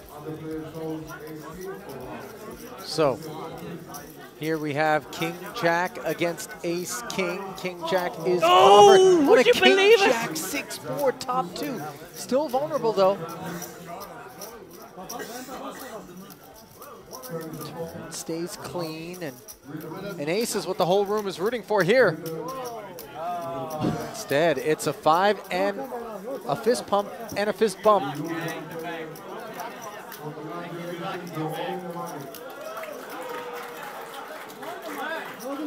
A ripple of applause as maybe a few tables think the bubble has burst, but it has not, Ali. No, no. In fact, their hopes have burst. Or maybe that was just his backers in one part of the room.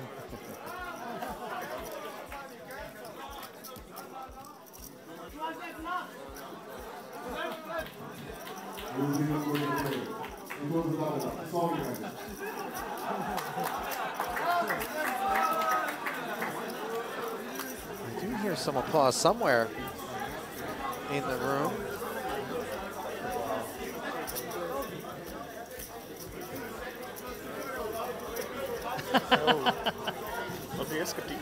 I've just realized what's happened, Ali.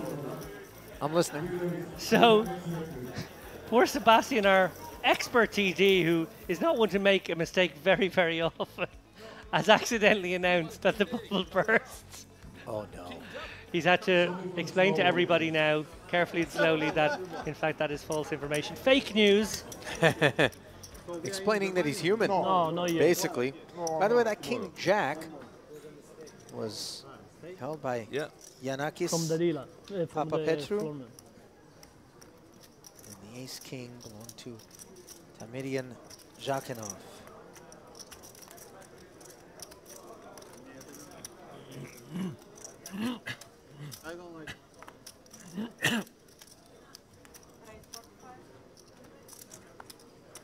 10, bubble be damned. The almighty stack of Domin. Makes it 45,000 to go. One more call for Yanni, Pasha, Tamazi, Chada, Remus, Doron, Freda, Yurai. Guys, you can take the seat on table number 8. We are ready to start. King Jack suited for Habib in the hijack. Normal circumstances. Very much playable kit. Maybe your friend with the beard. The one who lied to you when he had aces. I know. God punished him.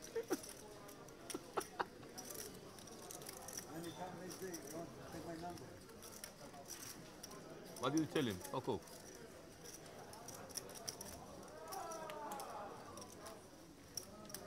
Abi, unbelievable. Jack on the turn. Abi, never cheat anyone. Did Habib 3-bet? Yeah, it looks like a graphical error here. Domin, I think, is open and Habib has flatted. That's certainly the way that it looks, as didn't observe Domin putting more chips into the middle, and he certainly doesn't rate to be doing so on the 7-4 deuce to heart board, although I stand corrected, David. Yeah, Domin has probably stepped out more than anyone else on this bubble, and I think has just decided that firing small bets is the way to go if you want to pick up soft chips in this sort of situation. Habib, interesting spot, you know, facing a small-ish bet. I guess it's half pot. Has to claw his way down the range to find some non-paired hands that can continue. And I guess the backdoor clubs is interesting, although he would love a bit of connectivity. That would probably bring this into the call range. If it was, say, a 10-4 deuce with one club, I think he can let this one go, particularly in this context. Don't see any reason to get fruity, as James Dempsey would say. And he stands in agreement. It's kind of the club interaction. Just going away.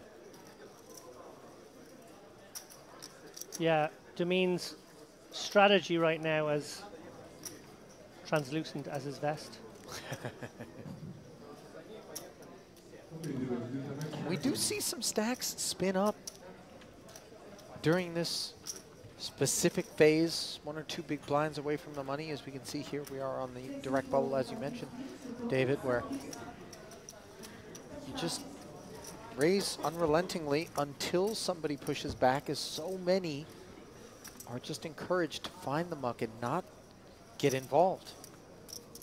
Ali, on the bubble of the high roller a couple of days ago, we watched Chernikov open shove 20, maybe 25 hands in a row. I mean, this is what I'm talking about.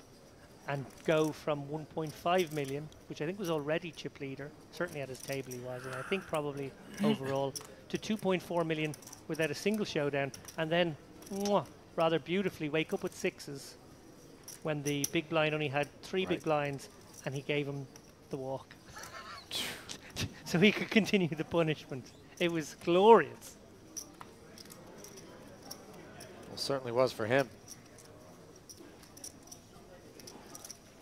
King 9 for Rezai. Fold it around to his small blind. I gotta say, I think in his shoes I would just fold my King 9 here. 15 bigs. I assume my opponent's gonna just put me in so often.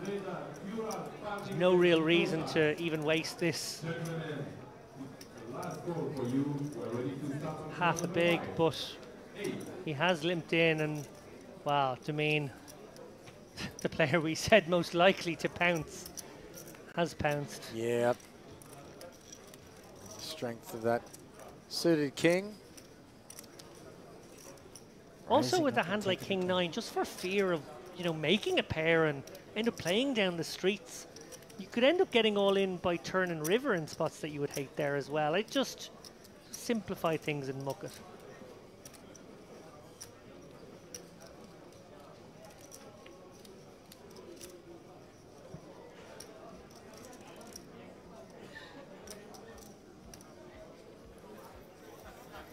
Boy, the sigh of relief that we're going to hear, 143 strong, once we get there is going to be great. Might this be the moment then?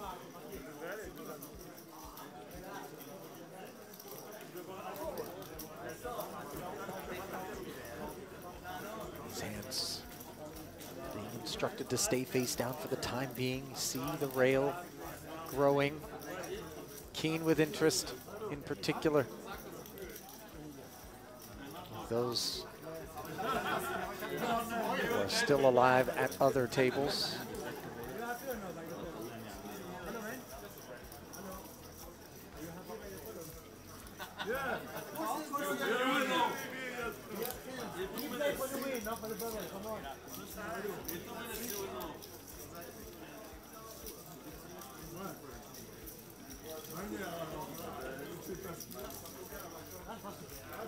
So 2 all-in triangles on the table there. Looks like Max Kabelitz, one of the players there. I think he's in the 9 hole. There's the other Bernard Boutboul.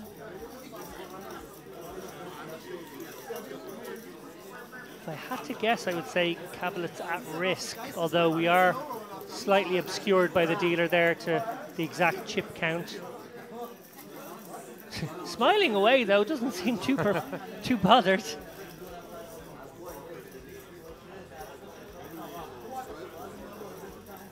Now, does the clock get paused in this spot, David, where so few hands are actually being played? Great question, Ali. Normally, and I'm almost certain what's taking place right now, is a 2 minutes per hand sort of rule. So to keep this structure as good as you want it to be, you don't want, you know, this period to essentially remove a level from the game. We want, you know, these guys to still have play and for it to all grow nicely. We just take 2 minutes off the clock each time. Here we go. What have we? Drum roll, please. Is that Queen against 10-10? It is, unfortunately, for our all-in player. Yeah, the 10s are covered. What is this board development here that has everybody concerned? Must be it must be an all diamond board. And the 10 of diamonds must be present. A big round of applause for our battle boy. Congratulations, this time you are all in the money. This time you are all in the money. Officially. Yes. Samuel Max Kabelitz.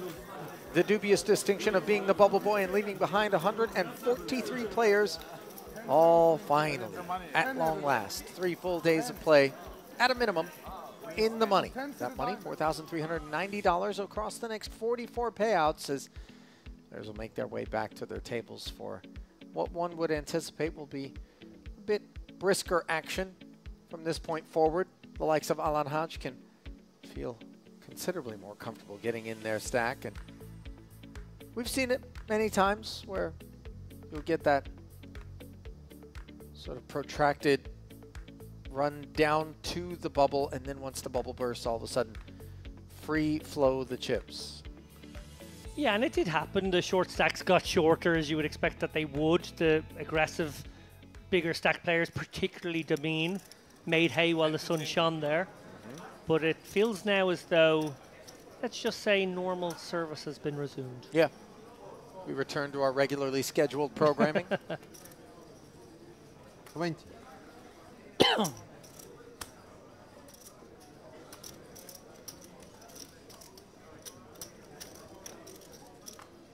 see just how normal that programming takes shape.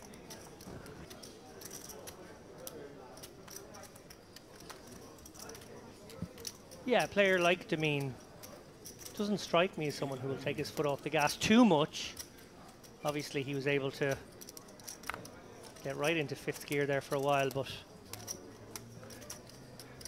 I suspect he will still be looking to apply pressure.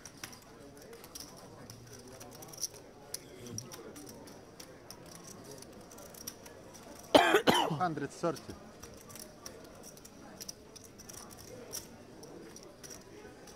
8-7 suited. That which emboldens Domin to get after Kolotyuk's remaining stack.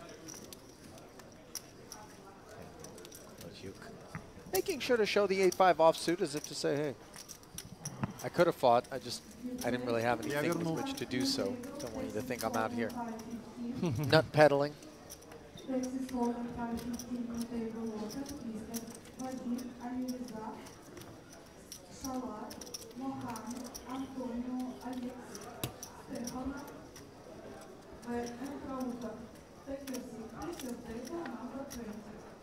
Yeah, and with that, the clock has been turned back on. No longer 2 minutes coming off it per hand.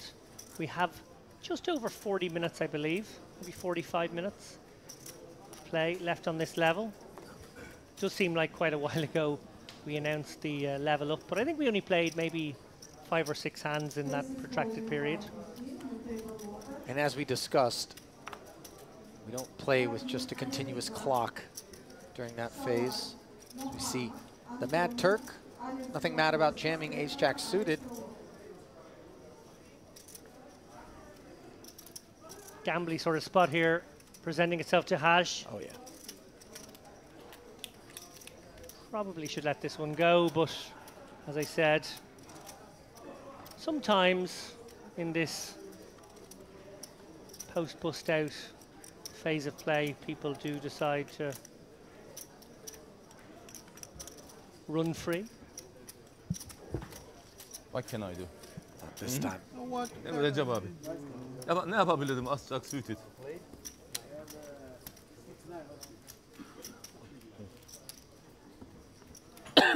Hand strength revelations there in the native tongue.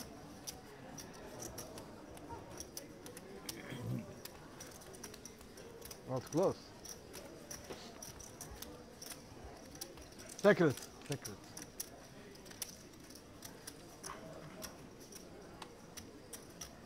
Now okay?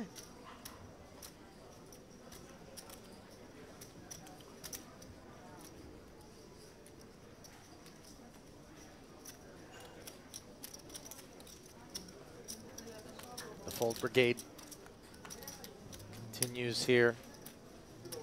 Hodge did well for himself to avoid conflicts and confrontations on his way to being on the right side of the bubble, but now very much needs to do something. Anything. Try to work his stack. Yeah, and worth noting actually, pretty poor card distribution for these players on this feature table so far. Obviously it was a very special period of the game where maybe hand strength matters somewhat less than usual, but we've really seen no premium so far. That 10s jacks hand almost as good as it gets, and that seems like quite a while ago now. Zappia, ace-7 offsuit. Maybe thinks that it's going to take a minute for the field to actually get back to the task of playing poker, but the loss up with ace-jack in the big blind, he is certainly up to the test and dominating, and then some on the ace-jack 5 board where he has top 2. Yeah, very loose open here from Zappia with the ace-7 off. Not sure this would qualify in the hijack, not even the cutoff.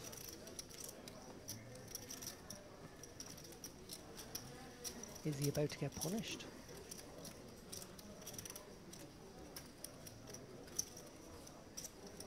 $60K follow through.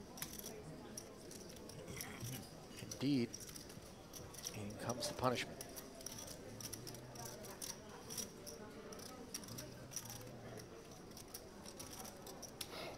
Yeah, Losef deciding no reason to slow play here. He can target ace-king, ace-queen.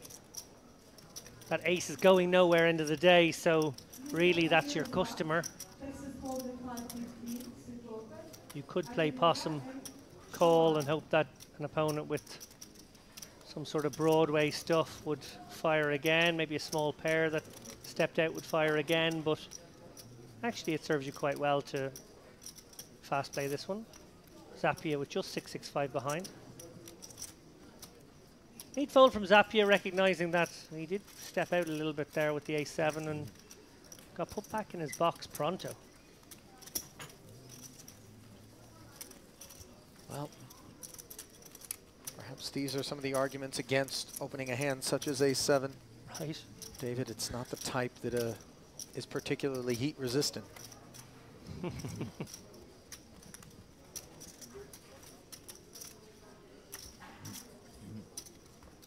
Losev's looked quite nice in terms of his procedures throughout the bubble and even now into the money.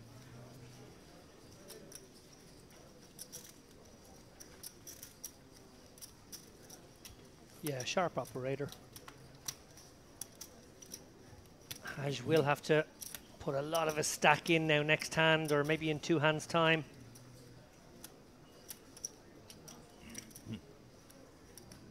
Desperately seeking a spot now.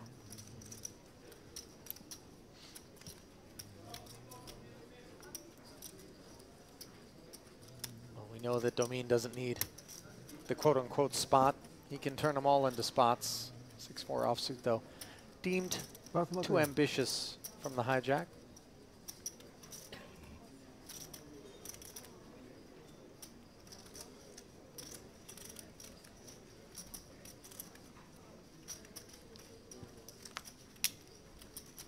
Three suited on the button for item here.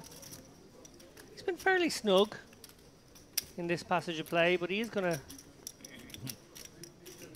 take this spot, use that image. 2.5x open as well, noteworthy. Oh my goodness, look at this.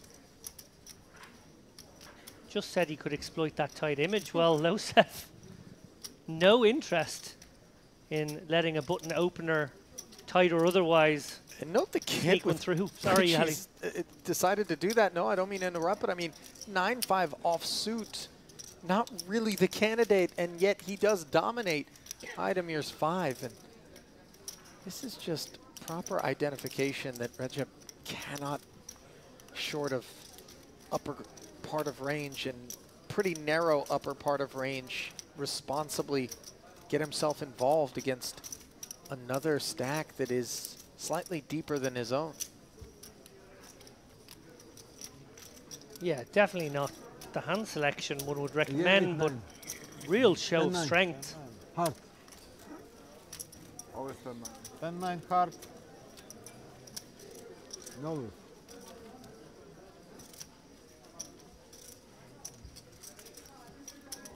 I like what we've seen from Losev, David. Seems very much to have all of the kind of gears necessary to work his way from the start of play today straight through the bubble, and now adjustments on the fly continuing to be made.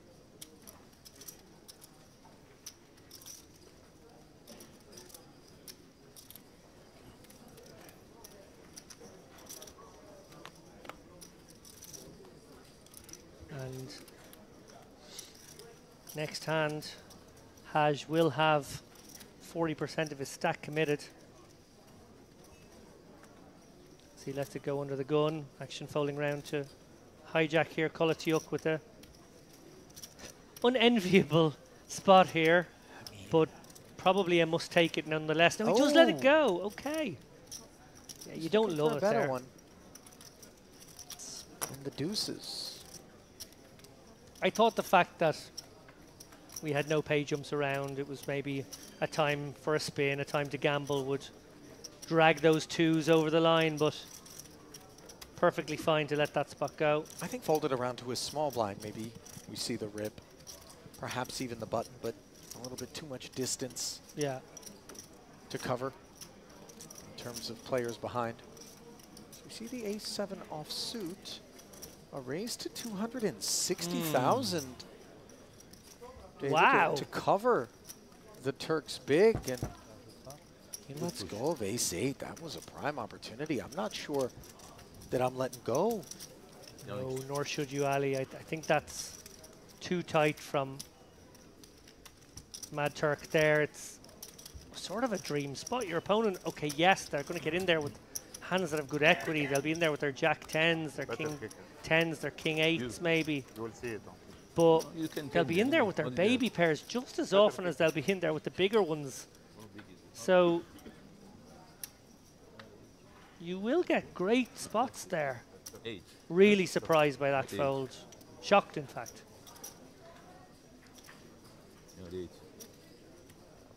9, 10, I'll call maybe 10. I'll call. Well, maybe we give him credit for correctly assigning that ace-X was a part of what was going to be jamming from the small blind. The only trouble is that it was ace-7 and he was performing quite well against that hand. Though to be fair, there's a decent amount of times they're going to chop it up looking for a better spot, as obviously it is within our right to do.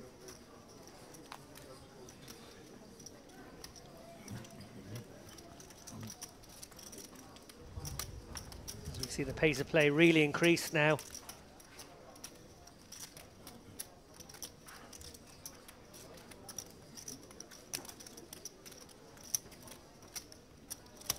And poor old Hash, well, it's all so miserable right now.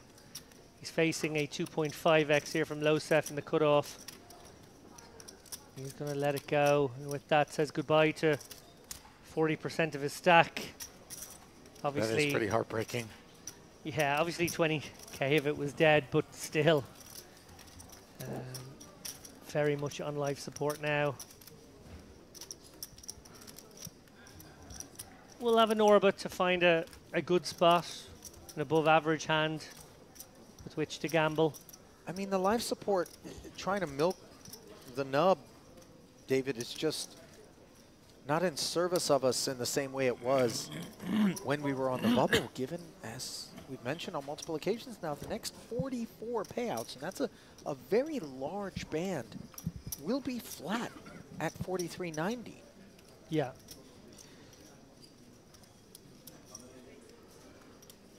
Perhaps maybe we look for that spot to try to spin ourselves into deeper and more playable depth sooner than later, as Domine doesn't need to worry about such things.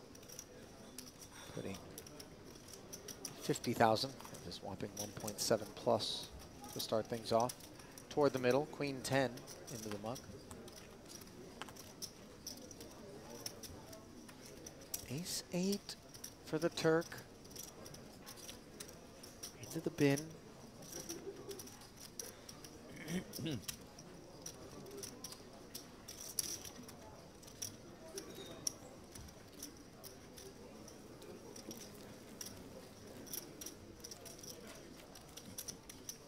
Yeah, we're certainly seeing a circumspect Mad Turk today.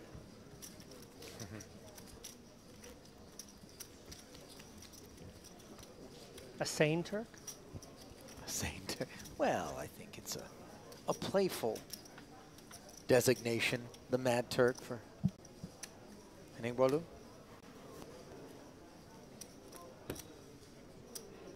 Eminoglu, by the way, forgive me, I think I crossed him up with Nigbolu. Who I believe is also in the money, by the way, elsewhere in the field, just based on the observations. And Ace-Jack could be looking to get it in. Yeah, this won't get past.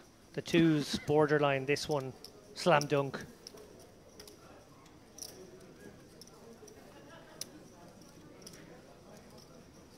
Only other possibility is that he comes with an open off this 10 big stack. Might change your decision.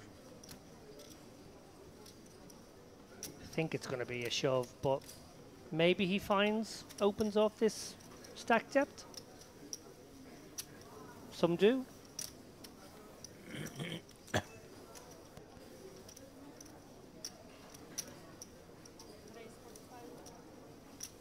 And indeed, a raise to 45,000, just a click north of the min, but look at Idemir with 2 queens. And note, by the way, David, that the jam would have left Kolotiuk, or Kolotiuk rather, in a bad way. But I don't know whether or not when Idemir comes with this presumed 3-bet that the ace-jack is going to seek the muck. Are these raise fold sort of candidates? I think maybe from these seats they are. I think, you know, you do it because you want to be able to get away in certain circumstances. One of those is a lot of action behind. One of those may be a tight player who has a lot of players to act behind showing aggression. That's this scenario. Interesting to see if Kolotiuk was giving himself that possibility. Oh, interesting. Razai, I don't think will consider the 6s for very long, but raising 3-bet in front of him despite the discount afforded him from the big blind. He is out of there. Well served, by the way, given that Idemir does have the queens. And now it's the spot that we were chewing on. you're pretty certain nobody's 3-betting you here light. So you're basically wondering how many hands that take this line are you flipping against? Because that's the scenario you hope for. Maybe the same hand occasionally. Queens guessed correctly. Say queen. Bravo. Yeah. Though he's not going to show him. Just gives him the bravo as if to suggest that he pulled the hand-reading rabbit out of the hat there. Bravo indeed, and Kolotiuk showing the sort of short stack game, the short stack ninja moves that can often keep a player alive when others would just simply lamp their hand in that spot. Raise folding off that stack depth. Not a thing quite a few years ago, but solvers have shown it's kind of a thing now.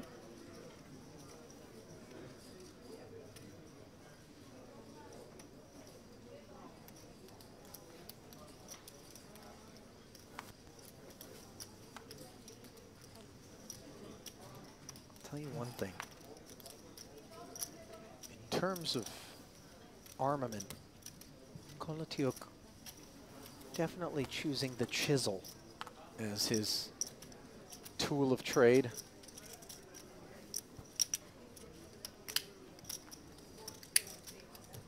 I'm not sure how familiar those in the audience are with some of the more renowned players from the high-stakes circuits, but giving very much the Sean Winter vibes.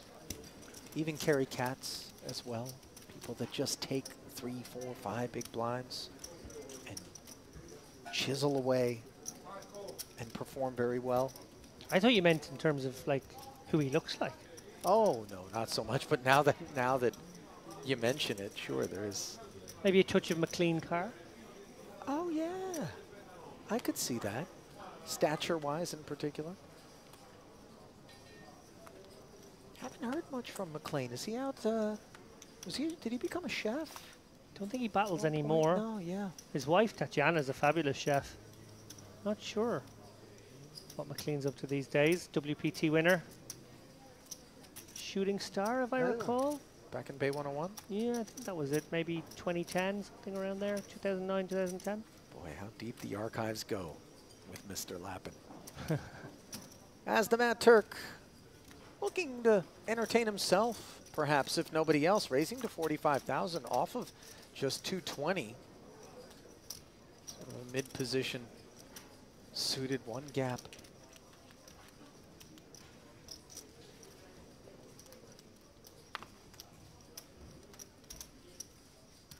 So interesting to see him pass an ace-8 twice and choose this 10-8 for a funky little open, it must be said. Now, one of the passes was in the face of a raise, if I'm not mistaken, right? True. The other, he did have the option to open the pot, right? So, yeah, things to keep an eye on and possible incongruence. Yeah, sort of a looseness in one situation and a extreme tightness in another. Yeah. Unpredictable. Oh, that is an adjective that can be thrown around this room quite regularly, as we can expect the unexpected so often.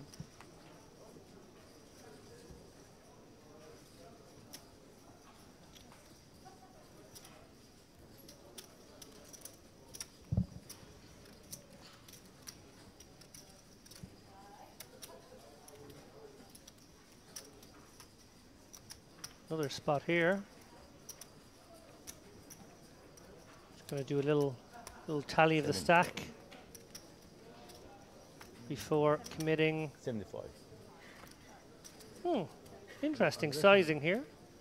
Almost 4x of his 13 big blinds.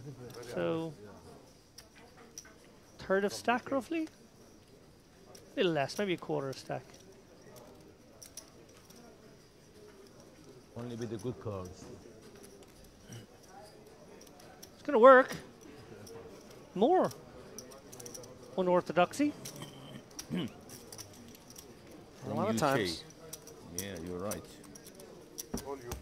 We all of a sudden feel as though we have to take matters into our own hands. And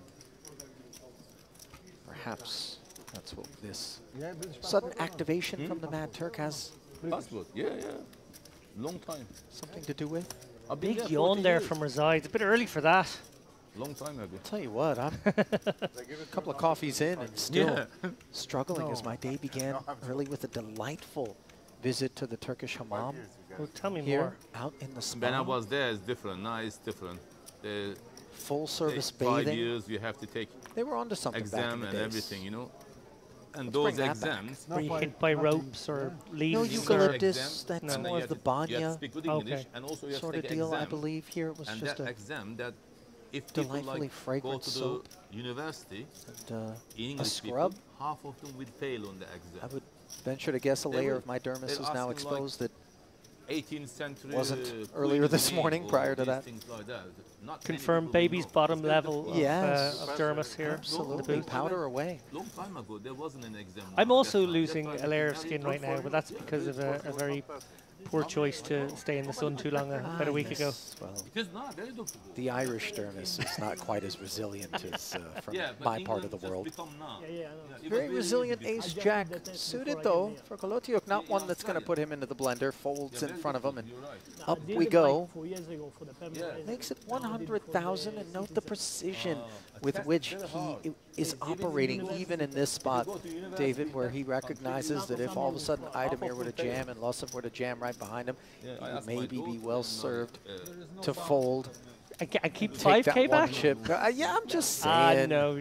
It's not supposed to be the case with the flat payouts. This is more the sort of thing we see at a final table. Yes, exactly. I know, and you're absolutely right. That is definitely a new part of strategy we've seen at final tables where there's ladder jumps about. But I think this is full commitment and just the sort of tossing in of the one chip here, which will actually be in amazing shape now against Idemir, who, quite rightly happy to call it off with King Jack suited. Doesn't know he's dominated because he's just called. They're not all in here. But Kolotiuk will enjoy that board. Diamonds. I have an ace of diamonds, and second one card is unknown. Bit of a slow roll. I want to down. Ah, I'm ahead. This is my ace. Maybe second one is a 10. Beautiful 10 of clubs. Well, maybe he didn't look. No, Oh, wow. it's more better. He didn't look. He saw one and put it in. Okay, it wasn't a you know slow your card, roll. make joke, It yeah? was a genuine. Yeah. I No, put no, it no, in I don't seeing see. one card. Well, still 5 outs. No. To be faded. And the 9 on the river is squeaky clean. Thank you. You're welcome. Easy double. But now, if you make final table, you have to buy him a present. Oh. No, he know his card, so he make a special. I want to look. Is it diamond or no? So you know you have ace jack diamond. No, I swear, Here's I 5 big blinds. If I he look knows one at ace, ace of diamonds, and we that's go all all in. for me. Yes, Yeah, I so don't one card. see. Yes, only one card. here's 5 big blinds. Here's 100, yeah. Yes, yes. Ace is enough to be all in on the button. Yes. 5 ace. If I saw jack deuce, I'd not push. He saw ace jack in the brain. No. But not with this stack. Now I can raise.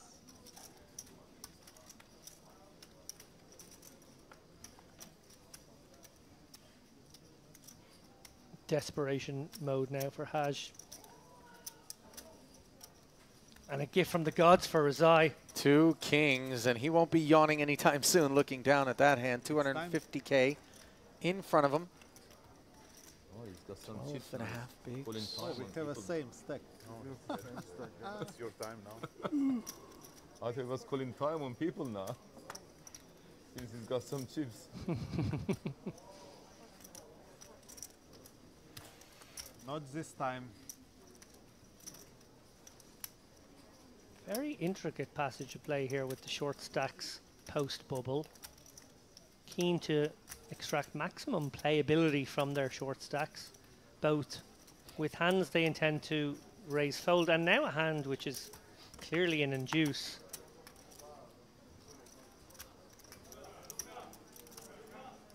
Razai receives no action. Yeah, did everything he could to tempt somebody into taking a price, but that min raise didn't find any serviceable kit behind it. So a modest pickup. You can tell by the body language, not the outcome he was hoping for. Not at all. No one willing to give him a spin. But note that he just quietly goes about his business. None of this fanfare. Oh, I had kings. Take a look. He just, you know, that's a man with over 2 million in career tournament earnings. Been there, done that. Wrapped it up in London. First plane out. Back in the saddle very next day. Calendar, I would imagine, is well planned out in advance by Razai. Yeah. Now has been given an ace-queen suited, Sometimes but if is you look, you fold. You don't staring look, at it's the better. under-the-gun jam from Yeah, I Hodge. did Granted, before. I just looked, I folded. 55,000, slightly north of 2.5 bigs. The sizing, and of course a stack, David, that is encouraged to take this spot as opposed to involuntarily be forced into the next one in the big blind, deeming this hand better than the average he is likely to receive, getting some protection as Razai gives him a hug in the form of a jam over the top for 300,000. Presumably take quite a bit of hand to want to get involved anywhere behind these two, and with the muck of both blinds and the button before it, Razai can pull back the 245,000 in excess, and he will spin the wheel in a 160K pot with Hodge, who needs help. Not there. On a 9 high rainbow board. 6 outs twice. 10. Oh, hello, 7. Now, 6 outs that need to be faded. No ace, no queen. No problem. As Alan Hodge will retake his seat. But you just kind of see the consequences, David, and the implications of not having taken a bit more initiative in other spots maybe where he had the opportunity to do so. Not trying to levy criticism, is obviously it's a willful choice, you know, a management style, if you will.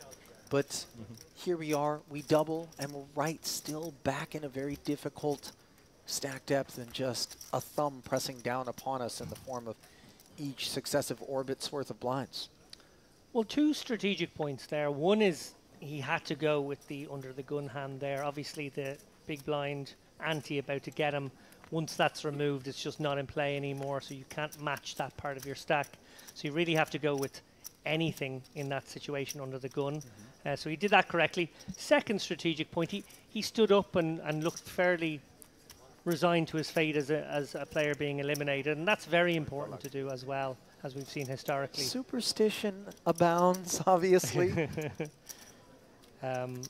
I think he's actually managed to stack really well. It was a pretty dire circumstance he found himself in, close to the bubble. He took that one spot that I probably wouldn't have, if I'm honest. He would have got through the money in either instance, so it's sort of moot. But just far too important for him to have locked up this min cash with that stack.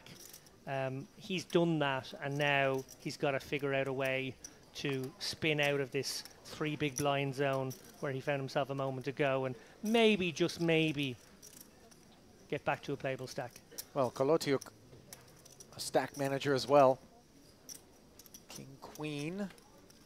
Oh, here we go. The elected upon holding in Hodge. He's going to look down at an ace-9. 250. He is covered. 7 bigs. Of course, he has to think about Kolotiuk's 12.5 big blind shoving range from that seat. I'm ahead 100%.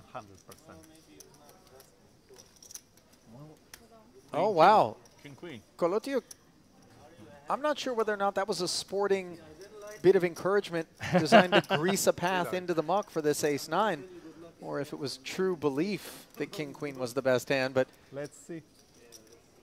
He will be a slightly south of 3-2 dog against the covered stack, which now turns into 9s and 3s and ascends to 77% favorite with 2 to come.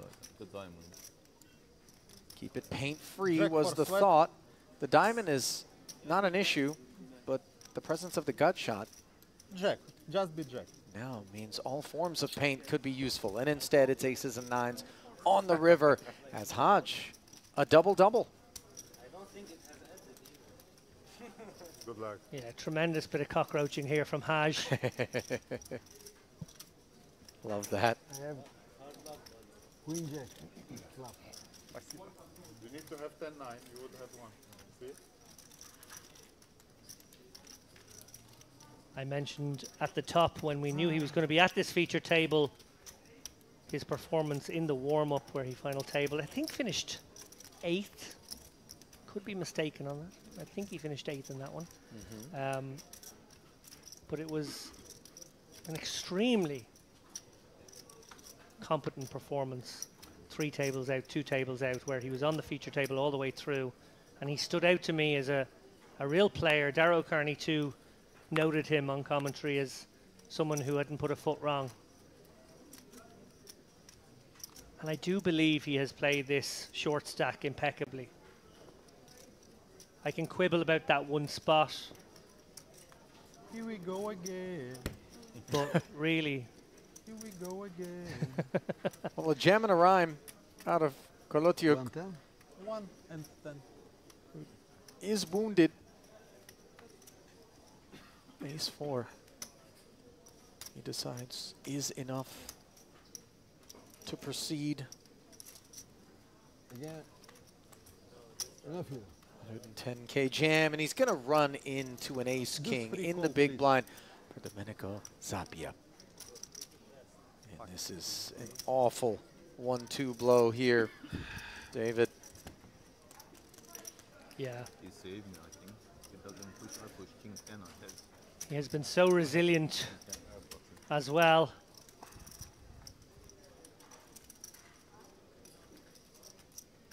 Oh, I had a That's terrible news here.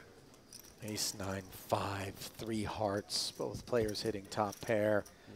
You see the mic starting to come off. Kolotiuk trying desperately to invoke superstitious Oh, and he juju. does it!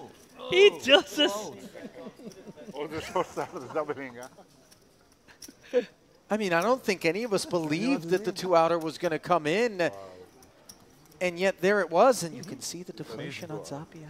Production crew to the feature table. Yeah. Player needs to be remiked. When you go all in, you should stand.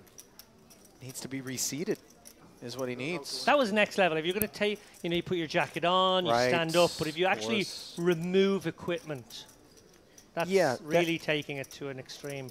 I mean, but he only had 2 outs, so he had to do desperate everything. times call for don't push, I desperate push, measures, I lose. David. In the streets of superstition. On the bottom, I push. Bad connection.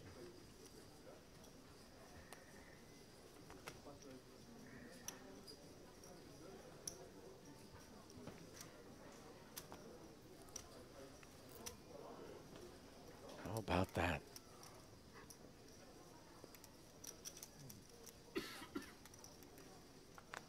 That was next level cockroaching, if you will. Yeah.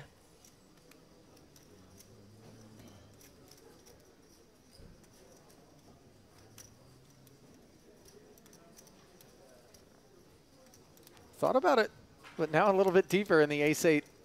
Not enough up front. As Idemir now with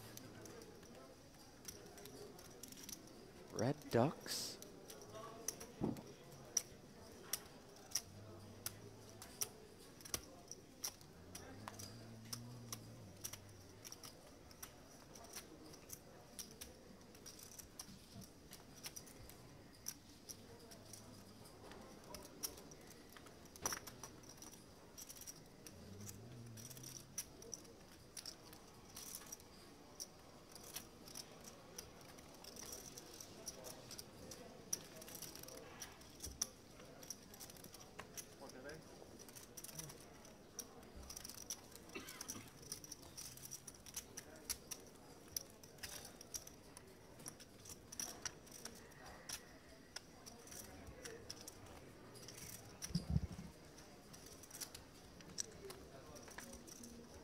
Button will slide over.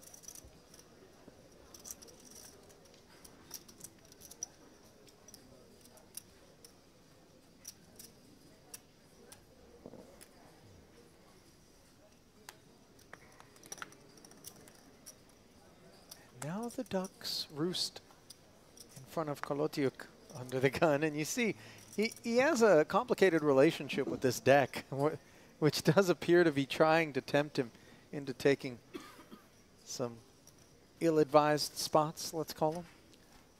Looks like a man who's been bitten by a duck. Can one be bitten by a duck? I know they have teeth, very small ones, but a nibble feels like the range is capped at nibble for me, for ducks. I don't know if you've ever gone deep into the YouTube well and seen them be delivered a bowl of peas, but they really can go through that with great efficiency. I shudder to think what your history YouTube history looks like. It's not pretty. And nor is King 10 off suit in the face of a jam from Domin, as the Mad Turk does relinquish.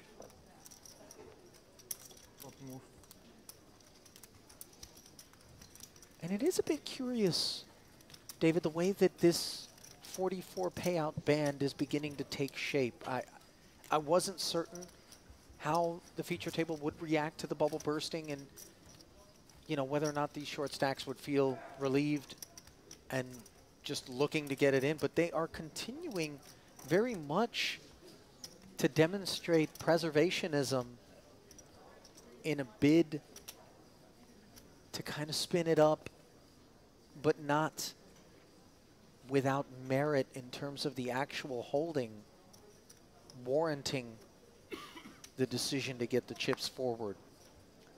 Yeah, I feel like we saw faster attrition in the 12 spots before the bubble than we've seen after. Yeah. Which is a little back to front. Now we are at 128, so 15 have seen the showers since we burst the bubble, but many more will need to before added payouts will be delivered. Meanwhile, Idemir, Cowboys mounting up 2.5.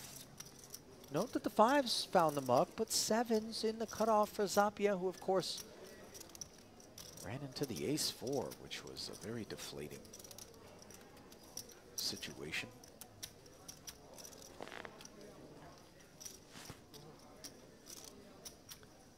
Yeah. Zapia, he got that double up earlier. He's going to need a lot of help from the deck this time around. 7s were kind before. So here we are, digging in for 475,000. And let's see whether or not a little luck can be distributed his way, and it would appear so, as in the window, the 7 of clubs pops right on up. You can see Idemir disgusted. And all we need to do is keep a cowboy away from this board. Ooh, diamond paint was a bit dangerous, but yeah.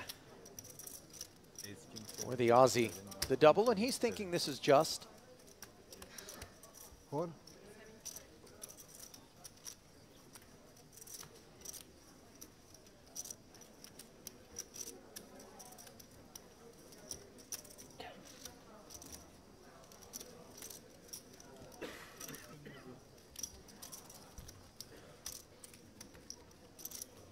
That's a good double, too, for Zapia there. Not just from a timing standpoint, but just keeps his stack from entering that range of nothing else to do but get it in. Not where we want to find ourselves. We like to play a little bit of poker.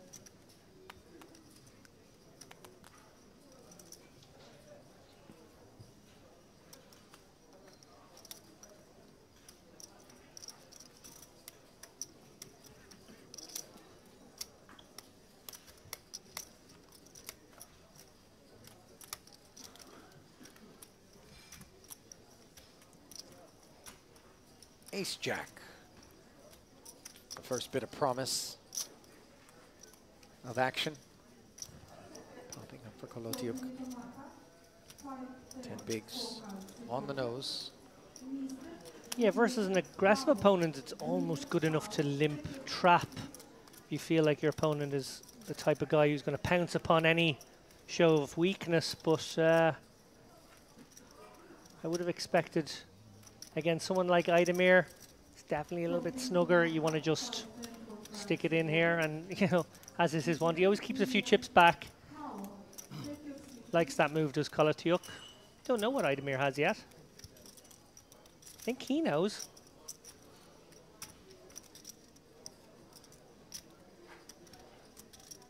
Looks like a man.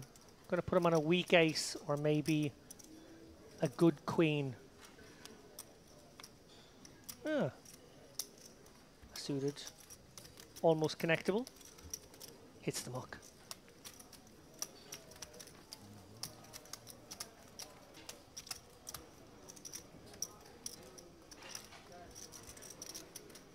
Fighting tooth and nail, clawing his way forward is Kolotiuk, who's a man, it must be said, David, based on our observations of him, will be dangerous if given the opportunity to actually get some chips. And wouldn't it be so vindicating for him? It's almost as though you feel as though you've paid your dues. You know, right now on these short stacks, you're working in the mailroom at the agency, you know, just desperate for the nod where you get your own desk. And maybe a promotion to playable stack depth. And that is what the Mad Turk is on the hunt for, with ace-queen suited, as all tokens are pushed forward.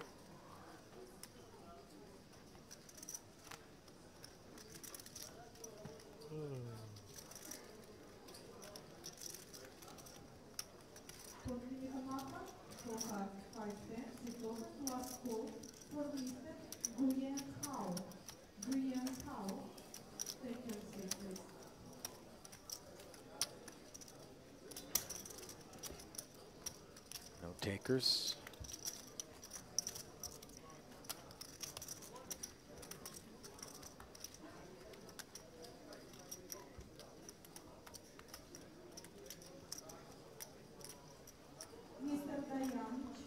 Just a few more minutes left on this level. Very entertaining passage of play, I must say. You know, Mad Turk joked about how pre-bubble the pace of action was a little on the slow side, as it normally is in that situation, and how maybe, just maybe, our audience would not be entertained. I disagree. I think that's an entertaining phase of play, but I think it's been followed up by an even more entertaining one. One where we've seen quite a lot of short stack resilience. Ace 10 for Rezai. warrants the 245, he deems.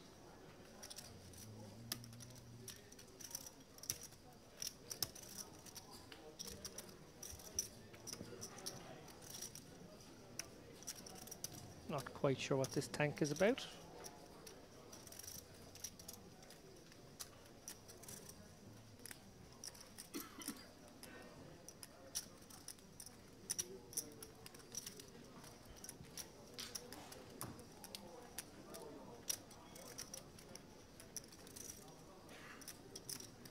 Did I leave the oven on? Maybe the thought there. Well, what I'm more worried about from Kolotyuk's point of view is, does he know that Razai has shoved, and is he thinking that he can shove? Is this a situation where he's wondering if he's got an open? It's the only thing that makes sense. I mean, it certainly would seem like Kolotyuk not the candidate to be guilty of such a glaring oversight, as we do see him put it into the bin. I mean, the triangles out there, as are the chips. It would be tough to overlook this, as Idemir cares not. His ace-jack performing oh so well against the ace-10, both a jack and a 10 in the muck. Habib a bit disgusted. He's been a spectator for some time now. Yeah. You know, he wants to get in the mix. And now, Razai recognizes that the situation is grim as he is dominated, heading to a flop in a 540,000 chip pot where opportunities have presented themselves courtesy of 2 5s and an ace. The 6, not the 1. 10 for a clean win. Queen or a king would do it as well, but instead it is the 3. And for Daniel Razai, David, I'm not sure anybody else would have been able to do it any better in terms of the card distribution received, really. That was what it came down to. In the stewardship of anyone else, I think we would have seen a similar outcome. Absolutely right. In fact, I think we would have seen worse outcomes in the stewardship of many. Idemir obviously hugely relieved to hold there. He had been quite unlucky over the past half hour to chip down from over $1 million to he only had $500,000 there in that pot. So had that one gone awry, he would have been incredibly short, very undeservedly so. So Idemir, popular figure here. I believe his son plays here as well. He does, yeah. You win on the flop anyway.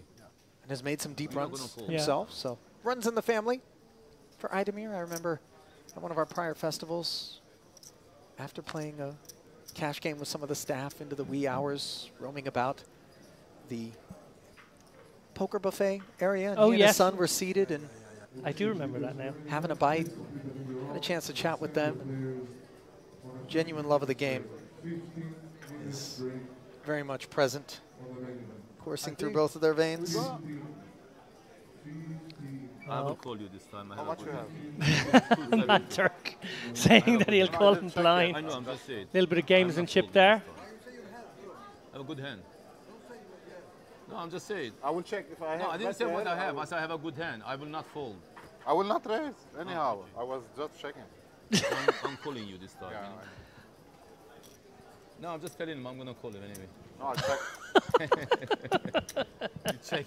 What a character. I mean, that is certainly not the sort of hand that we would have expected would be associated with such declarations. And that is a little bit in the margins, that sort of interaction there. But it is the one that will take us to the break. So you get one look here at a feature table that will be replaced on the backside of the break. And maybe we will be treated to even more of the same in terms of personalities and characters. There are so many of them here in the room, a room where the bubble has officially burst.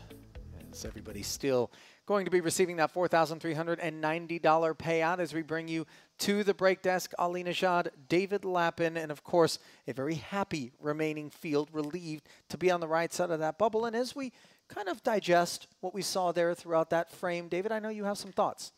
Yeah, this was not part of the script this last couple of hours. This was supposed to be a frame all about the big stacks pooning the shorties.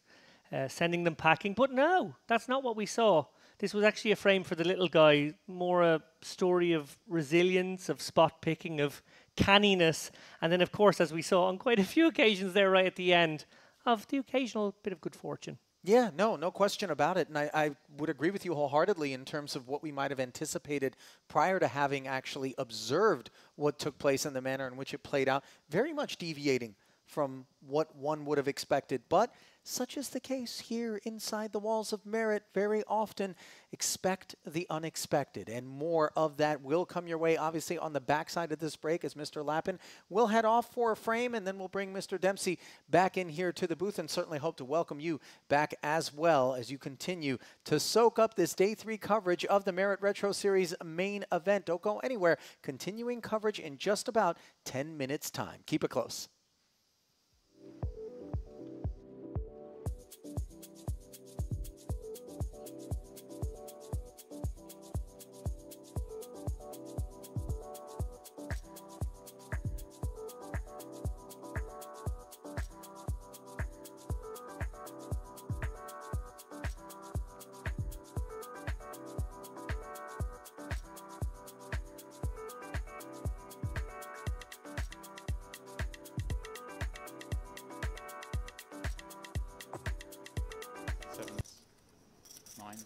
Yeah, I don't know how big you can really go here. Some concern you're up against sixes, I guess. Although again, sixes maybe more inclined to bet the flop given the number of overs. Pot size bet certainly allows him to trust the read if he was to get raised off this size. Oh yeah, that's the good thing about going big here is if you get raised, you can be fairly confident you're goosed. Rabbi just called a big bet a minute ago on the river, got shown the goods. Here he is facing another large wager. Some players seize upon that though, almost like if the door is opened by a big bet, then the raise over the big bet gets even more credibility. Levels on levels here, and Rabbi not really with the call candidate anymore. One wonders if that's what he's plotting. We've seen him 600,000. step out, and that is exactly what he's done, James. Wow. Wow, this man loves it. Yeah, representing pocket sixes very narrowly, Yeah. but very sort of convincingly in this spot now because he's actually able to come over the top of a rather large bet. Yeah, and exactly what you said, because Volkov went big, the bet here from Rabbi is just not an ace. If he'd gone 50k, Volkov, and been raised, he can go, oh, well, he might be raising with the ace here, cool. To this size, he knows it's not an ace, or very unlikely to be an ace. This is... And looks like the kind of bet that's trying to get an ace to call for a chop too. Yeah, this is like 6 or nothing. Could be a really impressive, like, raise with an ace to bluff off a chop. But more likely an ace would just go, whatever, cool, 175, you got it. Let's chop it up. Volkov, like I say, he has been trying to avoid these kind of difficult situations, but there's no avoiding it at this table. And there is something to it as well. I don't expect Volkov to have that much ace-x on the turn. I suggested I was kind of surprised to see him bet the turn, because it was a good card for him. He's making a lot of king highs, fold the jack highs. So Rabbi may be thinking, you know, quite often I am bluffing here with the best hand as well, which is a nice situation to be in. If you think your opponent's got king jack. Remember, it has to be a hand that had value that has decided to turn itself into a bluff. Sixes is the obvious one that had value that is now even happier with how things have gone. Yeah, he doesn't have the king highs because he doesn't call them on the turn. It's a great point, actually. There aren't really any bluffs. There are no natural bluffs, so then he has to find, I guess, if he's going to have sixes, sometimes he has to find a couple of less than natural bluffs, and maybe this is the right candidate, actually. But it's actually hard, because I'm kind of surprised even the eights didn't necessarily bet this flop. They're going to bet the flop sometimes here.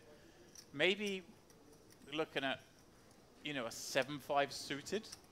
Is that a hand it could be? There just aren't many. This is class from Rabbi. Putting his hand that says 600k. He has been willing all day. We've only been playing an hour and a half. That's incredible to think. But for the entire frame, to gamble it up, put these guys to the test.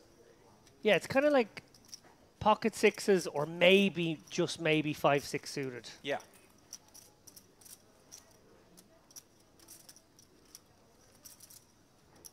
It's not even like you can have a 5 that turns into 5-7 is about it. I mean, ace-5 just calls and. Hats off if Volkov finds the call here, no question. But this is an absolutely incredible play from Rebai. So damn good. Show the bluff. He's been asked to show the bluff.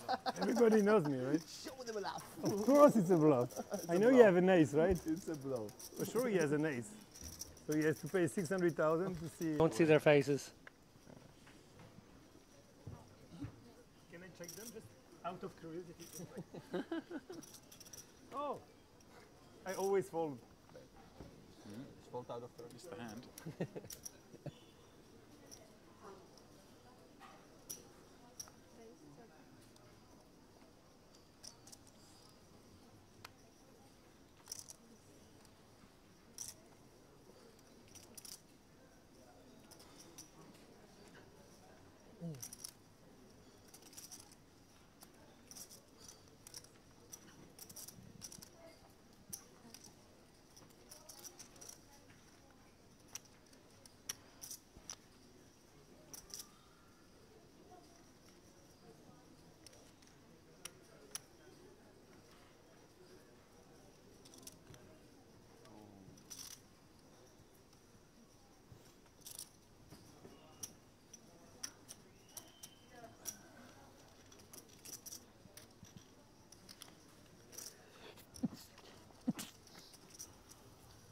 Ace-8 deuce. Romero with top pair, but Angel with top 2. Terracani the complication in this one.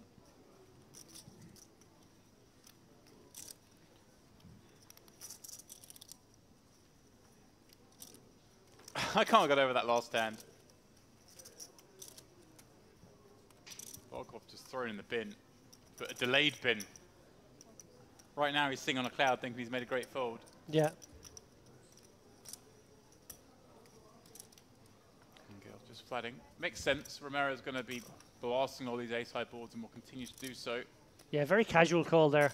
You also want him to continue betting big for value when he has a hand like ace-king, which now, of course, would be disastrous. But those big aces do bet big on turns. On a rainbow board. I think Romero's still going to feel like he's got the best hand a lot here. Let's see. Not worried about ace-king. With button peel. Ace-queen becomes slightly more possible. Ace-jack is, of course, available.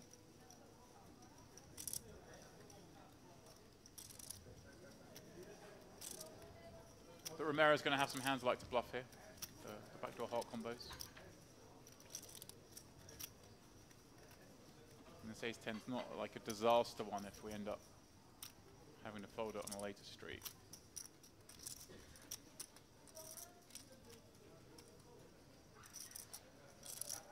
Again, Angel, I think just call here. There is concern now, of course. You are behind to some hands, but you also just want to let these hands to continue to go for value. And it's a great river for both players. His ranges, Romero, obviously, like I say, can be behind ace-jack. But that's it, James. Like ace-8, ace-jack, maybe the ace-2. Yeah. You know, obviously the suited cards come in here on the button an awful lot, but there's much more to target. Yeah, well, the ace-5 suited, the ace-4 suited, the ace-9 suited. There's a bunch. And I assume he's going to do so for similar sort of sizing maybe to what we've seen on flop and turn. Yeah, I think ace-queen goes for pretty big. I think ace-10 does go small for that reason. You just don't want to give... You want to pick a size here where like ace-jack never wants to raise, ace-queen never wants to raise in case you're behind, but also that any other ace just can never fold. And Angel now obviously behind a couple of hands. I like that, 100k, pretty small. Pocket kings, ace-king. but must go for some value here and then reassess if he was to be 3-bet. I guess 3 times the bet always feels about right in this spot. Yeah, Targeting ace queen, ace jacks. he's gone pretty small. Remember, like 100 into 288, just smaller than perhaps you might have expected.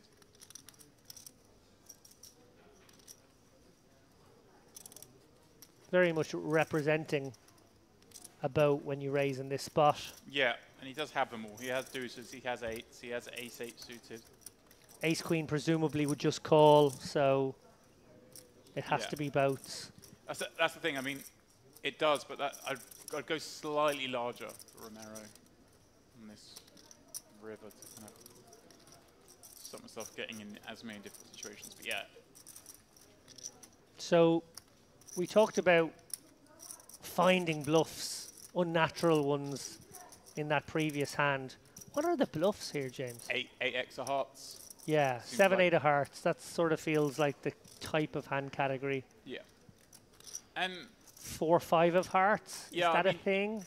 You'd always want to be blocking a hand that you want to rep. So you want to have an 8 here, block 8s, have a deuce here, block deuces. Obviously very hard to have a deuce here without having deuces.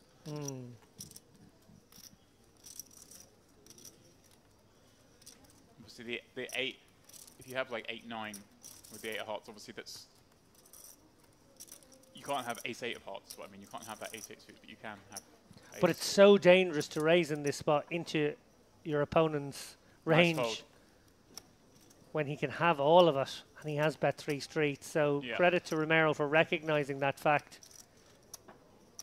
An under-bluffed spot in the sense that it almost never gets bluffed, and he spotted that. Chernikov, Orthodox, who I'm going to step out and see if my memory. Take that, Darrow. If I'm right about this, Darrow Kearney has to stop saying I have long COVID.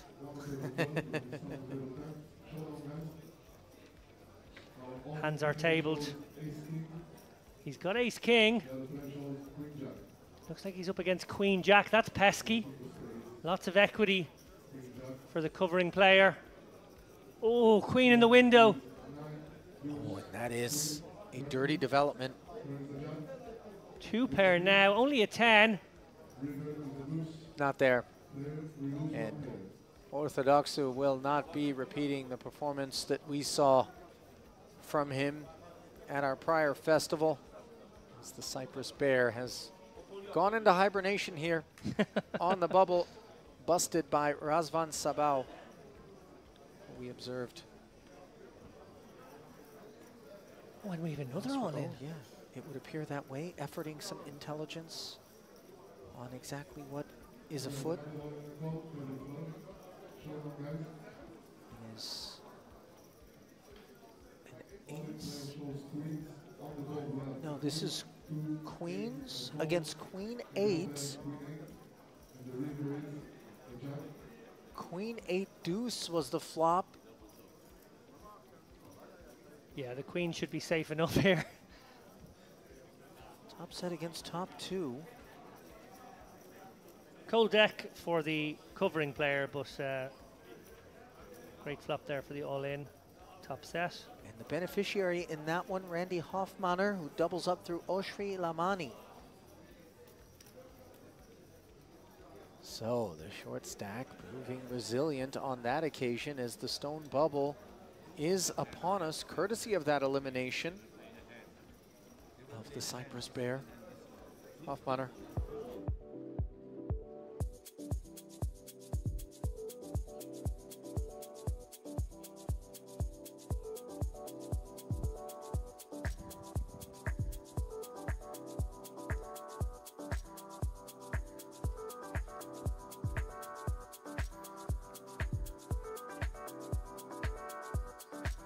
So as is customary, a look there at the 2023 series calendar. Over half of it in the books already here at Merit Poker, but so much more still on offer. Back at the desk now, Ali Najad once more, alongside James Dempsey, swapped in. And James, I know you've been out and about, some desserts, enjoying the property, but I trust you. Trust me when I tell you that no matter what it is that you were doing, it wasn't as much fun as being in here with David and I for the bursting of the bubble and then a very entertaining feature table, but one that you speculate is going to be overshadowed by the inbound group. First of all, dessert. Yeah, it was a singular. I didn't get one at lunch. I got to lunch a little late. Didn't get to hit up the pastry. A little upset about that. Saved my dessert before coming in, but yeah, it was nice. The poker action might be nice too. Yeah, and sweet, if you will. You know, a little bit of sun. Courtesy of who? You had one name on your mind when you came into this booth, and you saw who it was that we were going to have at this new replacement feature table. The previous, yeah, walking in the room as we always do. You walk down the stairs. The feature table is the first thing you can see, and I see our man Roman Novoselov on the feature table, slap bang in the middle of the table again. The guy last night, who, if you were with us, was in there with King Deuce offsuit opening up, 3-bet Queen Deuce offset, 3-bet Queen 4 suited, barreled multi-way, just streets. Truly stood alone in terms of this entire main event. Not one person at the feature table, I think, has embodied a sense of aggression the manner in which he did. Relentless he was. And that's saying something in this place. Yeah, you're absolutely right. People fight here. This is not a cagey room. And he was involved in that unbelievable pot, of course, where the set of kings was folded by Pasquale Vinci to end the night. I mean, left us breathless. It turns out Pasquale Vinci's staying on my floor. I don't know that because of like the smashing furniture last night. I know that because I saw him heading down for the start of day 3 this morning, and I almost just wanted to look away. I didn't want to make eye contact. I felt so bad for him. Having to sleep on the back of that fold. Yeah, it obviously might have been a bit of a restless night for him, and a beautiful day, as is the case so often this time of year here at the Merit Crystal Cove Hotel, which plays hosts to our Merit series, the Retro on this occasion, and the feature table playing host to this new collection of stacks. Yassi Aluz, 1.5 million, good for 62 bigs, as those bigs have gone north to 10 and 25,000. Is the boss stack, Milos Petakovic. 51 bigs in second. These stacks are all a lot less than the stacks we had at the start of the day for the first frame that obviously I don't think you really got to see much of, but we had 5 stacks over 1 million at the start of the day. It was absolutely absurd. You're talking about in terms of big blinds? No, I'm talking about actual chips. Actual chips? Like we had multiple stacks over 1.5 million and I think 5 over 1 million. So this is a bit more typical, I would imagine. The bubble's obviously going to have drawn things out, shallowed things down a little bit, but it is the man 7th in chips that, hey, he's worth the admission. I mean, the admission's free, but I'd pay to watch this guy play some poker. I just hope he gets something going off that 28 bigs. It's a lot harder to play these multi-street, crazy 3-bet pots off 28 blinds. But if anyone can do it, I think he's my man. Well, certainly appreciate those of you who are joining us from wherever on the world you're doing so here on our official Merit Poker YouTube page. All we ask is that you click the like button, click subscribe, ensure that you never miss any of what comes from here in North Cyprus your way, free of charge. I just clicked like, Ali. You got me. I haven't clicked like yet today. It's pulled from me. But there we are. I'm in. You know who else is in? Novoselov. 3-betting to 125,000, 2 picking up right where he left off, and doing so with Queen 9 suited. Obviously, the timing couldn't really be worse, James, as Petakovic with the queens. Yeah, this actually, I quite like the hand selection here from the hijack against +2. Petakovic going to be opening a lot of hands with the big stack. Novoselov gets to apply quite a lot of pressure by leveraging the fact he's only got 29 blinds. Not all the hands want to peel these kind of 3 bets. He can make a lot of the offsuit combos fold.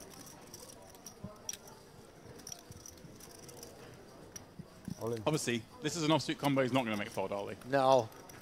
No shot. And our man picks up where he left. Put the lights on, put the cameras on. Finds a 3-bet.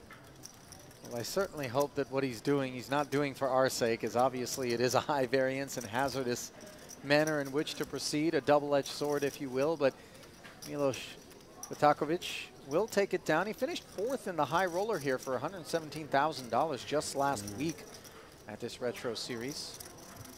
So obviously player unto his own right. Manu had a costume change mid-final as well. He changed into a shirt halfway through the final. Took a break, went upstairs, thought this is getting serious. Interesting. I don't know that I've seen that thus far. Petakovic, by the way, $320,000 in career live earnings. Of course, that $117,000 stands as his best ever live cash. Don't believe that 117 has been notched onto his Hendon, so obviously that will bring him to 437 career. As we see Ohad Geiger, the short stack here at this featured table, jamming his $500,000 over the top of a relentless Navasilov, undeterred by the fact that he was just 4-bet.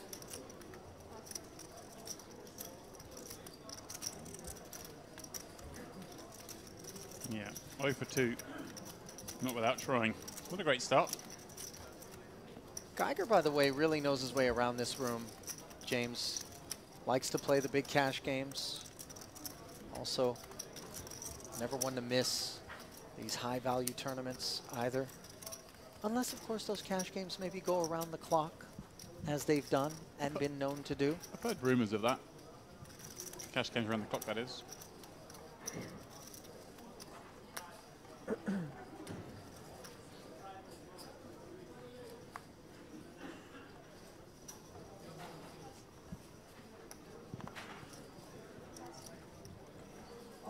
Right, he's not going 3 for 3, I can guarantee you that. Even our man's letting the 9-3 go. So he found his limit. Navasilov, that is. That was perhaps the most enjoyable poker action I can remember in a 2-hour frame we had late last night here at Merit. There was all sorts. The guys, it wasn't just him battling, other players were battling. We had that wild fold. A lot of fun. It was deep start poker. That's happens here in these Merit events. But I see now we are down to what stage of the tournament where the average stack is $1 million, 40 bigs. The bubble you had went for a little while. Yeah, but we got there quickly and then we kind of blasted right past it, if I'm being honest. Okay. Maybe even slower once we burst the bubble, as we see the ace-5, ace-10 entanglement, king-7 deuce with a couple of spades. That spade factor does favor the cutoff opener. We do see Shingun Poror Ardan, or Ardane, perhaps? Ali, I'm never going to correct you on the pronunciation, so you're safe with me. I'm very correctable, I'll tell you that, as the 40K gets through. As Hussein Kaba finished 5th in the warm-up for $66,000 last week. Ends up binning the winner. Yes. Kind of a theme here, isn't it? These players get going in the warm-up, the high roller. There's always going to be a few of them who make it then deep into the main event. Just a game of numbers. It's fun to see those who can string a couple of results, even 3 through a festival. Last time out, of course, it was Mr. Barsagian, Edward V. Yeah, haven't seen his name thus far since my arrival. James, I don't know if you've seen. I've seen him in person. Okay. I've seen him. He's here, but we just haven't seen him on our screens as of yet. Yeah, we're accustomed to him making deep runs. Obviously showing up at the feature table with some regularity. Now showing up with a real hand is Navasilov. Pocket sevens, the open. And Geiger, this is the reputation he has. He's just getting attacked by Geiger with this ace deuce suited. Knows Navasilov going to have the widest range of all despite his chip stack. And I just wonder. Let's see, he just has to give that up. But he has a good understanding. I think he very much seemed like a lunatic when he was the one playing the tune, but he understands. Yes. Does he have to give up the sevens, James, to another 100K? I mean, his stack wasn't the deepest, but yeah, I think we just got to give up. Note the rewards of having taken the aggressive line. Now, if he was the one who had the ace-2 suited, then we could start to do some naughty stuff, perhaps. But with sevens not blocking any of the value, you don't really get to 4-bet jam. And of course, there is the argument, maybe you 4-bet jam there, your opponent's got ace-king, decent percentage of the time, they 3-bet call you and you can win and flip. But, I mean, straight back on it, the ace-5 offs you under the gun. I mean, it really is a spectacle of sorts. You heard the term, you got to give action to get action. Oh, yeah. This man... He earns every bit of the action he gets. Yeah, Let's put it like that. He's the living embodiment. Sorry, sir, you can't play on our game. You're not action enough. Sorry, sir. You've run into 2 black kings as you almost got it through under the gun. On our table, then, so far, he's 3-bet folded queen 9, raise folded 7-9, had to raise fold 7s, and he's going to have to raise fold ace-5. He's going to feel picked upon. Darko Svesko. Yeah, kind of a weird spot. Against a 20 big blind stack opening under the gun, he does decide to rip it. There's an argument for slow playing there. The jam instead. The decided upon action from the Serbian, who has 123,000 in career tournament earnings, 76,000 and change. His best ever finish. I like the jam there if you don't want to have 3-bet folds potentially from there. So it's kind of hard to have 3-bet folds against 20 big blind stacks. Like you'd have to 3-bet to like 6 blinds there, I guess, and then fold sometimes. But some people just don't have that range, and if you don't have that range, then you want a 3-bet jam with your good hands. Your ace king, your ace queen, your big pairs, or throw in some traps occasionally. Obviously, ace is the most natural trap hand, but kings can be included. And if I was playing against this man, having seen what I seen last night, maybe it would have gone a little trappy. Well, I'm glad you mentioned that, James, because it's not a given that everybody who has shown up here for day 3 bothered to watch day 2's coverage. They were all a bit busy playing themselves elsewhere. The scouting report would prove useful, in particular in terms of Navasilov, though I don't think it's going to take long for people to realize what he's up to given his VPIP levels. And usually I say these things at the start of yesterday. I was making the point that we don't know how long these guys have been playing together, maybe all day. They already got some history. But at this stage of the tournament, where the field is collapsing quite quickly, there's a good chance they haven't been playing that long. Obviously longer than we've seen. A lot of rebalancing as tables break. Ooh, what's happened? Navasov just flat the 10s?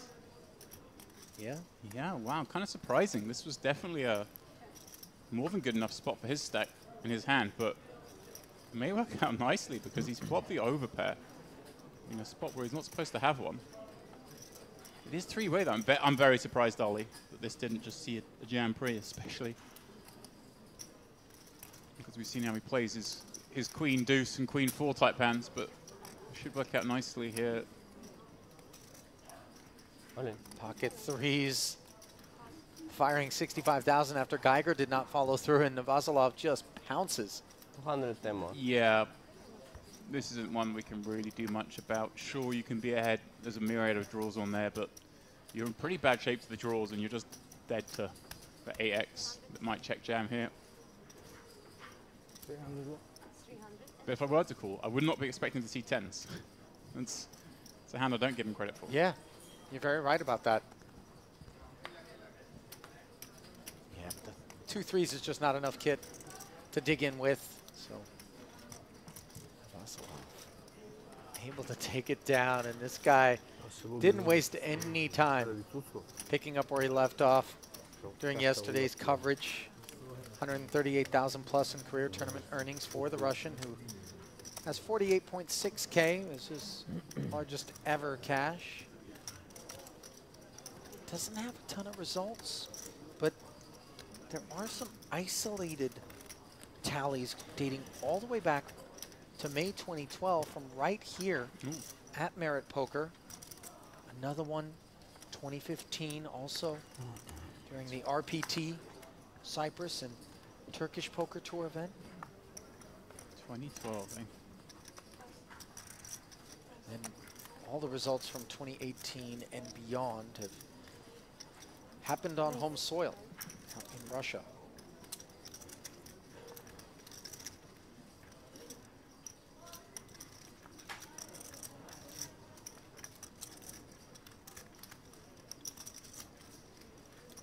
10. First involvement that we're seeing from Elena Yasuchenya. I'll try and look here. 2014 is when I first stepped foot in this place. I was having the dates. So predates even myself playing in here. And the black aces surfacing in the hijack for Yossi Elius. Yeah, pretty straightforward situation with the aces, and he's going to have a theoretical wider 3-betting range, of course, having that 1.5 million chip stack. May convince Elena perhaps to continue in this hand, but I think he's 10 off. You just kind of got to give them credit. She's just checking the chip stack. Does well cover.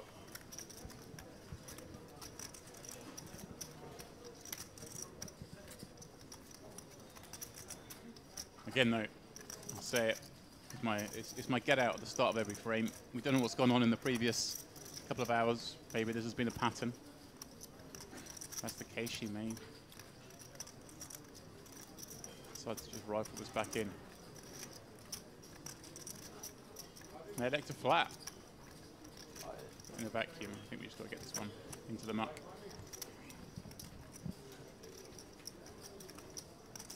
She's taking her time with it, but ultimately well served to bin that hand as young Yossi Elius, who plays under the Stars and Stripes, American, with 144,000 in career live earnings, 24,000 and change. His best live cash. He's got results dating all the way back to May of 2013. Yeah, a rare American in the third. We had James Romero on the table earlier. You don't see too many here. Well, you know, there are no direct flights to Larnaca or to Ercan. One does have to stop in Istanbul, London, Frankfurt,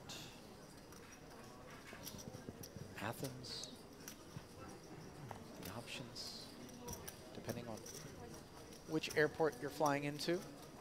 I know some point chasers who have to fly through Paris and Mexico City. Listen, James, the circuitous routes, when one is flying very much toward the pointy end of the aircraft, are preferred. As Navasilov flying 65,000 feet above the button with 3-4 offsuit. You do realize the tail of the aircraft has a sharper point than the nose.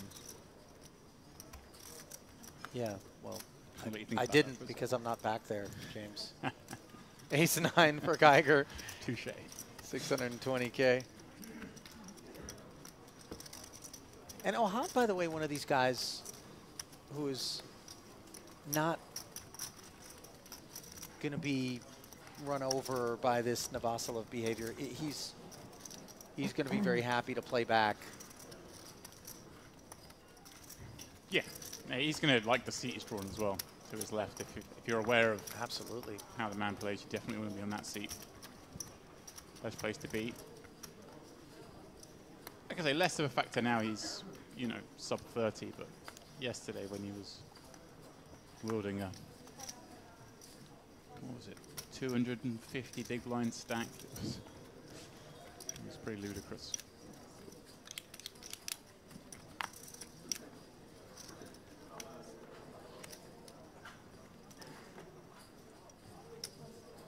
See a question in the chat asking if they're in the money yet. They certainly are. They're 143 paid, 118 currently remain. No pay jump for a while. I kind of like that. There's no ladder straight away. 143 down to 99 gets the same, so nothing to worry about for a little bit. Is there anything specifically that you expect in terms of contrast versus other structures where we would see jumps happening on multiple occasions inside of that 44-player band? Yeah, I mean, the pay jump is $1,000, so a third of a buy-in. So it's not going to see people necessarily shy away from any hands they would usually play. Okay. Because a third of a buy-in isn't that much. It's significant, but it's not that much.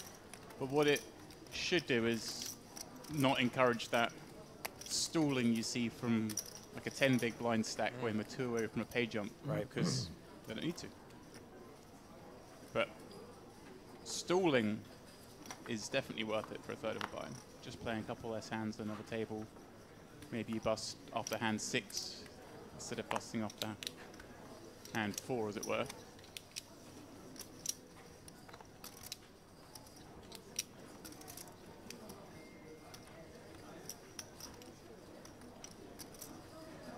Here comes our man. Vasilov, very much both villain and hero, depending on what seat you're in. From here in the booth, we call him a hero. He's a hero, okay. The entertainment value of the manner in which he plays the game, but very much a villain if you're out there on the felt with him. He's always pesky and coming for your blinds. Ace, queen, 10, top pair, up against just 8 high.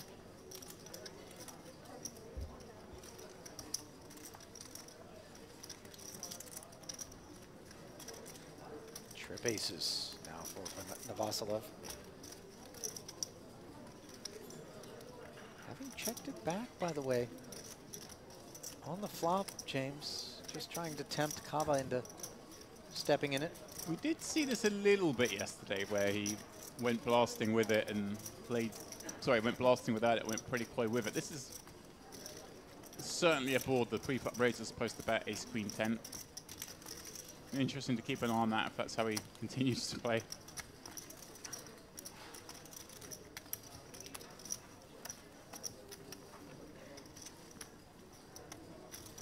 Yeah, for those of you who weren't with us at the end of the day yesterday, don't do it now, because you're going to stay with us. When you get a moment, fire up the stream from last night. If you've got the time, watch the last 2 hours. If you don't have the time, watch the last 25 minutes where there was all sorts going on from this man. Heads were being shaken all around the table. Oh, yeah. And then he won the most absurd part on the final hand of the night, where he called with the second pair after someone else followed a top set. It really was one of those that I'm not going to forget anytime soon. If you think it's going to be tough for us to forget it, just consider Pasquale. I hope Pasquale found his way into the money and is still going in this tournament. Yeah, that would seem like a way to cauterize the wound, as we see Yossi. Pocket 10s. And raise open. Ace-king suited now for the reasonably deep stack of Bolo Ardenne. Yeah, I have to pull him simple out like a 175 bet here, slightly more than 3x. He's gone 3x. It's fine. I mean, you are closer to 40 blinds than 30, so I do prefer slightly bigger sizings, but Kaluza is going to have the incentive to raise a little wider than most, given he has that big stack, so maybe making the adjustment in that range isn't as tight as most players would be from under the gun, and therefore going a slightly smaller size. As it is, I don't think Kaluza has any option other than to flat this. It'd be a little reckless to jam. Hand's fairly playable. 150. 3-bet sizing from the button, which occasionally will be associated more so with that reality than specific kit, but maybe not against an under-the-gun open.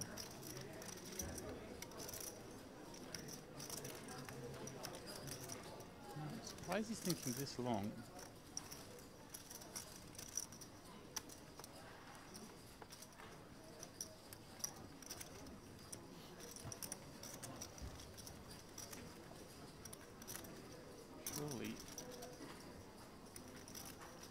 Surely he's not thinking of folding. He is. Wow, he's deciding, Ali, to take easier paths. He thinks playing a 3-bet pot against his opponent perhaps isn't the way he's going to get things done.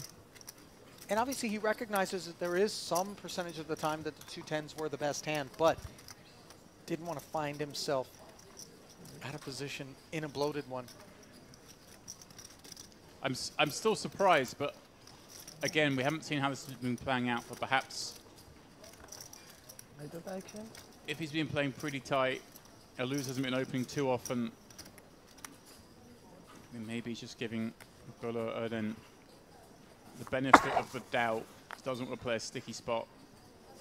Continue to build his 1.6 million chip stack further by other means.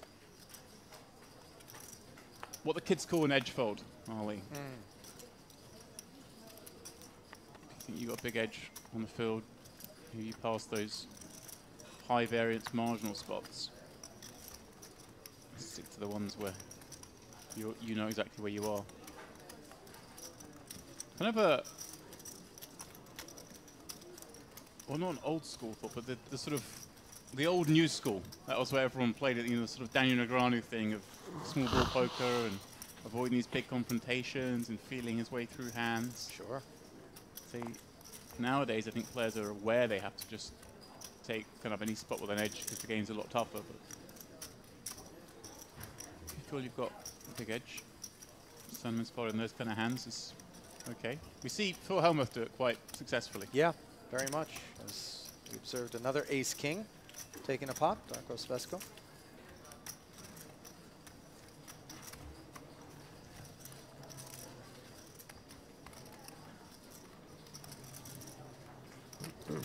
Yet another of the oh-so-diverse tables you find at these oh-so-diverse events, James, which bring players together from many regions. Yeah. Both near and far, as evidenced by Yossi Aluz's presence here as one of very few Americans that will make the trip. Yeah, I was actually surprised when you uttered Stars and Stripes. I was like, really? Yeah. Okay. Lives in the Southern California area, according to his Hendon-Ma profile. Upstairs to 55,000, and another ace-king surfaces. This time, stewardship of Elena Yasiuchenia. And she will 3-bet, of course, dominating. Now, I like this sizing a lot more, even though it's the same size, Ali, because we're 3-betting button against hijack, very different scenario. And she only starts the hand with 600k as well. So we don't have to go anywhere near as big. No surprise to see that one get through.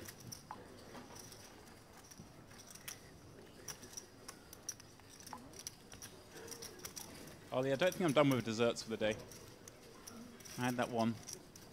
It's. Yeah, we are on page of.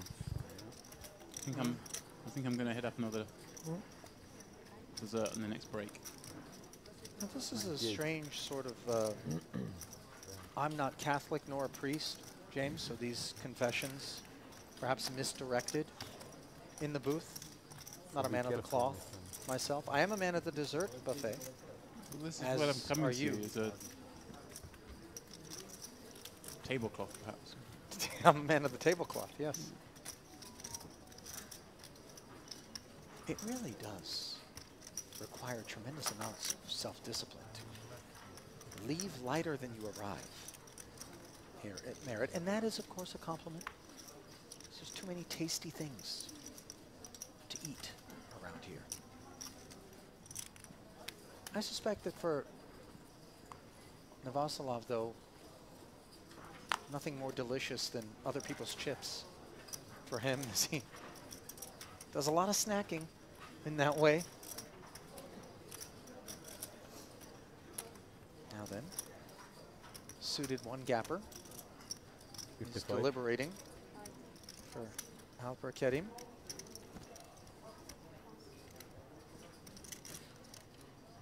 Takes it up to 55,000 here.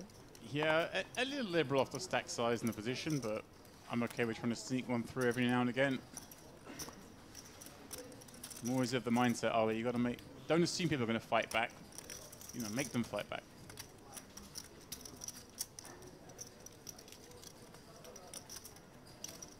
Yeah, play a heads-up pot with the best hand in position, always nice. Svesko defending the 4-5 offsuit. Comes up totally empty on the 10-9-6 board, getting with the gutter and bottom pair. Doesn't have to c-bet this one, as there is a sense of range advantage for Svesko, but he is going to see what's what as he reaches for chips. Yeah. Checking's fine. Betting's okay as well. I mean, you do get to have those kind of Broadway combos that make it hard for your opponent to therefore try and do anything. Betting makes life easier. You do end up betting into a better hand on reasonable frequency, but he's got the gut shot. You can maybe check back turns, take that river for free if he's called.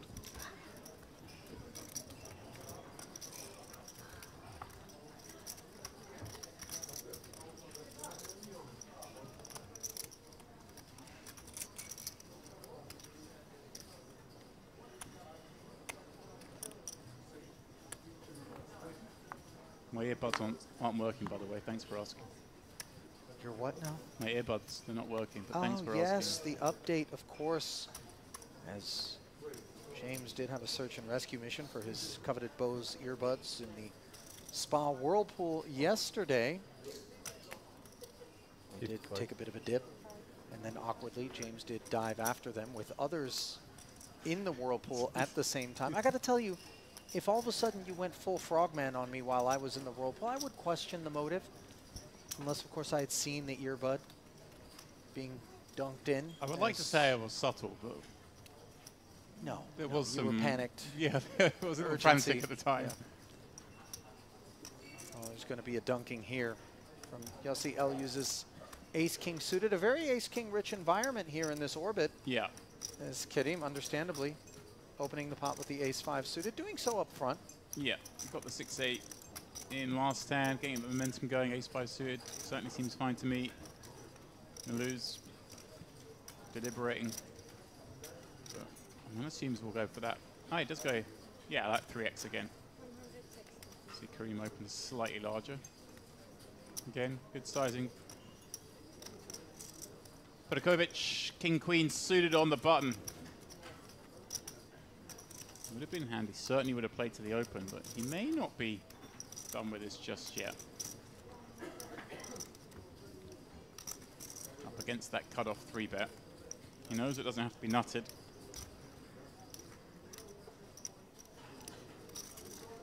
Obviously, would have been far more attractive to play this one as a flat behind Elyus, Here or we as go. a 3-better himself. He's cutting out the cold 4-bet. The problem with this, of course, is if Kerim has a hand, because you're committed to it, but his hand's okay anyway. And so he is just coming out with the cold 4-bet Ali. A great combo to do it with as well, because king-queen suited. I like this. Obviously, we can see the timing is as bad as could be. Very much so. As the covering stack of Elyus, I believe, maybe ever so slightly, it is a cover for Pedakovic. No, Elyus is, that's not including the 1/6 he's already got in, so he's... okay. He has been covered, but yeah, only a handful of blinds, Ali, so... But yeah, certainly a spot.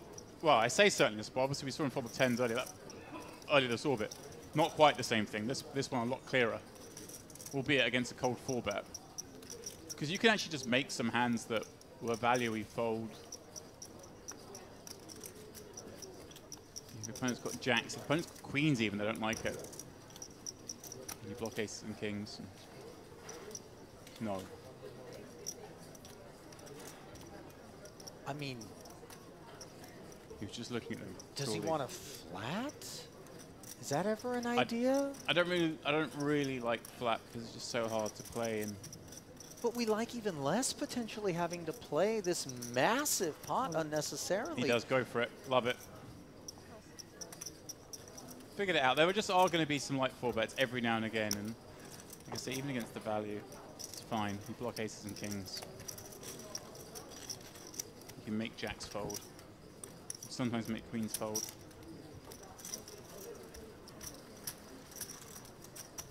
Elena, watching that one closely, she's like, hang on a second, this is all getting a bit fruity. Well, as we know, based on the fact that we can see the cards, it was fruit-free. Well, king, queen. No, but we understand it's a legitimate candidate. Yeah. On blocker effects, position, being able to leverage all sorts of things, encouraging that particular kit to operate in the manner in which it did, but unfortunately a costly 360,000. Shaved off.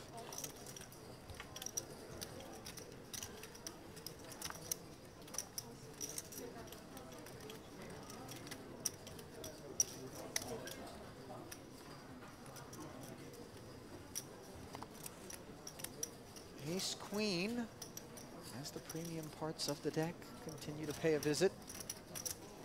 Wow, yeah, this is pretty crazy how many good hands have been dealt out of this table already.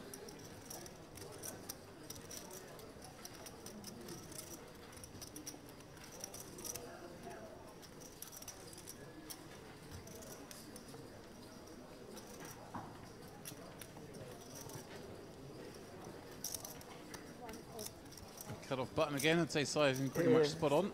Drink. Yes. Sure. I'll call you. Pelikovic with a little decision here. Ace Jack can certainly be ahead. Oh, the little smile, Ali. Well, I mean, he just got 4-bet when he 3-bet. Now he's getting 3-bet after opening, and you know, you start to feel like, what's going on? Is there something I don't know about my table image? I like this cooling. Your opponent's going to have some King Jack, some Queen Jack, some weaker Ace X. You want to keep that in. And the idea is, when it comes Ace High, you can win a nice pot. As it happens, he's going to lose a lot of chips, Ali. Yeah, so the flat call with the Ace Jack, which was always in a bad way, has made things even worse. With 340,000 in the middle, Svesko, better kicker. More texture that doesn't obligate him to be a better here. We do see some delayed C-bets from time to time. Yeah, the one slight concern is that the 3-bet bluffs that include an ace are quite often the wheel aces. So deuce and the 4 are not insignificant here. You can be up against 2-pair here. But of course, you're up against a lot of air as well. I've got a lot of hands drawing dead here. 115K into the 340. And once Takovic does make this call, we do start to be a bit leery of what it is we're up against, and with some frequency it's going to be spade draws. For certain.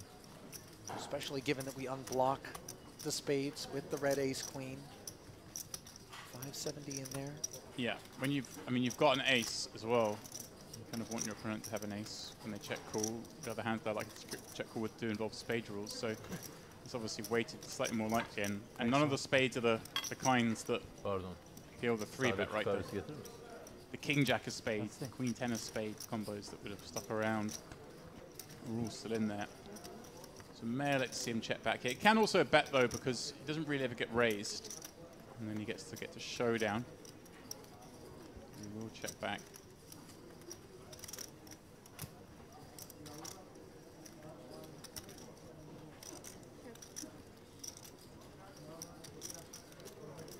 Check from Petkovic.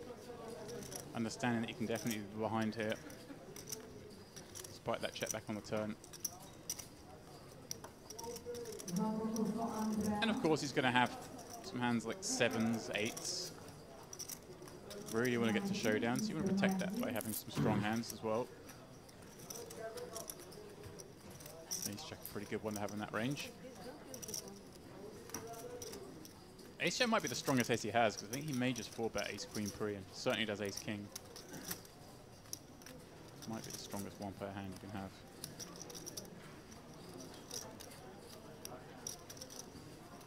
Well, they played it safe on the turn, but now it does certainly feel, given the 3rd check out of the pre-flop raiser's seat,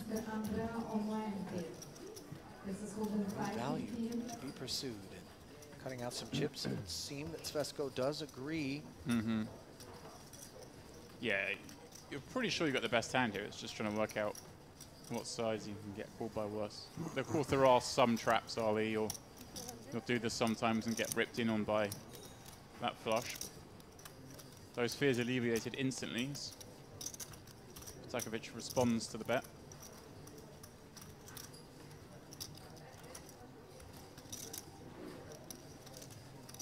It's the old bet check bet line, Ali. They've always got it. You're always trying to convince yourself they haven't. Wow. That is fantastic. That is board texture that obviously the ace-jack isn't altogether worried about, especially with the bet check bet line. James, I know you say they've always got it, but it took some good sniff out of that ace-jack to get away. Well done.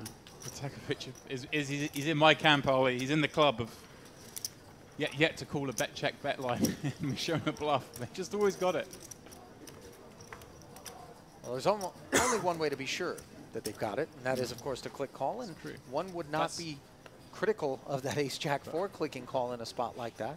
Ollie, that's how I know it's always a hand, the bet check bet, because I've Oh, spent a good couple of decades just checking. Right.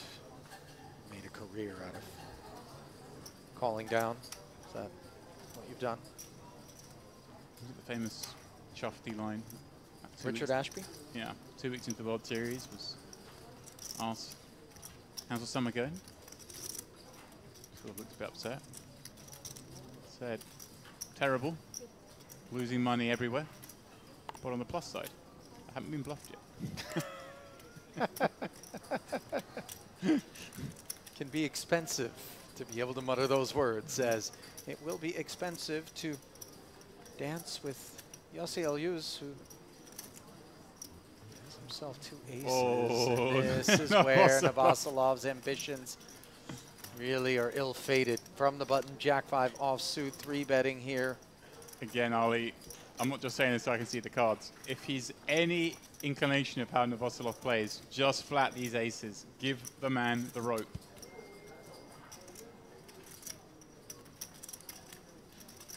Even if you don't know, this is just a great spot to flat. I mean, the guy's 3-betting off a little over 20. A lot of hands just 3-bet jam, so it's kind of hard for players to be balanced in these spots and having enough good hands that will call off. And the ones that do are probably like the jacks, queens, kings that are going to get in most of the time post-flop. I think you find the big ace combos, the ace, king, ace, queen, probably just 3-bet jam. So it's not like you have to worry about not stacking ace, king here. Nice. Nice. Here we go. This may well be the end of Navratilov, depending on the board. Well, I think it's going to be the end of him, Ollie. He's popped a piece. 435K back, 310 in the middle. Second pair up against the aces, which have been slow played and continue. Now, we saw him slow down a lot, obviously, yesterday and already today when he catches a piece, but this is obviously in a 3-bet pot. He's going to elicit a bet, and it's more by the end he's going to feel compelled, I think, to call it off, depending on how this one goes. Note sizing those, sub 20%. Yeah, I like it. Your opponent's going to have just some give-ups on king 4-5. Not a lot, but enough that you just want to bet range here, the 3-better. You get to have ace-king, you can have aces. King-queen even.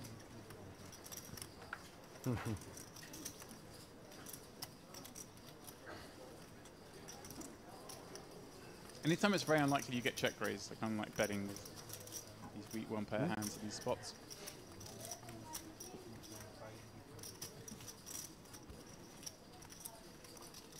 Wow. If he wanted to continue the aggression, there's the card to do it, but it's the one that leaves him drawing dead.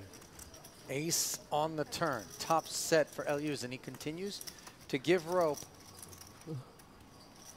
Now. It would take so much as played for Navratilov to resist the temptation, James. You can make the 8s, the 9s, the 10s fold here. Yes, I was kidding. And that's what he's going to try and do.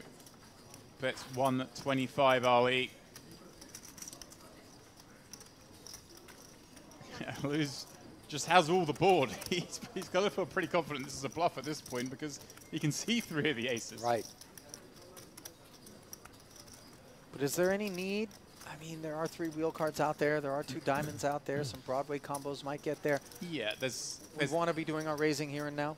There's an argument for jamming because there's an argument that Navratilov just doesn't bluff rivers. If that's the case, you kind of want to deny, well, not deny equity, but you want to force those diamond draws, for example, to call it off here. But he does keep extending the rope. He knows who he's playing against, Ali. This line could feel a bit like King X. Yeah. We see aces full. And Navratilov might not be done with it. You can certainly be putting Elyuz on a king here.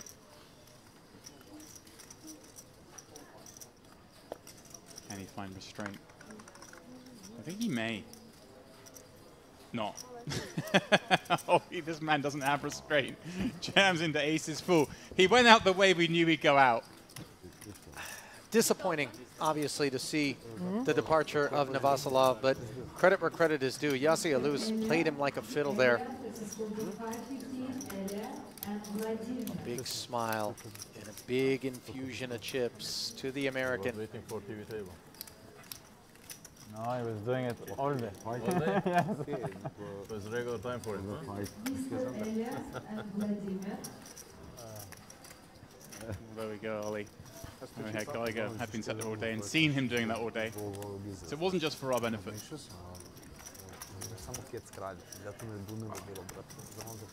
Was true to form. Let's pour one out for him. My favorite player of the series so far. Yeah.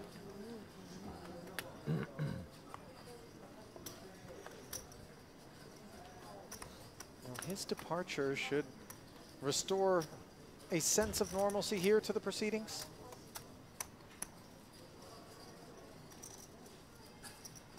Although get a load of this 2.6 million now in front of Yassi. Yeah, I was just looking through the chip stacks on Poker News, checking the updates, and there are some familiar names. I'm not going on the top of the counts. We saw Randy Hoffmanner was on our table last night. He's up there with 2.5 million. Nenad Dukic is up there, who we saw run that incredible bluff right at the end against Gabi Lifshitz, where he turned the ace of spades blocker into the huge bluff, made his opponent fold a flush. Dominic Panker, of course. Right. Well-known player. Ben Hamnet, one of the few Americans in the field. We saw him on the table yesterday as well. He's top 10 stack. Uri Reichenstein, a regular top accounts in this room, and Karim Ribet, who was on our table in the first frame today, who was a joy to watch. Yeah, Ribet, memorable moments in the World Series of Poker main event once upon a time as well, where he had a very deep run. Okay. See Kedem raise and take it with the ace-10. Yeah, he ran a beautiful bluff earlier. Flat and open with 2 8s. The ball went, the flop came king deuce 3, went check check. Turn brought a 5. We called the small bet. And river came the 4, so any aces are straight. The opponent bet pot.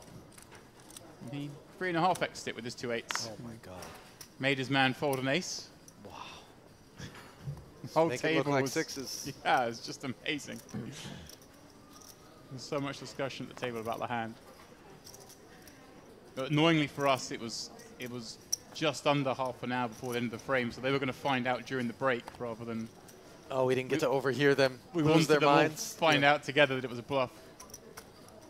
Because he was going, yeah, it's bluff, bluff, and then they were all laughing, and he was like, sold it that it definitely wasn't a bluff by pretending it was a bluff kind of thing after the fact. The opponent was so adamant that it wasn't a bluff. I mean, I was that's our desperate ego talking. Yeah, I was desperate to see the reactions when they all found out. Sure. Ace-queen, meanwhile, for Yasuchenya. King-queen suited for getting on the button. How has he responded to the 65K? Yep, flat all seems fine so Yeah. far.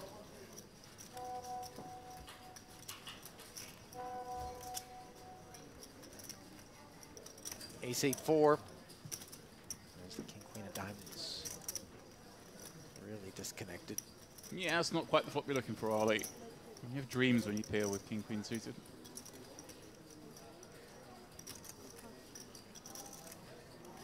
Very small c-bet gets the job done as it should.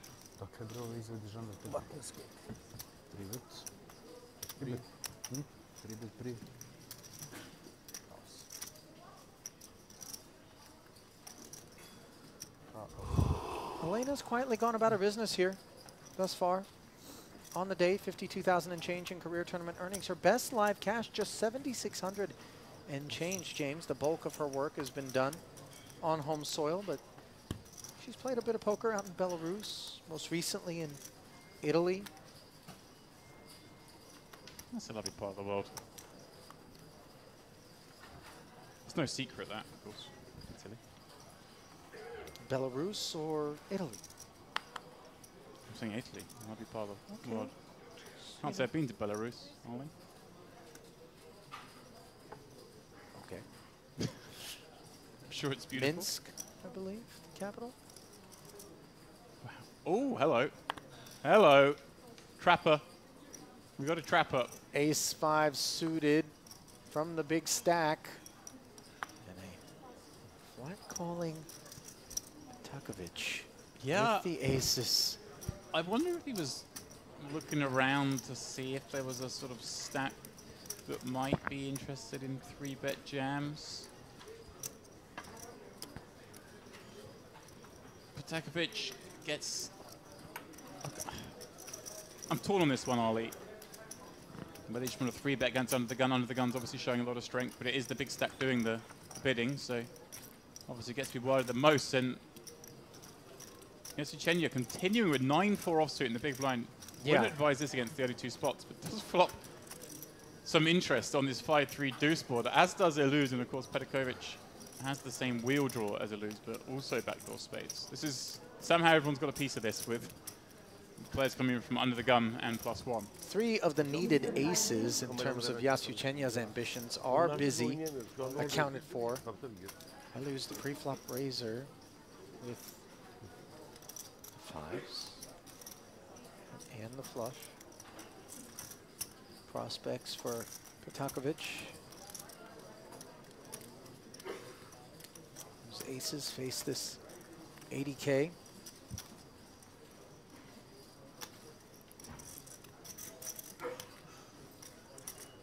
Yeah, he gets to just knock out Petkovic with some garbage. I say garbage, those are raw bait combos that flatten this seat. Just wants to get his heads up against the big blind with a very unlikely top pair. And of course he gets the reps from strength. Does get to have all those big overpairs himself. Yasuchenya. She, of course, having the most of the 5-3 deuce board, having peeled from the big.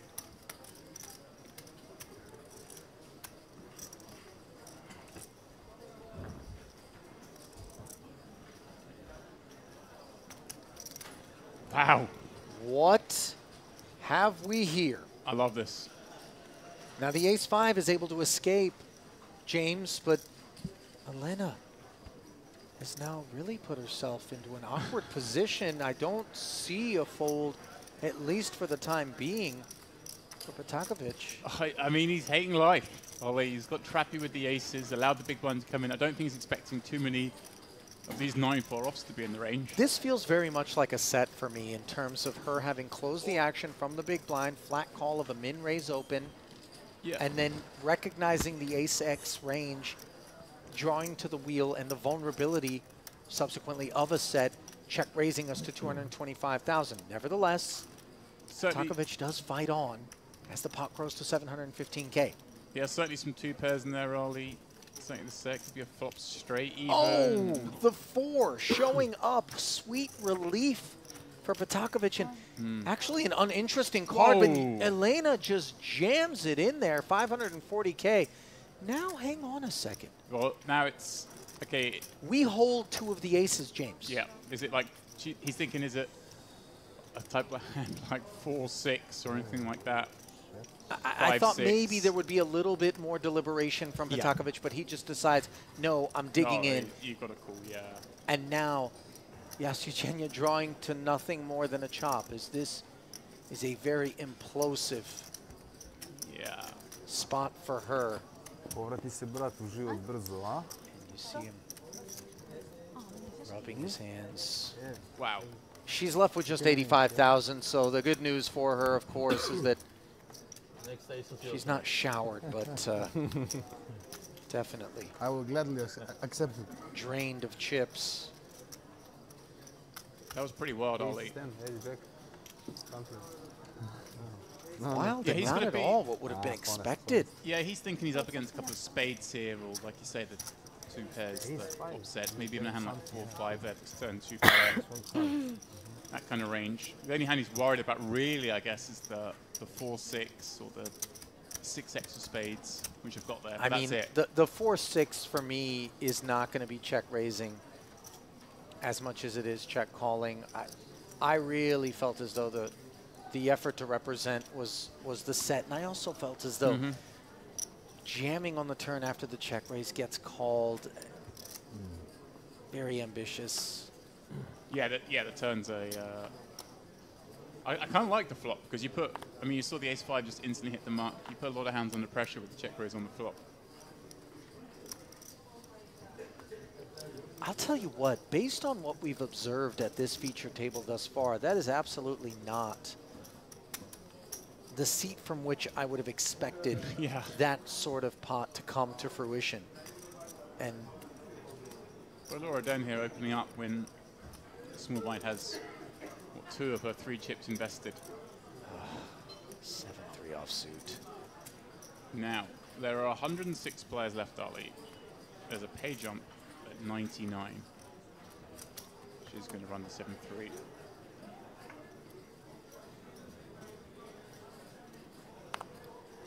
There is an argument for the fold purely because of the big blind ante, so she can still win a lot even if she folds here and wins the pot without 5k instead of 15k later on. Doesn't make too much difference. Lou's gonna call, take this 1-3 away, drive, well not quite a drive pot, actually 80k in the side pot course. So something to fight for. That side pot will be active as Yasuchenya plays for just the 70k in the main. 5, 6, 7. She's got top pair and a gutter, which is more than we can say for Jack 9 and Queen 10 respectively. Gut shot for Eluz. As he'll play heads up with Valor Ardenne. Yeah, I think side pot does. We happen to check this one.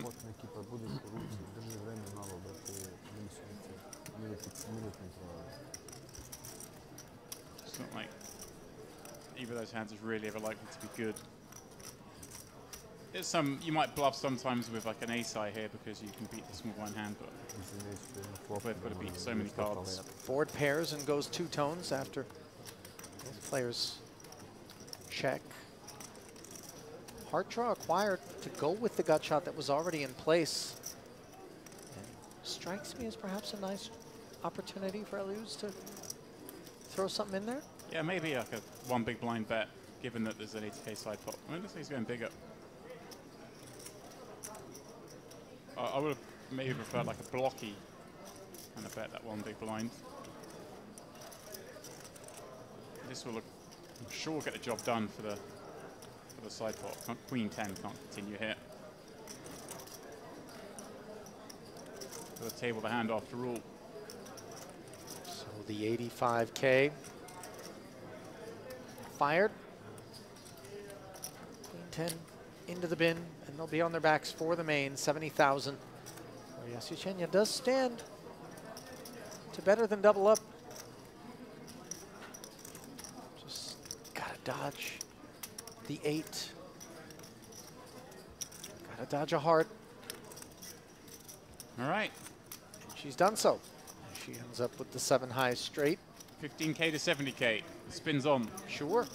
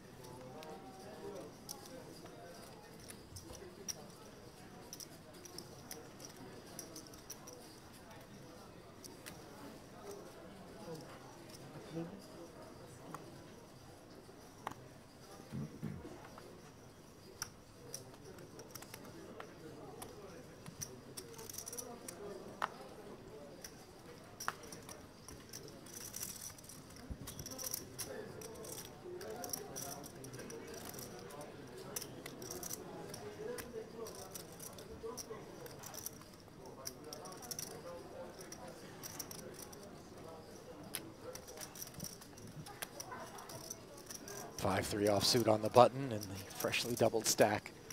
Doubled? Quadrupled and change. Yeah, yeah. Declining. Another Jack 9 here, offsuit variety. What did one of losers had? He had the cold 4 bet. He managed to pile in on and pick that up. He had aces against the Jack 5 down in flames. More hero.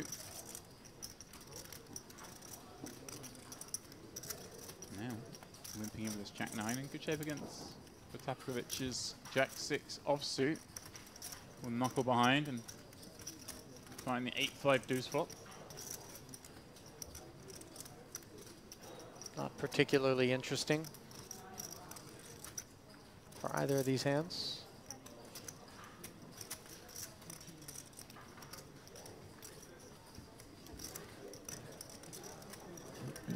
Yeah, a bit more interesting now for a lose. Open ender, 9 high spades.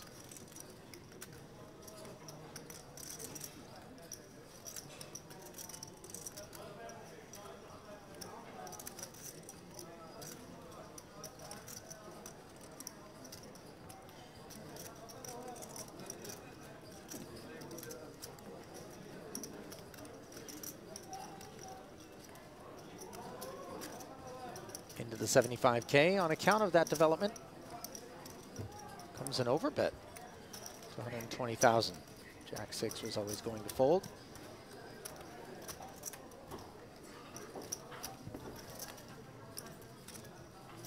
I like what we've seen from Yossi. James strikes me as a guy who's definitely approaching things in a professional manner. Knows his way around a table. I'm surprised actually to see only 140K in live earnings and the biggest cash at 24K. Yeah, plays like a man whose resume reads more robust than that. Yeah, especially I'm just looking at the results he's cashed in on the Hennemob, and he was deep in the 10K super turbo bounce at the World Series. That's not one you kind of flick in at. That's a 10K at the World Series. It tends to suggest maybe a bigger bankroll than the Hennemob career earnings would suggest. Came 14th in the main event here last time out, the Carmen. And his previous cash before that was in the main event of World Series in 2022. So clearly not playing a huge volume of live poker. Sticking to mostly online. Those buy-ins certainly took a jump a couple of years back. Went from playing a lot of 300s and 400s to suddenly being these 10Ks. No jump from the pocket threes as Polo Ardenne flats. Kerim open.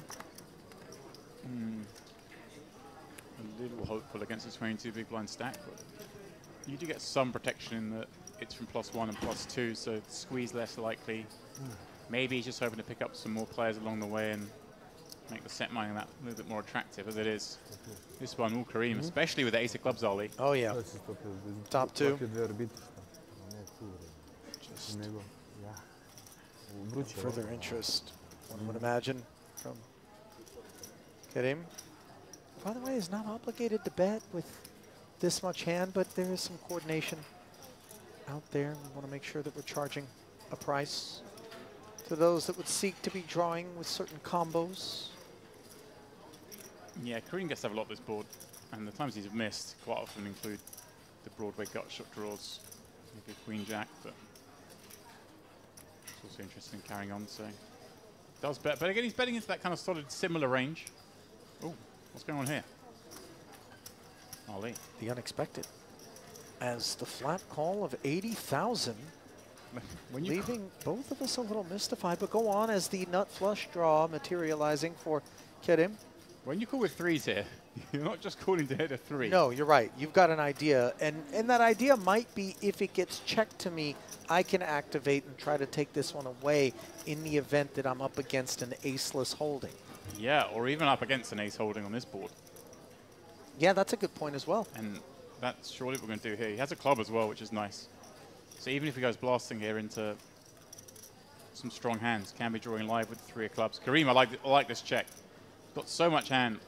Happy to check it on over. Happy to let your opponent dig a little hole. You also don't want to get it in here necessarily on this street. If you bet and get raised, you have to call it off. Play it as a check call. Can improve. Look at this. He's getting his man to commit with 3s.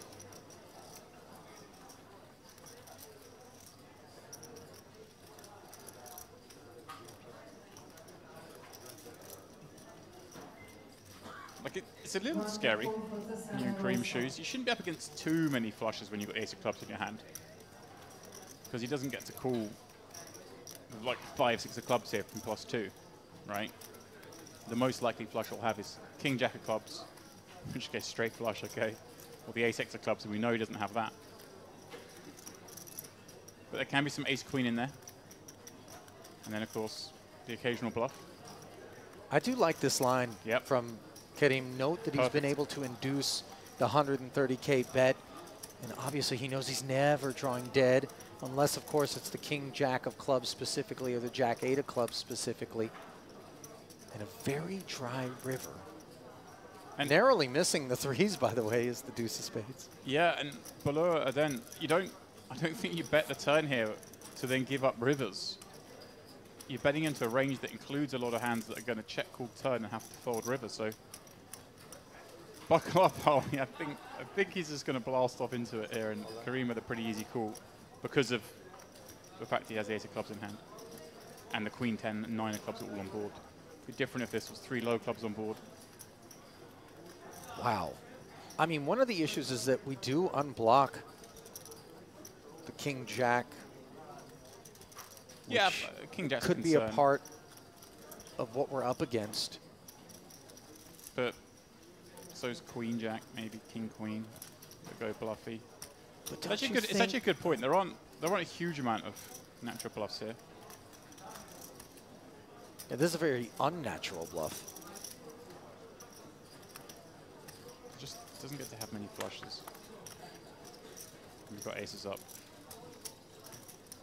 But there are some hands that would hunt value flush free on this particular board, targeting aces up.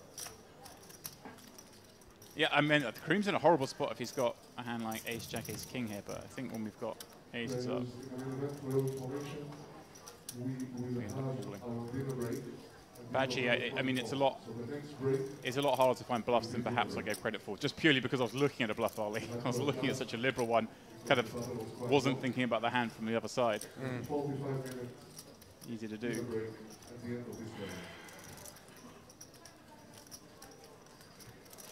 And the other thing to take note of is that this is a call for your tournament life. Yeah, we're just getting such a great price. It's like 290 into about $500,000.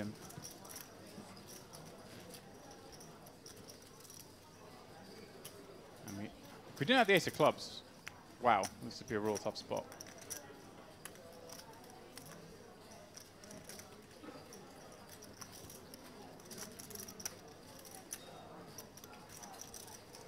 Just trying to think if there's any worse for value that does this. Same hand certainly might.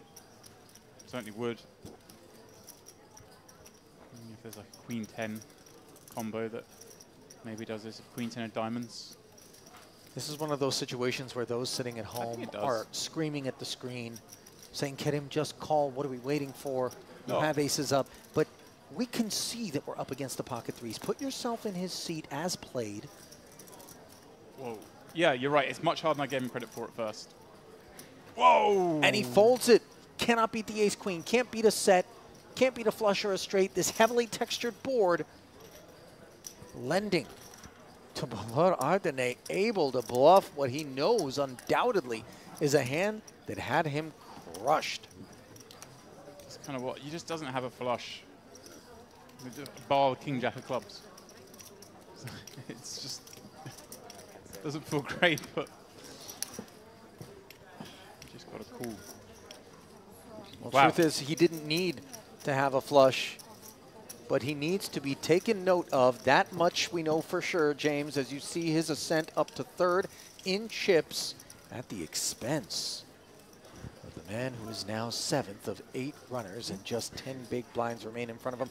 Consider if he clicks call where he will be on that leaderboard and where Balor Ardene would be respectively. As we see the blinds going up to 15 and 30,000, that is awful news for Kareem. It's a stupid fault or it's a hero fault. I don't know. We'll He see. recognizes there's no in between there. No. But like, I'm saying you've got a call, but let's give him credit for the fold. I don't think it's the right fold, Ali, but it shows he's thinking on a pretty deep level here. Sure. And he's right. It's very hard to find bluffs. That I will concede. Maybe, like I say, a hand like King Queen, King of Clubs. A good spot to bluff. I mean, I don't know. Maybe like the Jack of Clubs. Seems unlikely. I think that hand probably just checks turn. Well, Kidim's not going to have to worry about getting bluffed in this spot as he is jammed under the gun. No further decisions will be required of him, and no further action as loses the big one and wins just the blinds and antes. Pot of this frame thus far. Yes, no doubt about it. Certainly. This man's got a lot of respect. Don't forget, he's the one who 3-bet the button with ace-king and got 10s to fall from under the gun early. Maybe he has just a super tight image at this table. We are joining it halfway through the day. Well, listen, once the delay catches up, those that are feasting their eyes are going to absolutely reassess that. One thing I will counter, though, is, come on, follow the frame. Our man was in there with Jack-5 offsuit. Went out blazing into top boat. Okay, you're right, it was pot the frame. I just want to give my love to Novosela. Yeah, sure, the dearly departed.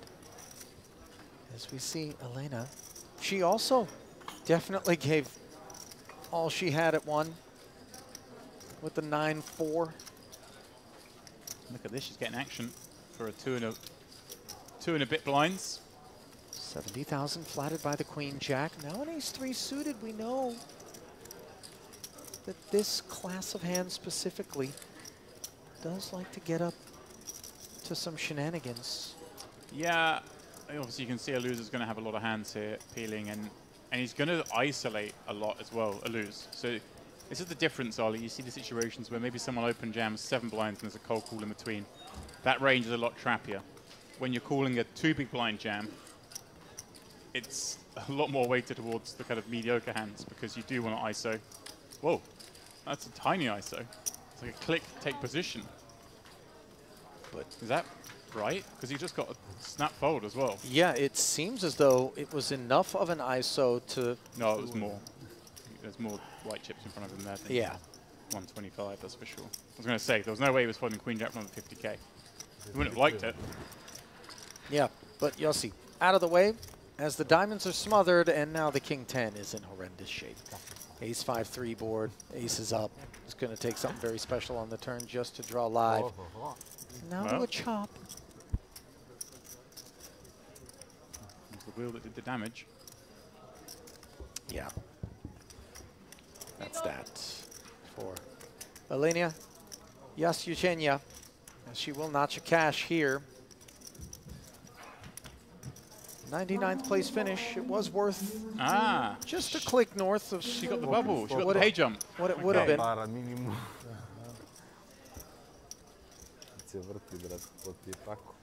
Official tally on that payout of 99th was she or 98? 98th? If she was 99th, she got the 4,390. Yeah, then if she was 98, she got 5,400. Yeah. But I didn't see how quickly her elimination was registered. We'll see in a second if it's 97 players left. When the graphic comes up, I think we would assume, no, she was 99. It might have been. We can't, you know, there's a lot of tables going on. There's bust outs all the time. She might have just snuck in there. We'll find out. I'm hoping she did. Showed a lot of heart blasting off in the with the 9-4. She certainly did.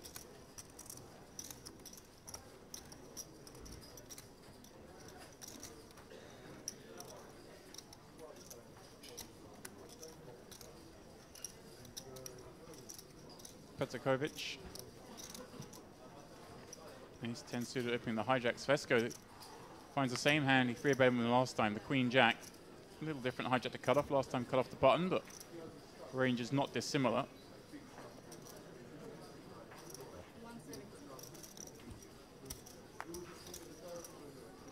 Sir. 3-bet with the ace queen. As it will come back around to Petkovic, who has had a delightful frame here. First, the elimination of Elena Yasuchen. Yes, self-inflicted were her wounds for the most part. And of course, just there with the ace-3 suited. Wow, again, just let it go. That's the trend at this table, seems to be, Ali. People just don't want to take these marginal spots out of position as the cooler. 2 stack of white or 1 stack? What? You? Do you have 1 stack of white or Petakovic 2 could definitely stack? have elected appeal there. The ace-10 suited, way over 30 big blinds deep against a range that's going to include some hands he dominates.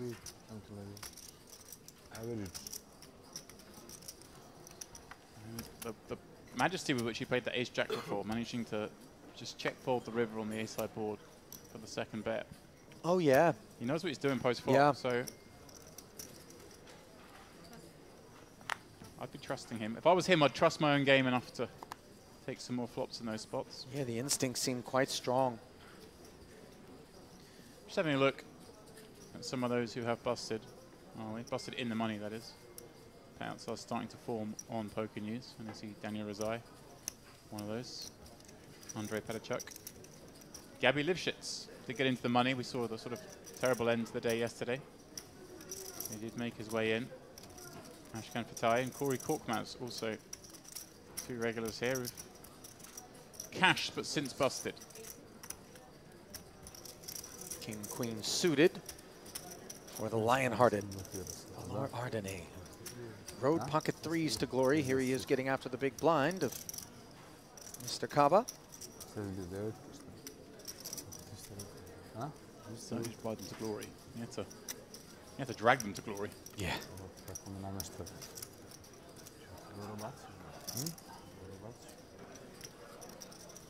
Kaba. Those aren't calling chips, Ali. No, 3 betting. Wow, and he's 210k versus 540. This is just street poker. Yeah. Looking over and saying, I don't think you've got it. Wagging his finger at a small blind open. Right, and if he just 3-bet jammed, I think Bolo and they would feel like a reluctant call, like whatever, I got king, queen, it's 20 blinds. If you've got better, good luck to you, I'll run down your pocket pair or your ace-x, but this sizing just looks so much more like a monster hand. As we can see, it's a dominated hand. Yeah, if he just 3-bet jammed, he was getting called, I'm sure of it. This might work. Again, it depends on perception, but if I'm sitting there, I'm looking at a card, but it doesn't strike me as the man who's going to be so familiar with the nuances of blind v big blind poker, 20 big blinds deep, that you can do these kind of funky stuff with these kind of hands. But oh no, he does get shoved Ripped on. Yeah, I mean, fair play to him. Well, just saying, look, it's 20 blinds. There's no way I'm folding this. Yep. But credit to Kaba for trying this. And he's put in so much of his stack. For me too. I think now we just recognize that we have run into something, and yes, we have a lot of chips out there, but sometimes it's best to orphan the investment Yeah, the and good fight thing on. about doing this with King 6 is that when we do get jammed on, we don't trick ourselves into calling because it is just such a bad hand and does so terribly against the range. That range, of course, being almost always pairs above a 6. A better king, maybe ace queen, maybe ace jack. It is painful to put in so many chips though, Ali, and have to fold. I'm loving it that he tried this.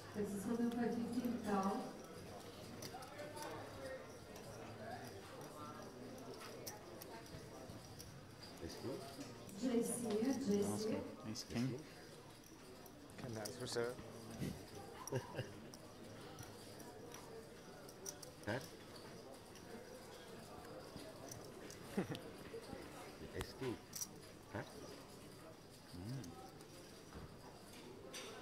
Well, maybe a quick peek back there, Mr. Kaba, and you'll realize it isn't ace-king. It's funny watching Bolo now. He's been told, Kaba said, I've got ace-king. What have you got?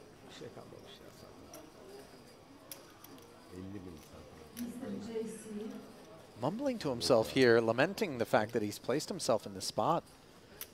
But really, we cannot call. Looking at the clock as well. something you do to recognize that he has just made that pay jump. He has committed so many chips, Ollie. But I feel like if you are going to quit, then the 3-bet par would have been.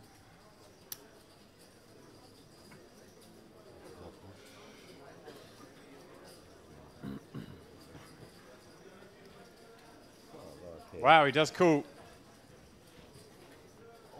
I am shocked to see him do so. James really didn't anticipate. A lot of space as it all. Didn't expect to see King 6. I was happy to take a fold with King Queen, but we'll be delighted to see it King 6. So, Mr. Kaba needs help. The King 9-8 board does improve his hand, but he is still well behind the King Queen. He's asked for a 5. Give him a gut shot. That seems fair, Ollie. Oh, wait a minute.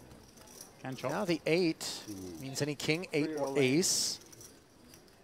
And they can chop. The 6, however, no longer in service. And despite the board double pairing, it isn't in the manner that would allow Mr. Kaba to proceed. And that was really a bit of a gift wrap to Bordeaux Ardennais. Yeah, but it's just curious how it went in, Ollie. Like I say, a 3-bet jam. Wouldn't have loved it, but understandable against a small blind raise. Would have been cool if that'd be that. He went creative with it. I don't know. Just decided he had too much in, Ollie. He was getting a great price, to be fair, but those last few chips are so valuable. You're not wrong. When there are six-figure payouts, a first place prize of $567,000, and He's deal, yeah. 3 cards. That's not what he's doing just fine with 2. Three flash. Tiny miss deal. 4-3.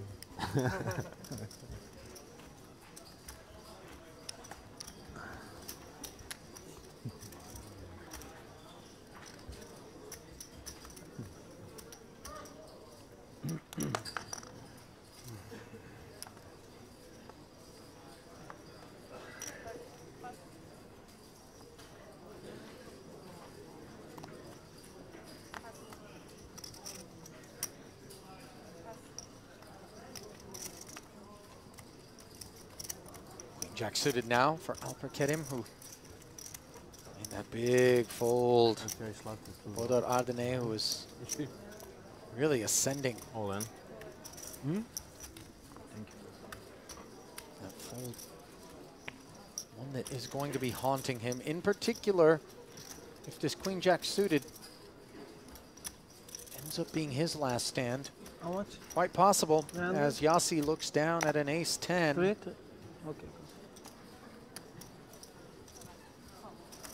Asks for a count, makes the call. 2 clean cards, that's the good news. 43% equity. 3 exactly? 290. I was going for the prepay, Ollie.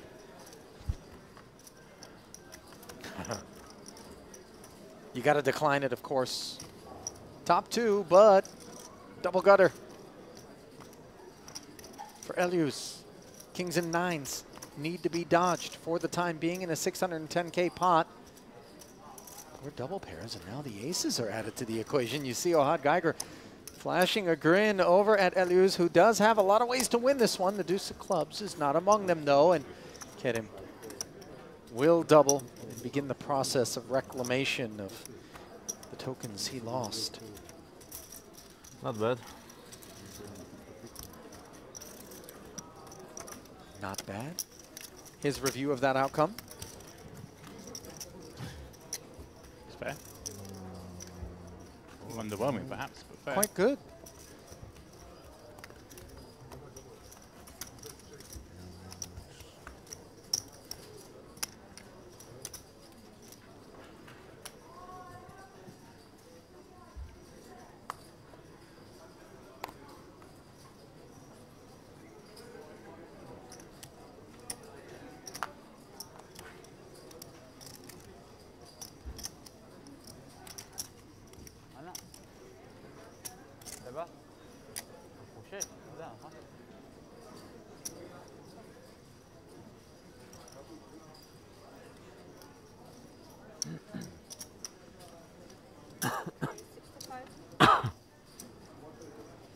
Now then,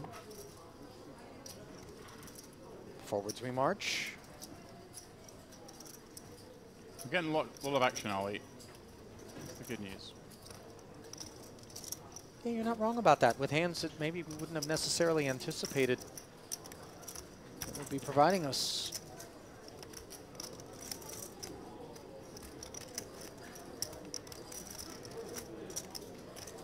Mr. Henry. Henry, your table number 11.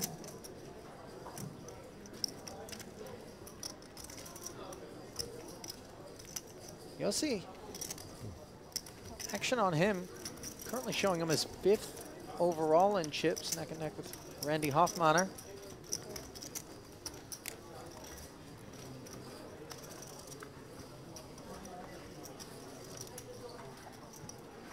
King 8-6, 2 clubs.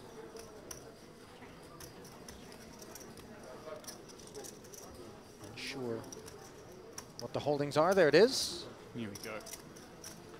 Now ace-9 suited, the party starter from the button. And a stack that we know doesn't collect dust, James.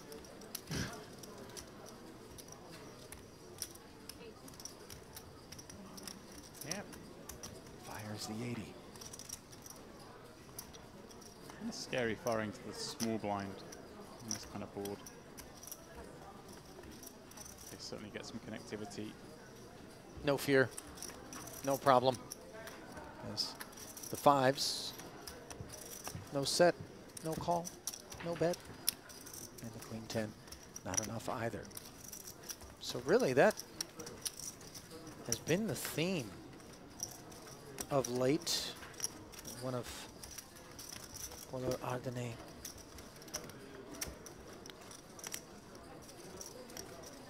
Collecting chips.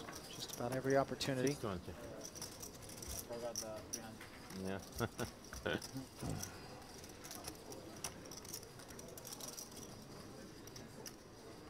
We've got some empty seats, Ollie. We have new players coming soon.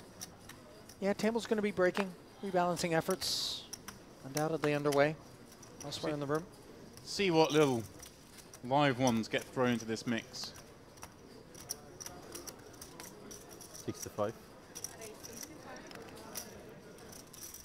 Such a big part of poker tournaments, the hidden luck of table draws. Kareem. Go. Wow. That's a bit unexpected. Especially from that man. Especially after we've already demonstrated that we are living rent-free in Kareem's head after that right last pot. But that's that a King much 10 suited can definitely peel for 65, James. It's a much better hand in a much better position than the 3s were. So it really does surprise me, that one.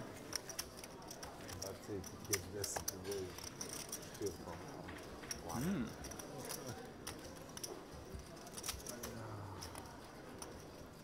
Hello.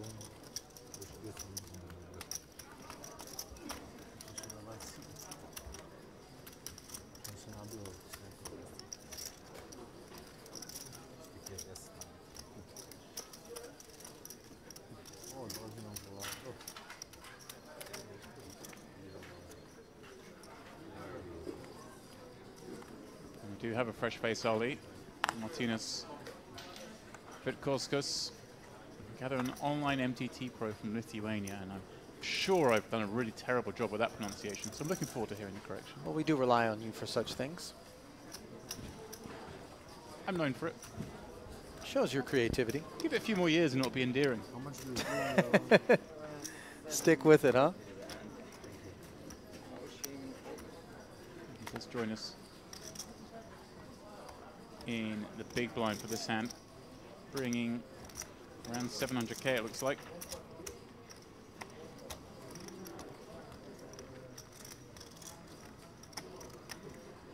His first engagement's going to be blind on blind against Vesco.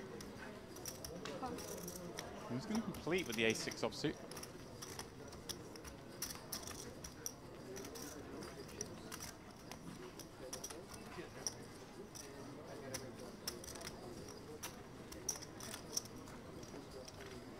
So then, no sooner does the Lithuanian arrive than he ends up involved in a pot. One in which he has performed quite better. Fortunate to hit the side card, given the 6 was dominated pre. So let's go. With the ace high on this pair texture. Could have sprinkled something out there, but instead checks. Looking to see what's what.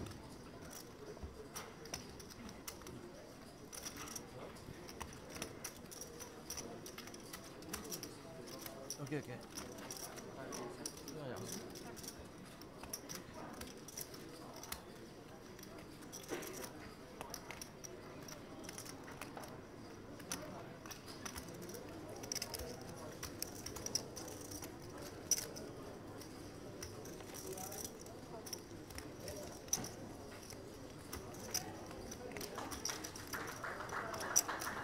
Bet call.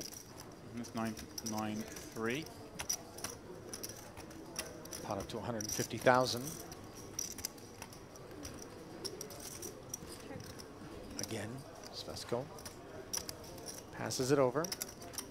Kicker has improved, though I'm not sure how much concern that Kauskas has about being up against a shared 3.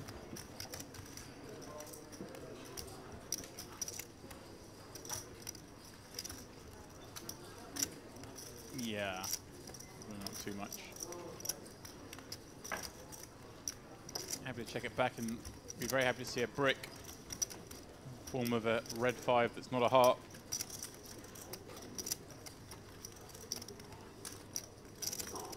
Imagine, oh, well, you're about to see 2 more checks. And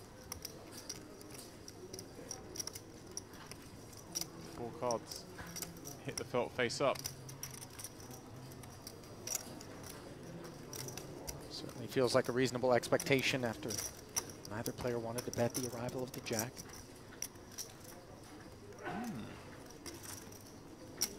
Wow, we're targeting exactly this kind of hand, Ali. Very much so. Going after a 3, going after a rivered 5. Questions being asked here by the Serbian. Yeah, I do quite like this because it is one of his weaker check calls, bar, I suppose, some missed hearts. Nice played.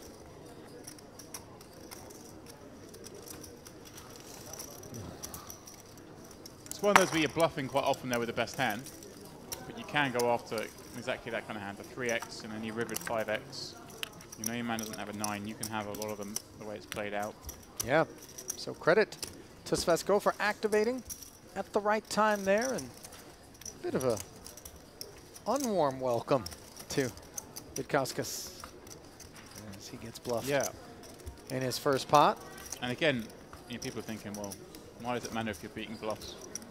When you're beating hands, when you bluff, it's just part of the range that people arrive on the river with. Obviously, you want to be betting in situations where they just fold when you're bluffing, even if you do have the best hand. So unblocking heart's also a reason there.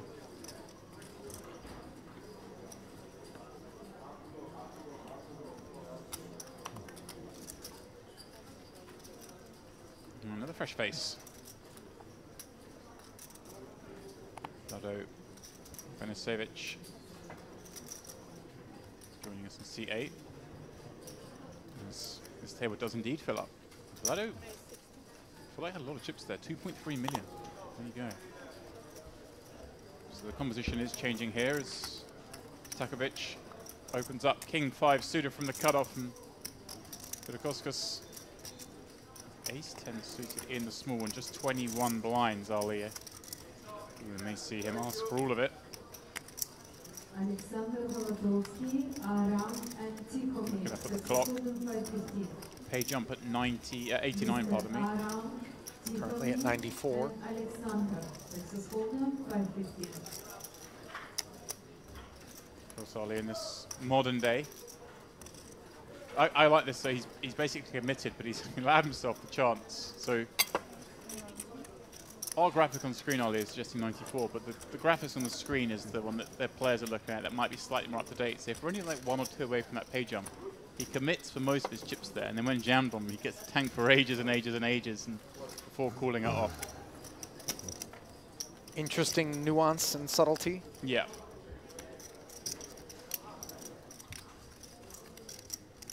Chips heading the right direction on this occasion, as far as Vitkauskas is concerned.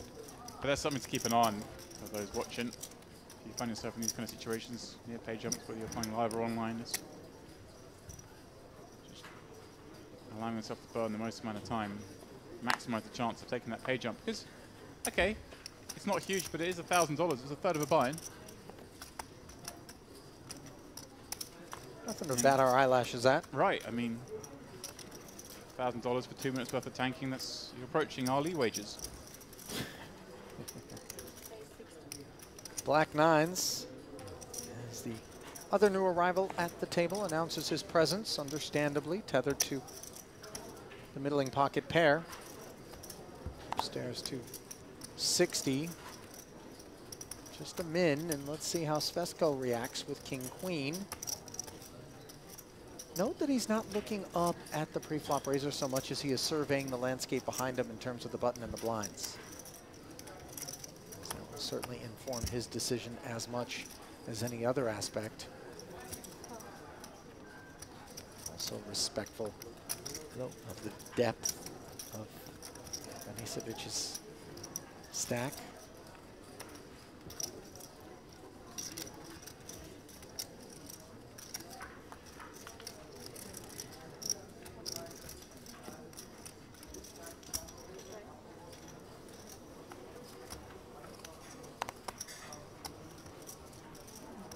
Wow. Set of nines against 2 overs and the gutter. And of course, fairly wet texture. Banisevic happy not to get cute. Bet 75 into 195. Yeah. I'll retain a wide variety of holdings. It's a semi-cute one, Ollie, that sizing on this ball texture, but not as cute as a check. No, certainly not. Quite right. Not trying to slow play it. No, you do get to keep a lot of hands in with this sizing, so obviously you can look to bet big on brickier turns like a 3 of clubs. Yeah, that is masonry. You also sometimes with that small bet on the flop do illicit raises on a wet texture yourself, so that's another reason to perhaps go small sizing. Now here it looks like he is cutting out a much healthier bet. 2/3. Yeah, now we want to draw more focus in terms of opposition electing to proceed from this point forward, and 225 does help. Yeah, and it's always nice, Ollie, when you have a set you don't have top set, because you just unblock your opponent having that top pair, which is always going to struggle folding. Well, the 3. Visibility would have increased. King Queen just not able, especially lack of a diamond.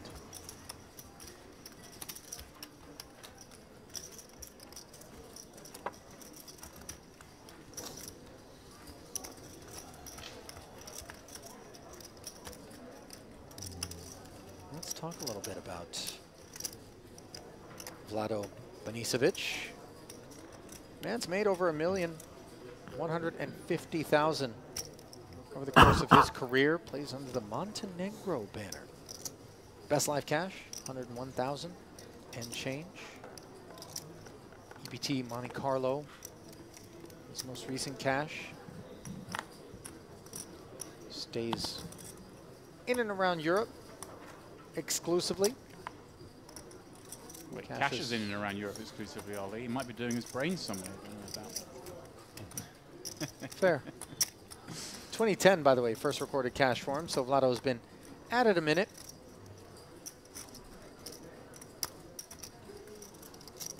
Yeah, it's one of those players, you see him sit down there at the table and is just straight away his table presence strikes me as someone who's got some reps. Ace 4, look at him.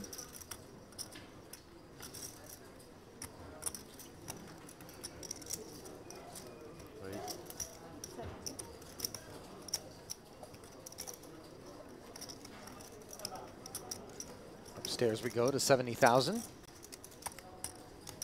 Jack 10 offsuit in the big, very playable kit.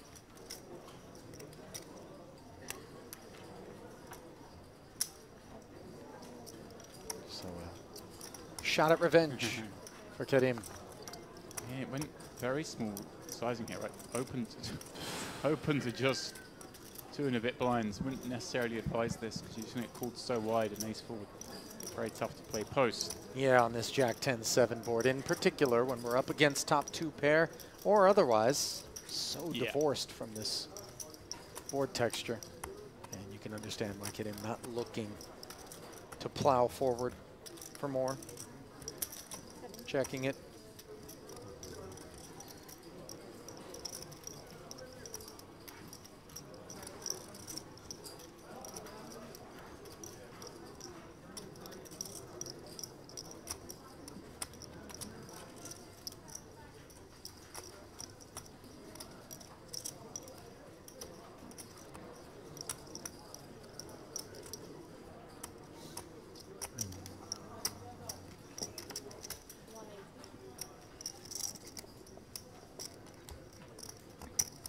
Oh, does go for it, Ali.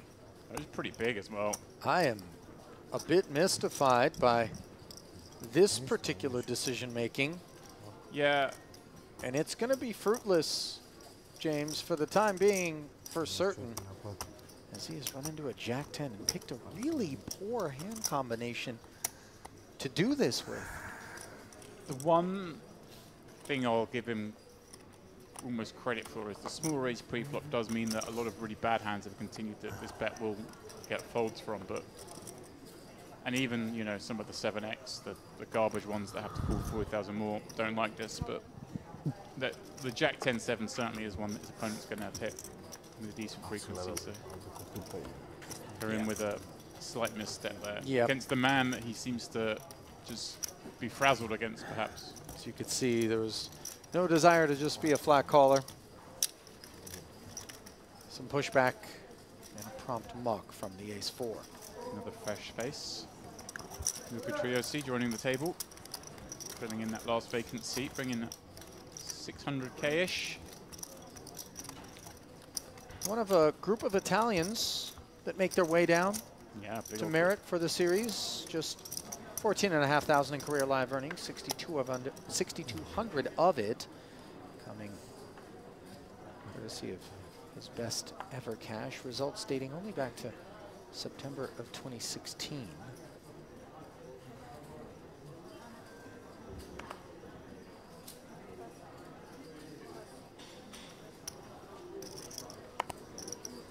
I forgot to give you the full breakdown on my earbuds. So I now put them in the charger and they don't flash incessantly. They just flash as if they're charging. So it kind of bluffed me into thinking maybe they're going to work. And I, you know, try to get something to play out of it. Nothing yet. I've not given up hope yet, are they? Maybe another day of drying and they'll work. Good luck with that, James. My understanding throughout the time on Earth that I've had is that water and electronics don't mix. But, you know, maybe I'm wrong. I will say that I once did jump into a swimming pool with that very expensive chrome slider Nokia phone that was out for a while. I think the Matrix kind of popularized that. And in the air, I realized it, but it was too late. Submerged, promptly came out of the pool, knew enough to pull the battery out back when you could still do that, so as not to short circuit anything. Stuck it in a bag of rice for a few days, resurrected it. So perhaps not all hope is lost. Isn't the bag of rice just one of those fake news things? No, not at all. It's a desiccant. Yeah, Takes the moisture out. I thought it just doesn't do it anywhere near enough to make a difference. Well, listen, you're out here microwaving things, thinking that's going to do the trick. I used the hairdryer earlier. Yeah, that, I mean, just to try and get some in there. On call, you of baked course. it. On call. And Ali, let me tell you, it's been a while since I used the hairdryer as well. I got the instructions out.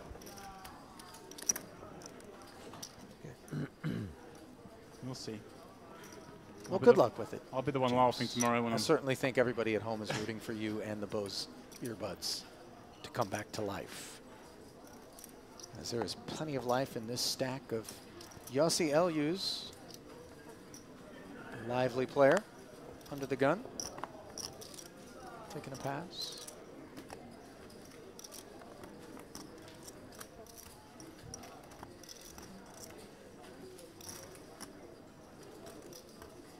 Ohad Geiger has been so quiet of late here at this feature, James. Deuces, bind. Really just lying back. Working his way forward into the top 90 without having to do any of his own work. You see 65K from Ardenne with the offsuit one gapper as he is starting to leverage the might of his stack and perhaps some perception that maybe we're at a phase of things right now with players seem a bit sluggish. Some of them, James. Well, they're approaching their dinner break, Ollie. Maybe there's some hunger in the field. Yeah. A little break. Well, there's more than one type of hunger. There are those who are looking to load up a plate at the buffet, like yourself. Asian station. And then those who are looking to gobble up more chips. But in all seriousness, it's mentally taxing. The day yesterday wasn't the longest, but you've come in today, you've had to navigate through the bubble. You're kind of sitting in a room all the time. The breaks they've had have been sort of 15, 20-minute variety. You don't really get to do much, but it's nice to be able to step away from here, go to the buffet, spend some time outside and refresh. So yeah, you will see perhaps some players are looking a little tired, but... And this is a grueling day of play, James. 11 total levels will be played. Got to get down through it, Ollie. Starting at midday, probably finish around 1 a.m. Well, when you get over 1,200 entries, it does take some time to whittle your way down to the final table, which is what we're looking to do here tonight. Not sure whether or not we're going to get there, but we're on our way. Rice is fake news. Google's telling me. I'm just telling you, it worked. Ah, your phone worked, but it might have worked wherever you put it. Okay, Anecdotal James. proof is not going to be... Did you look up using the cool setting on a hairdryer? See whether or not that is what everybody looks to do? You might as well just blown on it. I mean, electrical engineering, not your strength. Apparently actually Rice can do damage. Okay, now just, I'm telling you. Oops. It was the key. It's fake news, Ollie. It's okay. Tell him, chat. Somebody out there in the chat back me up on this. It's a common urban myth. Someone in the chat will back you up, but they need to bring some empirical evidence. Just telling you. Tracy. Non-believer. Yeah. Suited cards. I think we're going to call with pretty much any combination of those. So the Italian getting frisky on the button with that King 8 coming up empty on an Ace-9-6 board, but some advantage in terms of range perception. Yeah, can mix here. Ollie. Betting seems to be the easiest way to play this hand. You obviously got some good turn cards as well, holding the 8. You can also check back knowing that King High is probably the best hand. Certainly not going to make any better fold. Not to be overlooked the fact that 10 deuce suited did defend also, James. Yeah. Against that button open. Yeah, but it's never a bad thing even making a 10 deuce fold. You can see a live hand.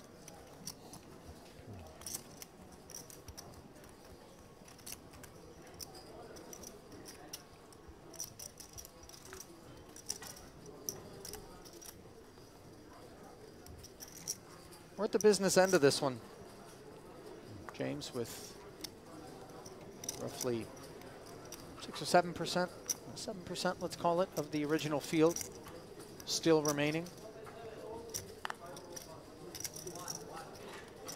A lot of talent still left to navigate our way through in the hopes of being a part of the final table here at this Merit Retro Series $3,300 main event.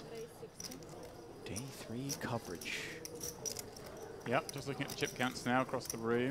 Ruslan Volkov, now we saw on the picture table earlier, folding the straight to the monster bluff of 2 8s. He's not looked back from that, up to 3.8 million, second in chips overall. Hoffman, I mentioned earlier, was on the table last night, doing well as well. And that Dukic also in the top 10 still as players who've been on this stream in this event. So doing well. Karanuri, another one sitting on chips. Well, Troisi with pocket fives from the cutoff. Understandable his desire to raise it up. And same story for Svesko, a defender with the king 9 suited and now a leader on a 9-6-4 board.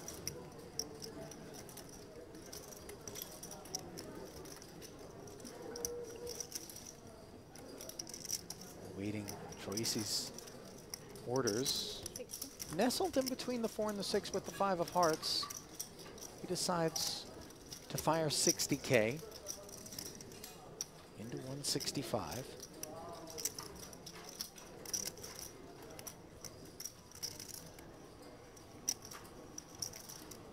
Yeah, again, seems pretty reasonable. We can get Corbison worse. Got playability on the streets. Hand needs some protection. Svesko may look to go for more with the king kicker on that 9, of course. Going to be up against weaker 9s. Going to face a lot of checkbacks if he just check calls on this flop. Needs to ask the question now, a lot of hands, and that'll do this. And he's not risking too much.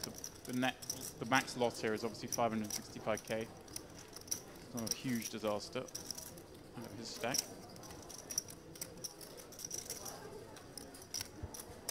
So, respectful muck after Svesko comes with the check raise, just not giving credit to Troisi for having opened with kind of combo that would have hit that board all that often. So the 2 5s go into the bin. Nice work there from the Serbian.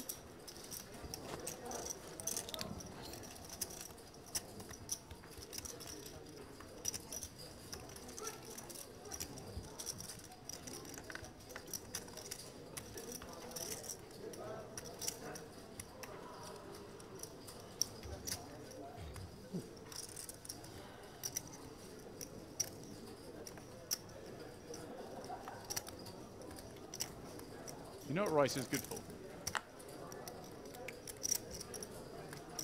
I mean, as a accompaniment to many dishes and stews in this part of the world. Oh, yeah, okay, well, that's a different type of rice. You're talking about jasmine rice. Talking about longer grain varieties like basmati myself. James, this Geiger opens. Ace 6 suited. Unheard from for quite some time now, and no sooner does he pop his head up than 2 kings appear on the button, no less, from Takovic.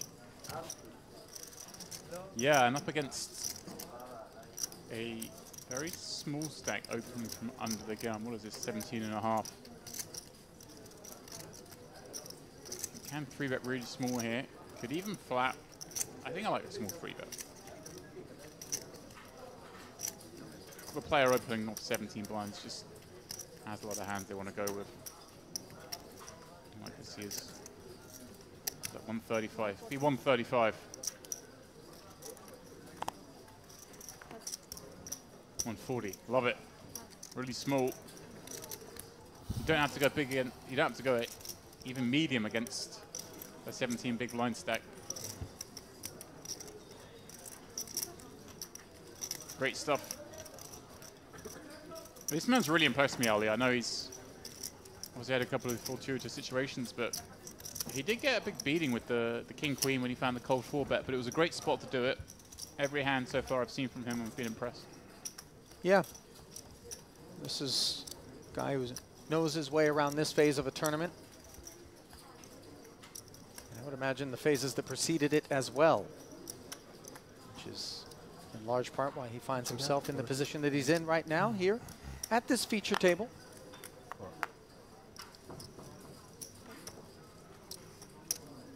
It's a tough one as we look around the rail. James, there's no gimmies.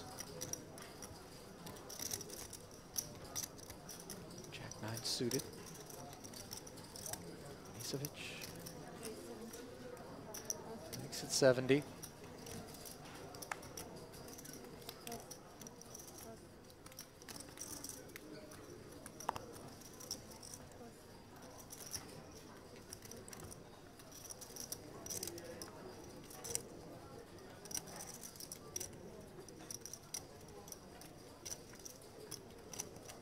Yeah, big stack.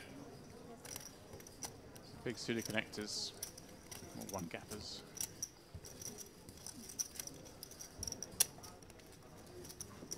Worthy of a No raise. takers, yeah. Want to take a moment, by the way, to remind those of you who are on Telegram that there's a couple of ways to interact with the Merit Poker team. First one is, of course, the Merit Poker channel, a main source, general data about events, important notifications, promos, giveaways, and entertainment content. Just search Merit Poker /Songul Bekem, B-E-K-E-M, Songul spelled S-O-N-G-U-L. She is the Director of Poker Operations here at Merit. And then, of course, we do have the forum.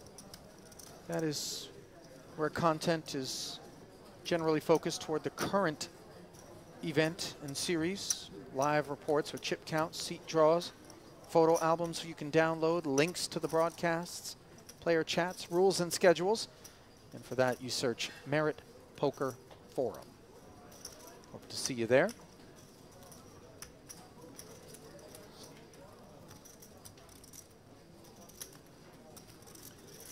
Eluz.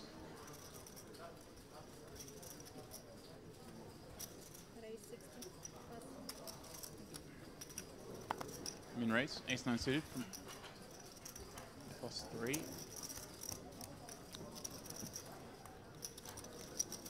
Okay, the low jack.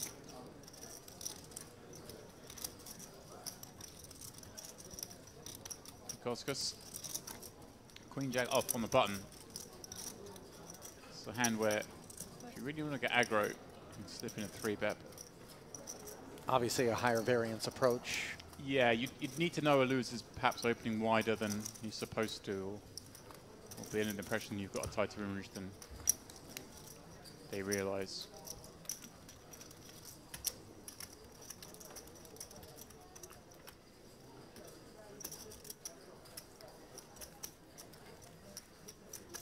It's been fairly smooth sailing for Yossi, James. Yeah. Hasn't really found himself in any awkward or uncomfortable spots, has made the most of the opportunities that he's been given, and certainly looks to be making a deep run here. Perhaps his name will be amongst those. He'll be a part of the final 9.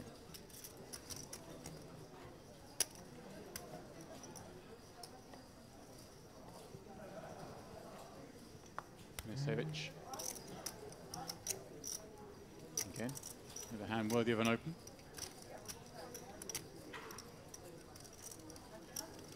You say most recent cash was in Monte Carlo, right? He looks like a man who's been to Monte Carlo. Does he? What are we basing that on? You think he looks out of place in Monte Carlo? Just out of curiosity, I want Nice. to know Was- what specifically, James, It was a leaves nice you. watch. There was a nice polo shirt going on. Were you walking in as he pulled around in the Rolls Royce? Just a watch, I'll leave, but I'm not a watch guy. Okay. Allow me. Oh, here we go. Allow Ohad Geiger, perhaps. Ace Queen on the button, 390. Yeah, 13 blinds. In they go. More than enough. And Milosevic may have just too much to fold here. Both in terms of the ace jack and in terms of the 2.6 million back, perhaps. But first and foremost, we await a decision from, I don't know what are the name, the pocket tens. Yeah. Too good to fold, James, but not quite good enough to maybe come back over. Oh yeah, What we are don't doing? have to raise. This is the thing. You go through the stages here. Is our hand going to be good enough to play it? And then, can we play it in a way where we're unlikely to get bluffed? And I think the answer is to both of those is yes. So, do we have just about enough hands to take on Geiger? Sure. And if we just call here, it's not like Milosevic can go crazy against us, because we can just call here with all our best hands as well. So we continue with range as a call here, and it just makes it very hard for Milosevic to do anything here unless he has a very nutted hand. So expect him now to fold.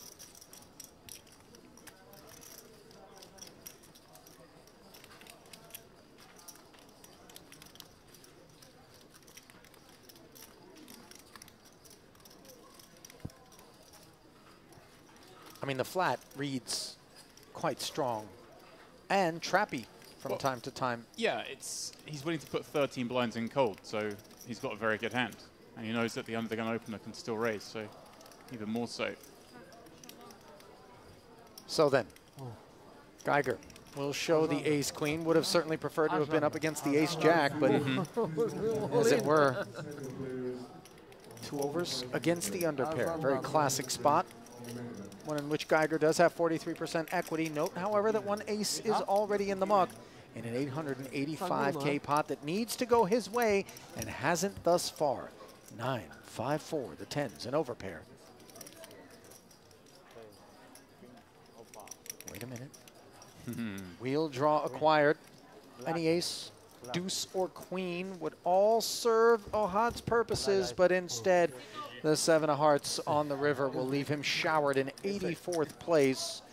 And for his efforts, he will collect $6,410. Of course, that is a lot of poker to play, James, just to collect less than 2x a buy-in. So we know that he'll be a little bit disappointed, but nevertheless, better to be on the inside of the bubble than the outside. And of course, the cash games are always plentiful for him. Yeah, it certainly will be, Ollie. And blinds going up 20K, 40K, so stacks are beginning to shallow out even for these big guns here. 2.5 million equating just over 60 blinds. Yeah, that is a pretty significant jump in those blinds as we bring you back to the break desk here at this Retro Series main event. Ali Nejad, James Dempsey, and another frame in the books, James. And not sure if that one played as eventfully throughout as we would have anticipated, but we did see some very interesting ones. The 9-4 coming to mind, of course. Navasalev with the very... did not disappoint. First hand in, 3-betting queen nine. Right. Then he raised forward with a couple more hands, had another 3-bet fold that didn't work. Then got jack 5 and just blasted off into aces full. Yeah. He did meet the billing. Whatever expected from him happened. Absolutely. Did not disappoint. We certainly hope that the rest of tonight won't disappoint either, as we still have plenty of coverage coming your way. Do believe that the players are headed for their dinner break, if I'm not mistaken, which means that we will step aside for quite some time. Let's call it about a half hour, I want to say. 45 minutes, I believe. 45 full minutes. Okay, so an opportunity, of course, for those of you at home as well to grab a bite, a little nosh, do what you need to do, but do not fail to come back, as after the bellies are full, James, everybody may be on the night shift will look to get a little friskier. The nocturnes might be coming out. So then, continuing coverage of this main event will come your way in about 45 minutes. I will give way to Mr. David Lappin, who will join James for that couple of hours of play. But until then, we bid you adieu. Come back and see us in about 45 minutes for continuing coverage.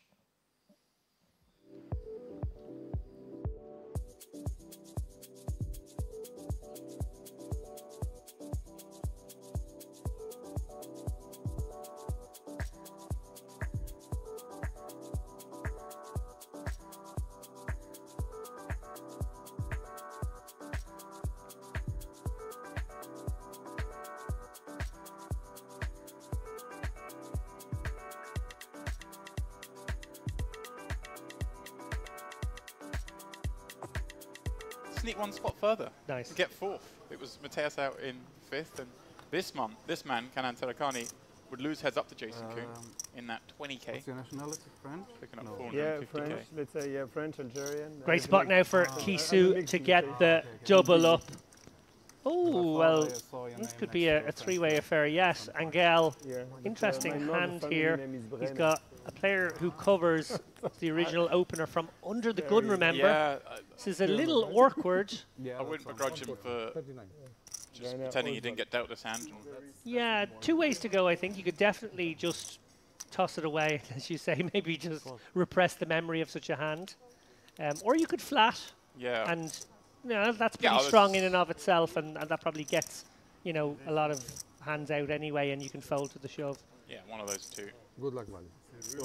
So I think I like this slightly more. So I've gone from saying what a great spot Kisu found himself in, dominating the pocket sevens in a must-call situation, to actually Angel waking up here in the big blind, and now he has to go to the races. Well, so far so good. Backdoors aplenty though. Not anymore.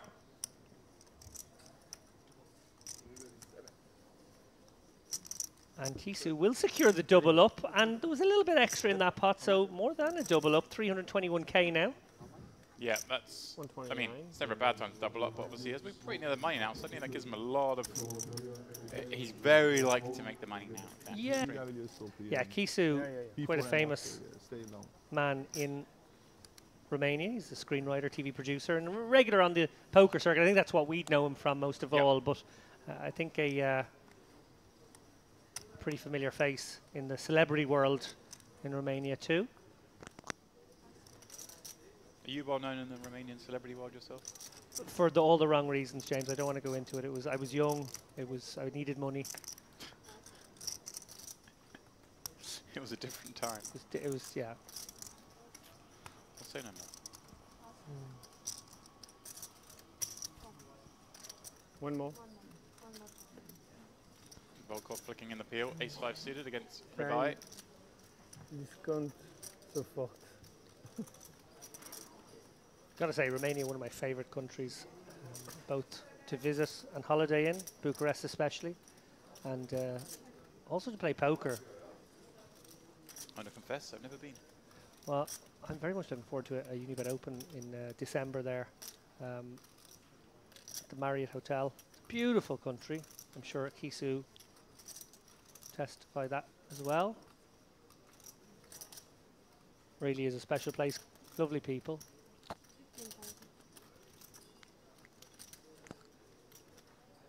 And a bit of a hotbed of poker, actually, too.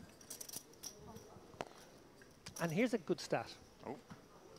You know I love a good stat. This is a really good stat, actually. But I'll be judged whether it's a good stat or not. Okay. It's a stat. Myself and the YouTube chat will decide whether we think it's good. It's one of only two countries Do you feel in... pressure? Well, a little bit now. Not as much pressure as... Yeah. Volkov's going to be under here with the third pair spot he finds himself in now, facing chunky enough bet. Yeah. Not easy. Feels a bit like a jack, doesn't it? It does. Although, it feels like it must be a very good jack. Yeah, a little queen jack maybe. Yeah, we'll see with an ace as our kicker with a 5, so that becomes a bit more relevant blocking an ace jack. But I think almost a smaller sizing here makes a little bit more sense for a jack.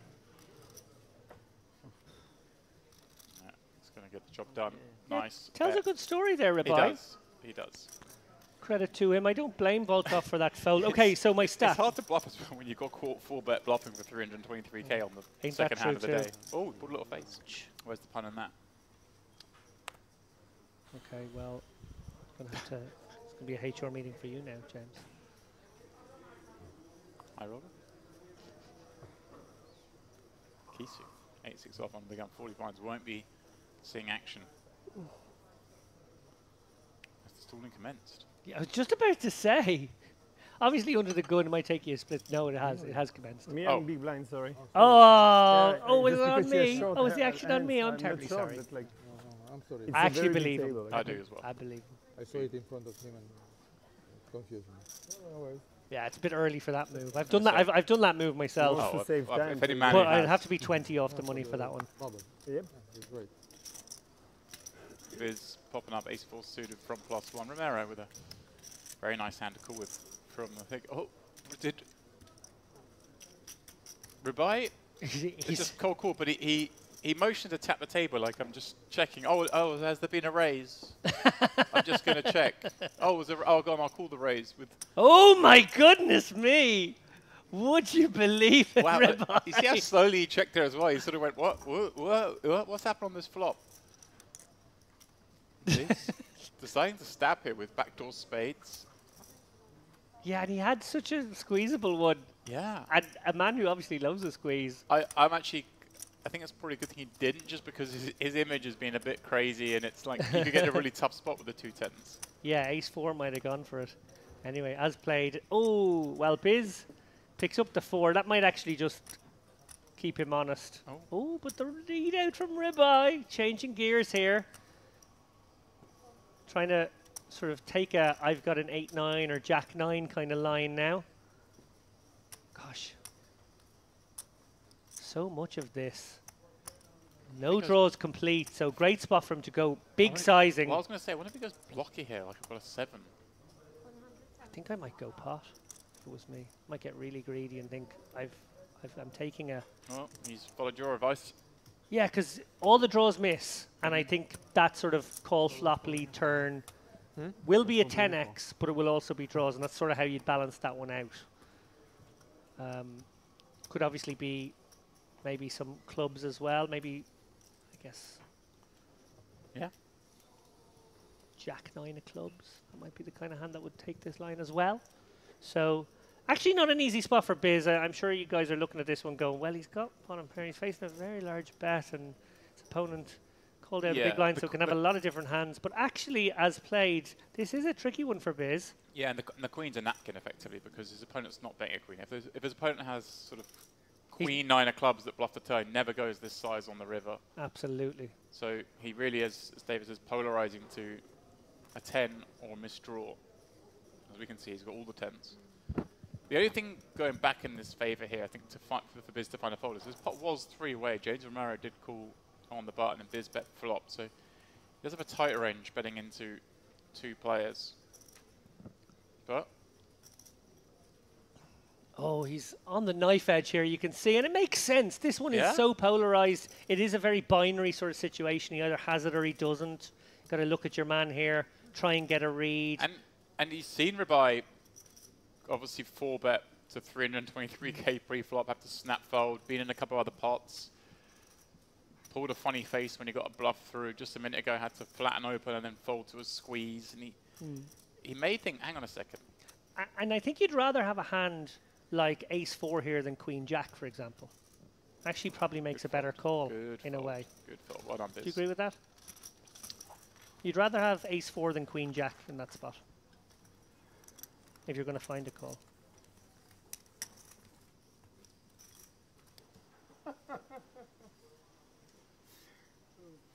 It's a real tournament poker masterclass when you can do that.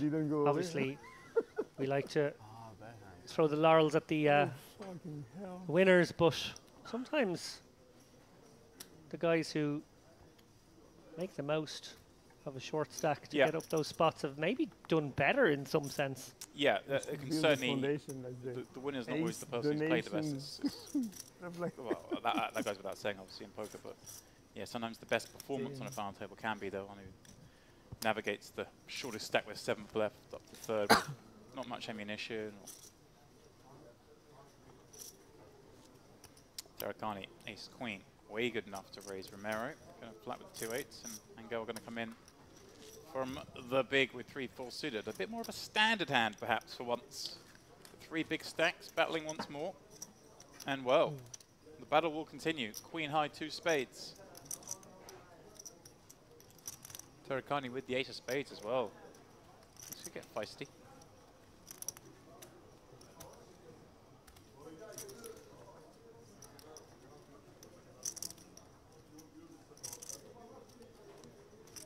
Quick call from Romero or a quick fold? Not sure. This guy had. Yeah, not really want to continue with 2-8s on this board. His range has a lot of continues. 8s doesn't need to be one of them. Gun shot now developing for Angel, of course. 6 would get him across the line. Tarakani, there's double flush draw, straight draw galore kind of board. Just gets to bet big here, I guess. And then he can check back some rivers as well, even with hand strings. Well, actually he's gone smaller. He's gone half pot. I'm kind of surprised not to see him just really bomb this. I agree with you, James. I would have liked to see a 3/4 pop bet in that spot, but keeps this man interested. Yeah, it does, and rightly so. Obviously, 25% equity, likely clean outs. Well, that is a pretty damn good river for Tarakani. There is some concern, of course, about the diamond part of the card. Angel obviously giving a little bit of thought to whether he can bluff this card. Oh, giving a lot of thought to it. It's tough when Tarakani's bet this flop 3-way to imagine he has nothing. Let alone following up on the turn. Some of those follow-ups are going to be Queen X, are going to be some diamond combos. Of course, we always look to find bluffs, David, with the kind of worst hands in our range, and you can't get any worse than the board here. I think you have to step away from the table. Yeah, nice give Yeah, up yeah, sure. from Angel. Tarakani, there is some concern, of course, with diamonds. You can be up against 5x of diamonds here, maybe, you know, the King Jack, Jack 10, Jack 8 of diamonds, 6-8 of diamonds probably raises turn. But Give me a size you like, James. Did I do think it? Yeah. given that we went kind of, it's weird because we went kind of smaller on the turn than I would. So there is a little bit more weakness in your opponent's range given that. So I don't mind like half pot again. If I'd gone big on the turn, I think I'd go really big on the riverhead because you're just basically targeting a queen. Well, he is going pot. And obviously, And easy decision for 4 high. the other thing as well is that if you've gone bigger on the turn, On the table as well. You know, obviously it's a stacked table, but Kisu, Helt, Libert, all with a huge amount of experience, yeah. a lot of talent, and they will have a very different job over the course of this level as we see the blinds go up to 6, 12, 12, and of course the next level where the bubble will be almost upon us.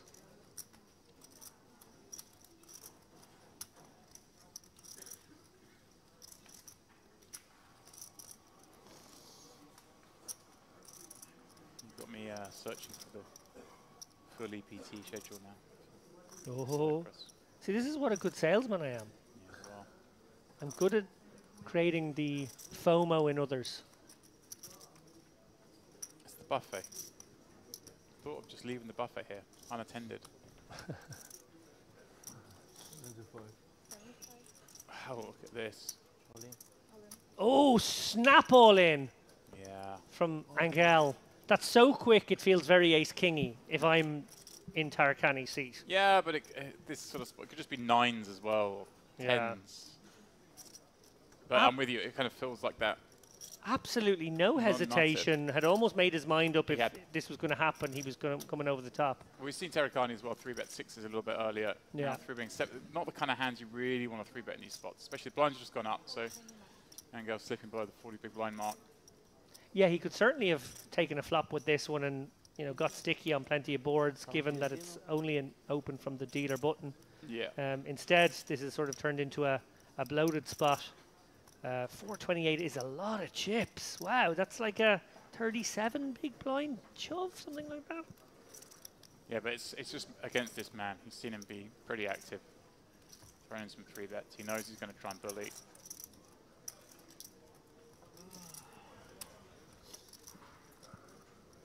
Angel was hoping for a very swift fold. Won't be enjoying this tank too much. He knows one of the hands that's going to like tank and then cycle is probably ace-queen. Oh, he does call. Wow. Let's go to the races. All of your chips, sir. Look at Bart's face. This is crazy. These two are playing an 870k flip out of nowhere. Deep swallow from Angel as he realized maybe he made that move against the wrong sort of opponent. Wow.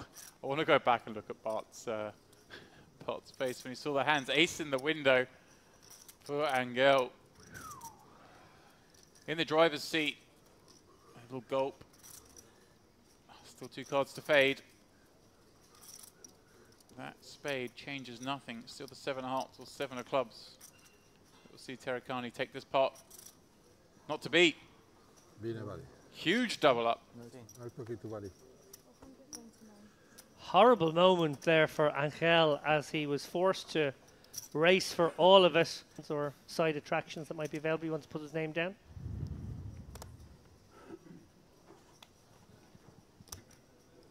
Well, you told me you're playing, or you're going to try and play. So I've already played a satellite. I didn't get through, but I have already played a satellite to this. There's 5k added right there. Bang, bang. This is the problem. He hears me analyze all these hands and he's like, oh, that's a spot. Yeah. There's a spot. Oh, you'd have checked there, would you? Oh, lovely. I'll remember that. Oh, hello. Oh, the height is just... This is pretty fruity against the 20 big blind open on the button. I mean, a min open from a 20 big blind stack. What I mean, of course. Oh, sorry. He's going to get a heads up, but playing 10-5 suited. Well, 10-3-4. And a lead out. Imond. Health. So awkward now. Yeah, let's just screw him. He's got backdoor straight potential, 2 overcards, but this is just very, very pesky. Yeah, it feels like we have to call one, but we're not really enjoying it. Do you ever... I don't even know how to describe a range in this situation. We've seen Rabai, if you're in held seat, play a lot of hands. Not a lot of them have got the showdown. You just saw a really peculiar 3-bet size the hand before from the big blind, and then a block bet on the river. Now you're playing this hand with him, and well, you just call and hit a queen. That's suddenly all those worries have vanished. Life's good. One assumes he will charge whatever hand Rebai decided to flat. Small blind lead. Yeah, maybe 10-3-4 now. Maybe you're thinking, you know, he's got 5s, 6s, 7s, something like that. Little tickler, 35. That should keep Rebai in the picture. Oh yeah. Again, this is just a peculiar hand, but Rebai can't fold a 10 just yet. So he's going to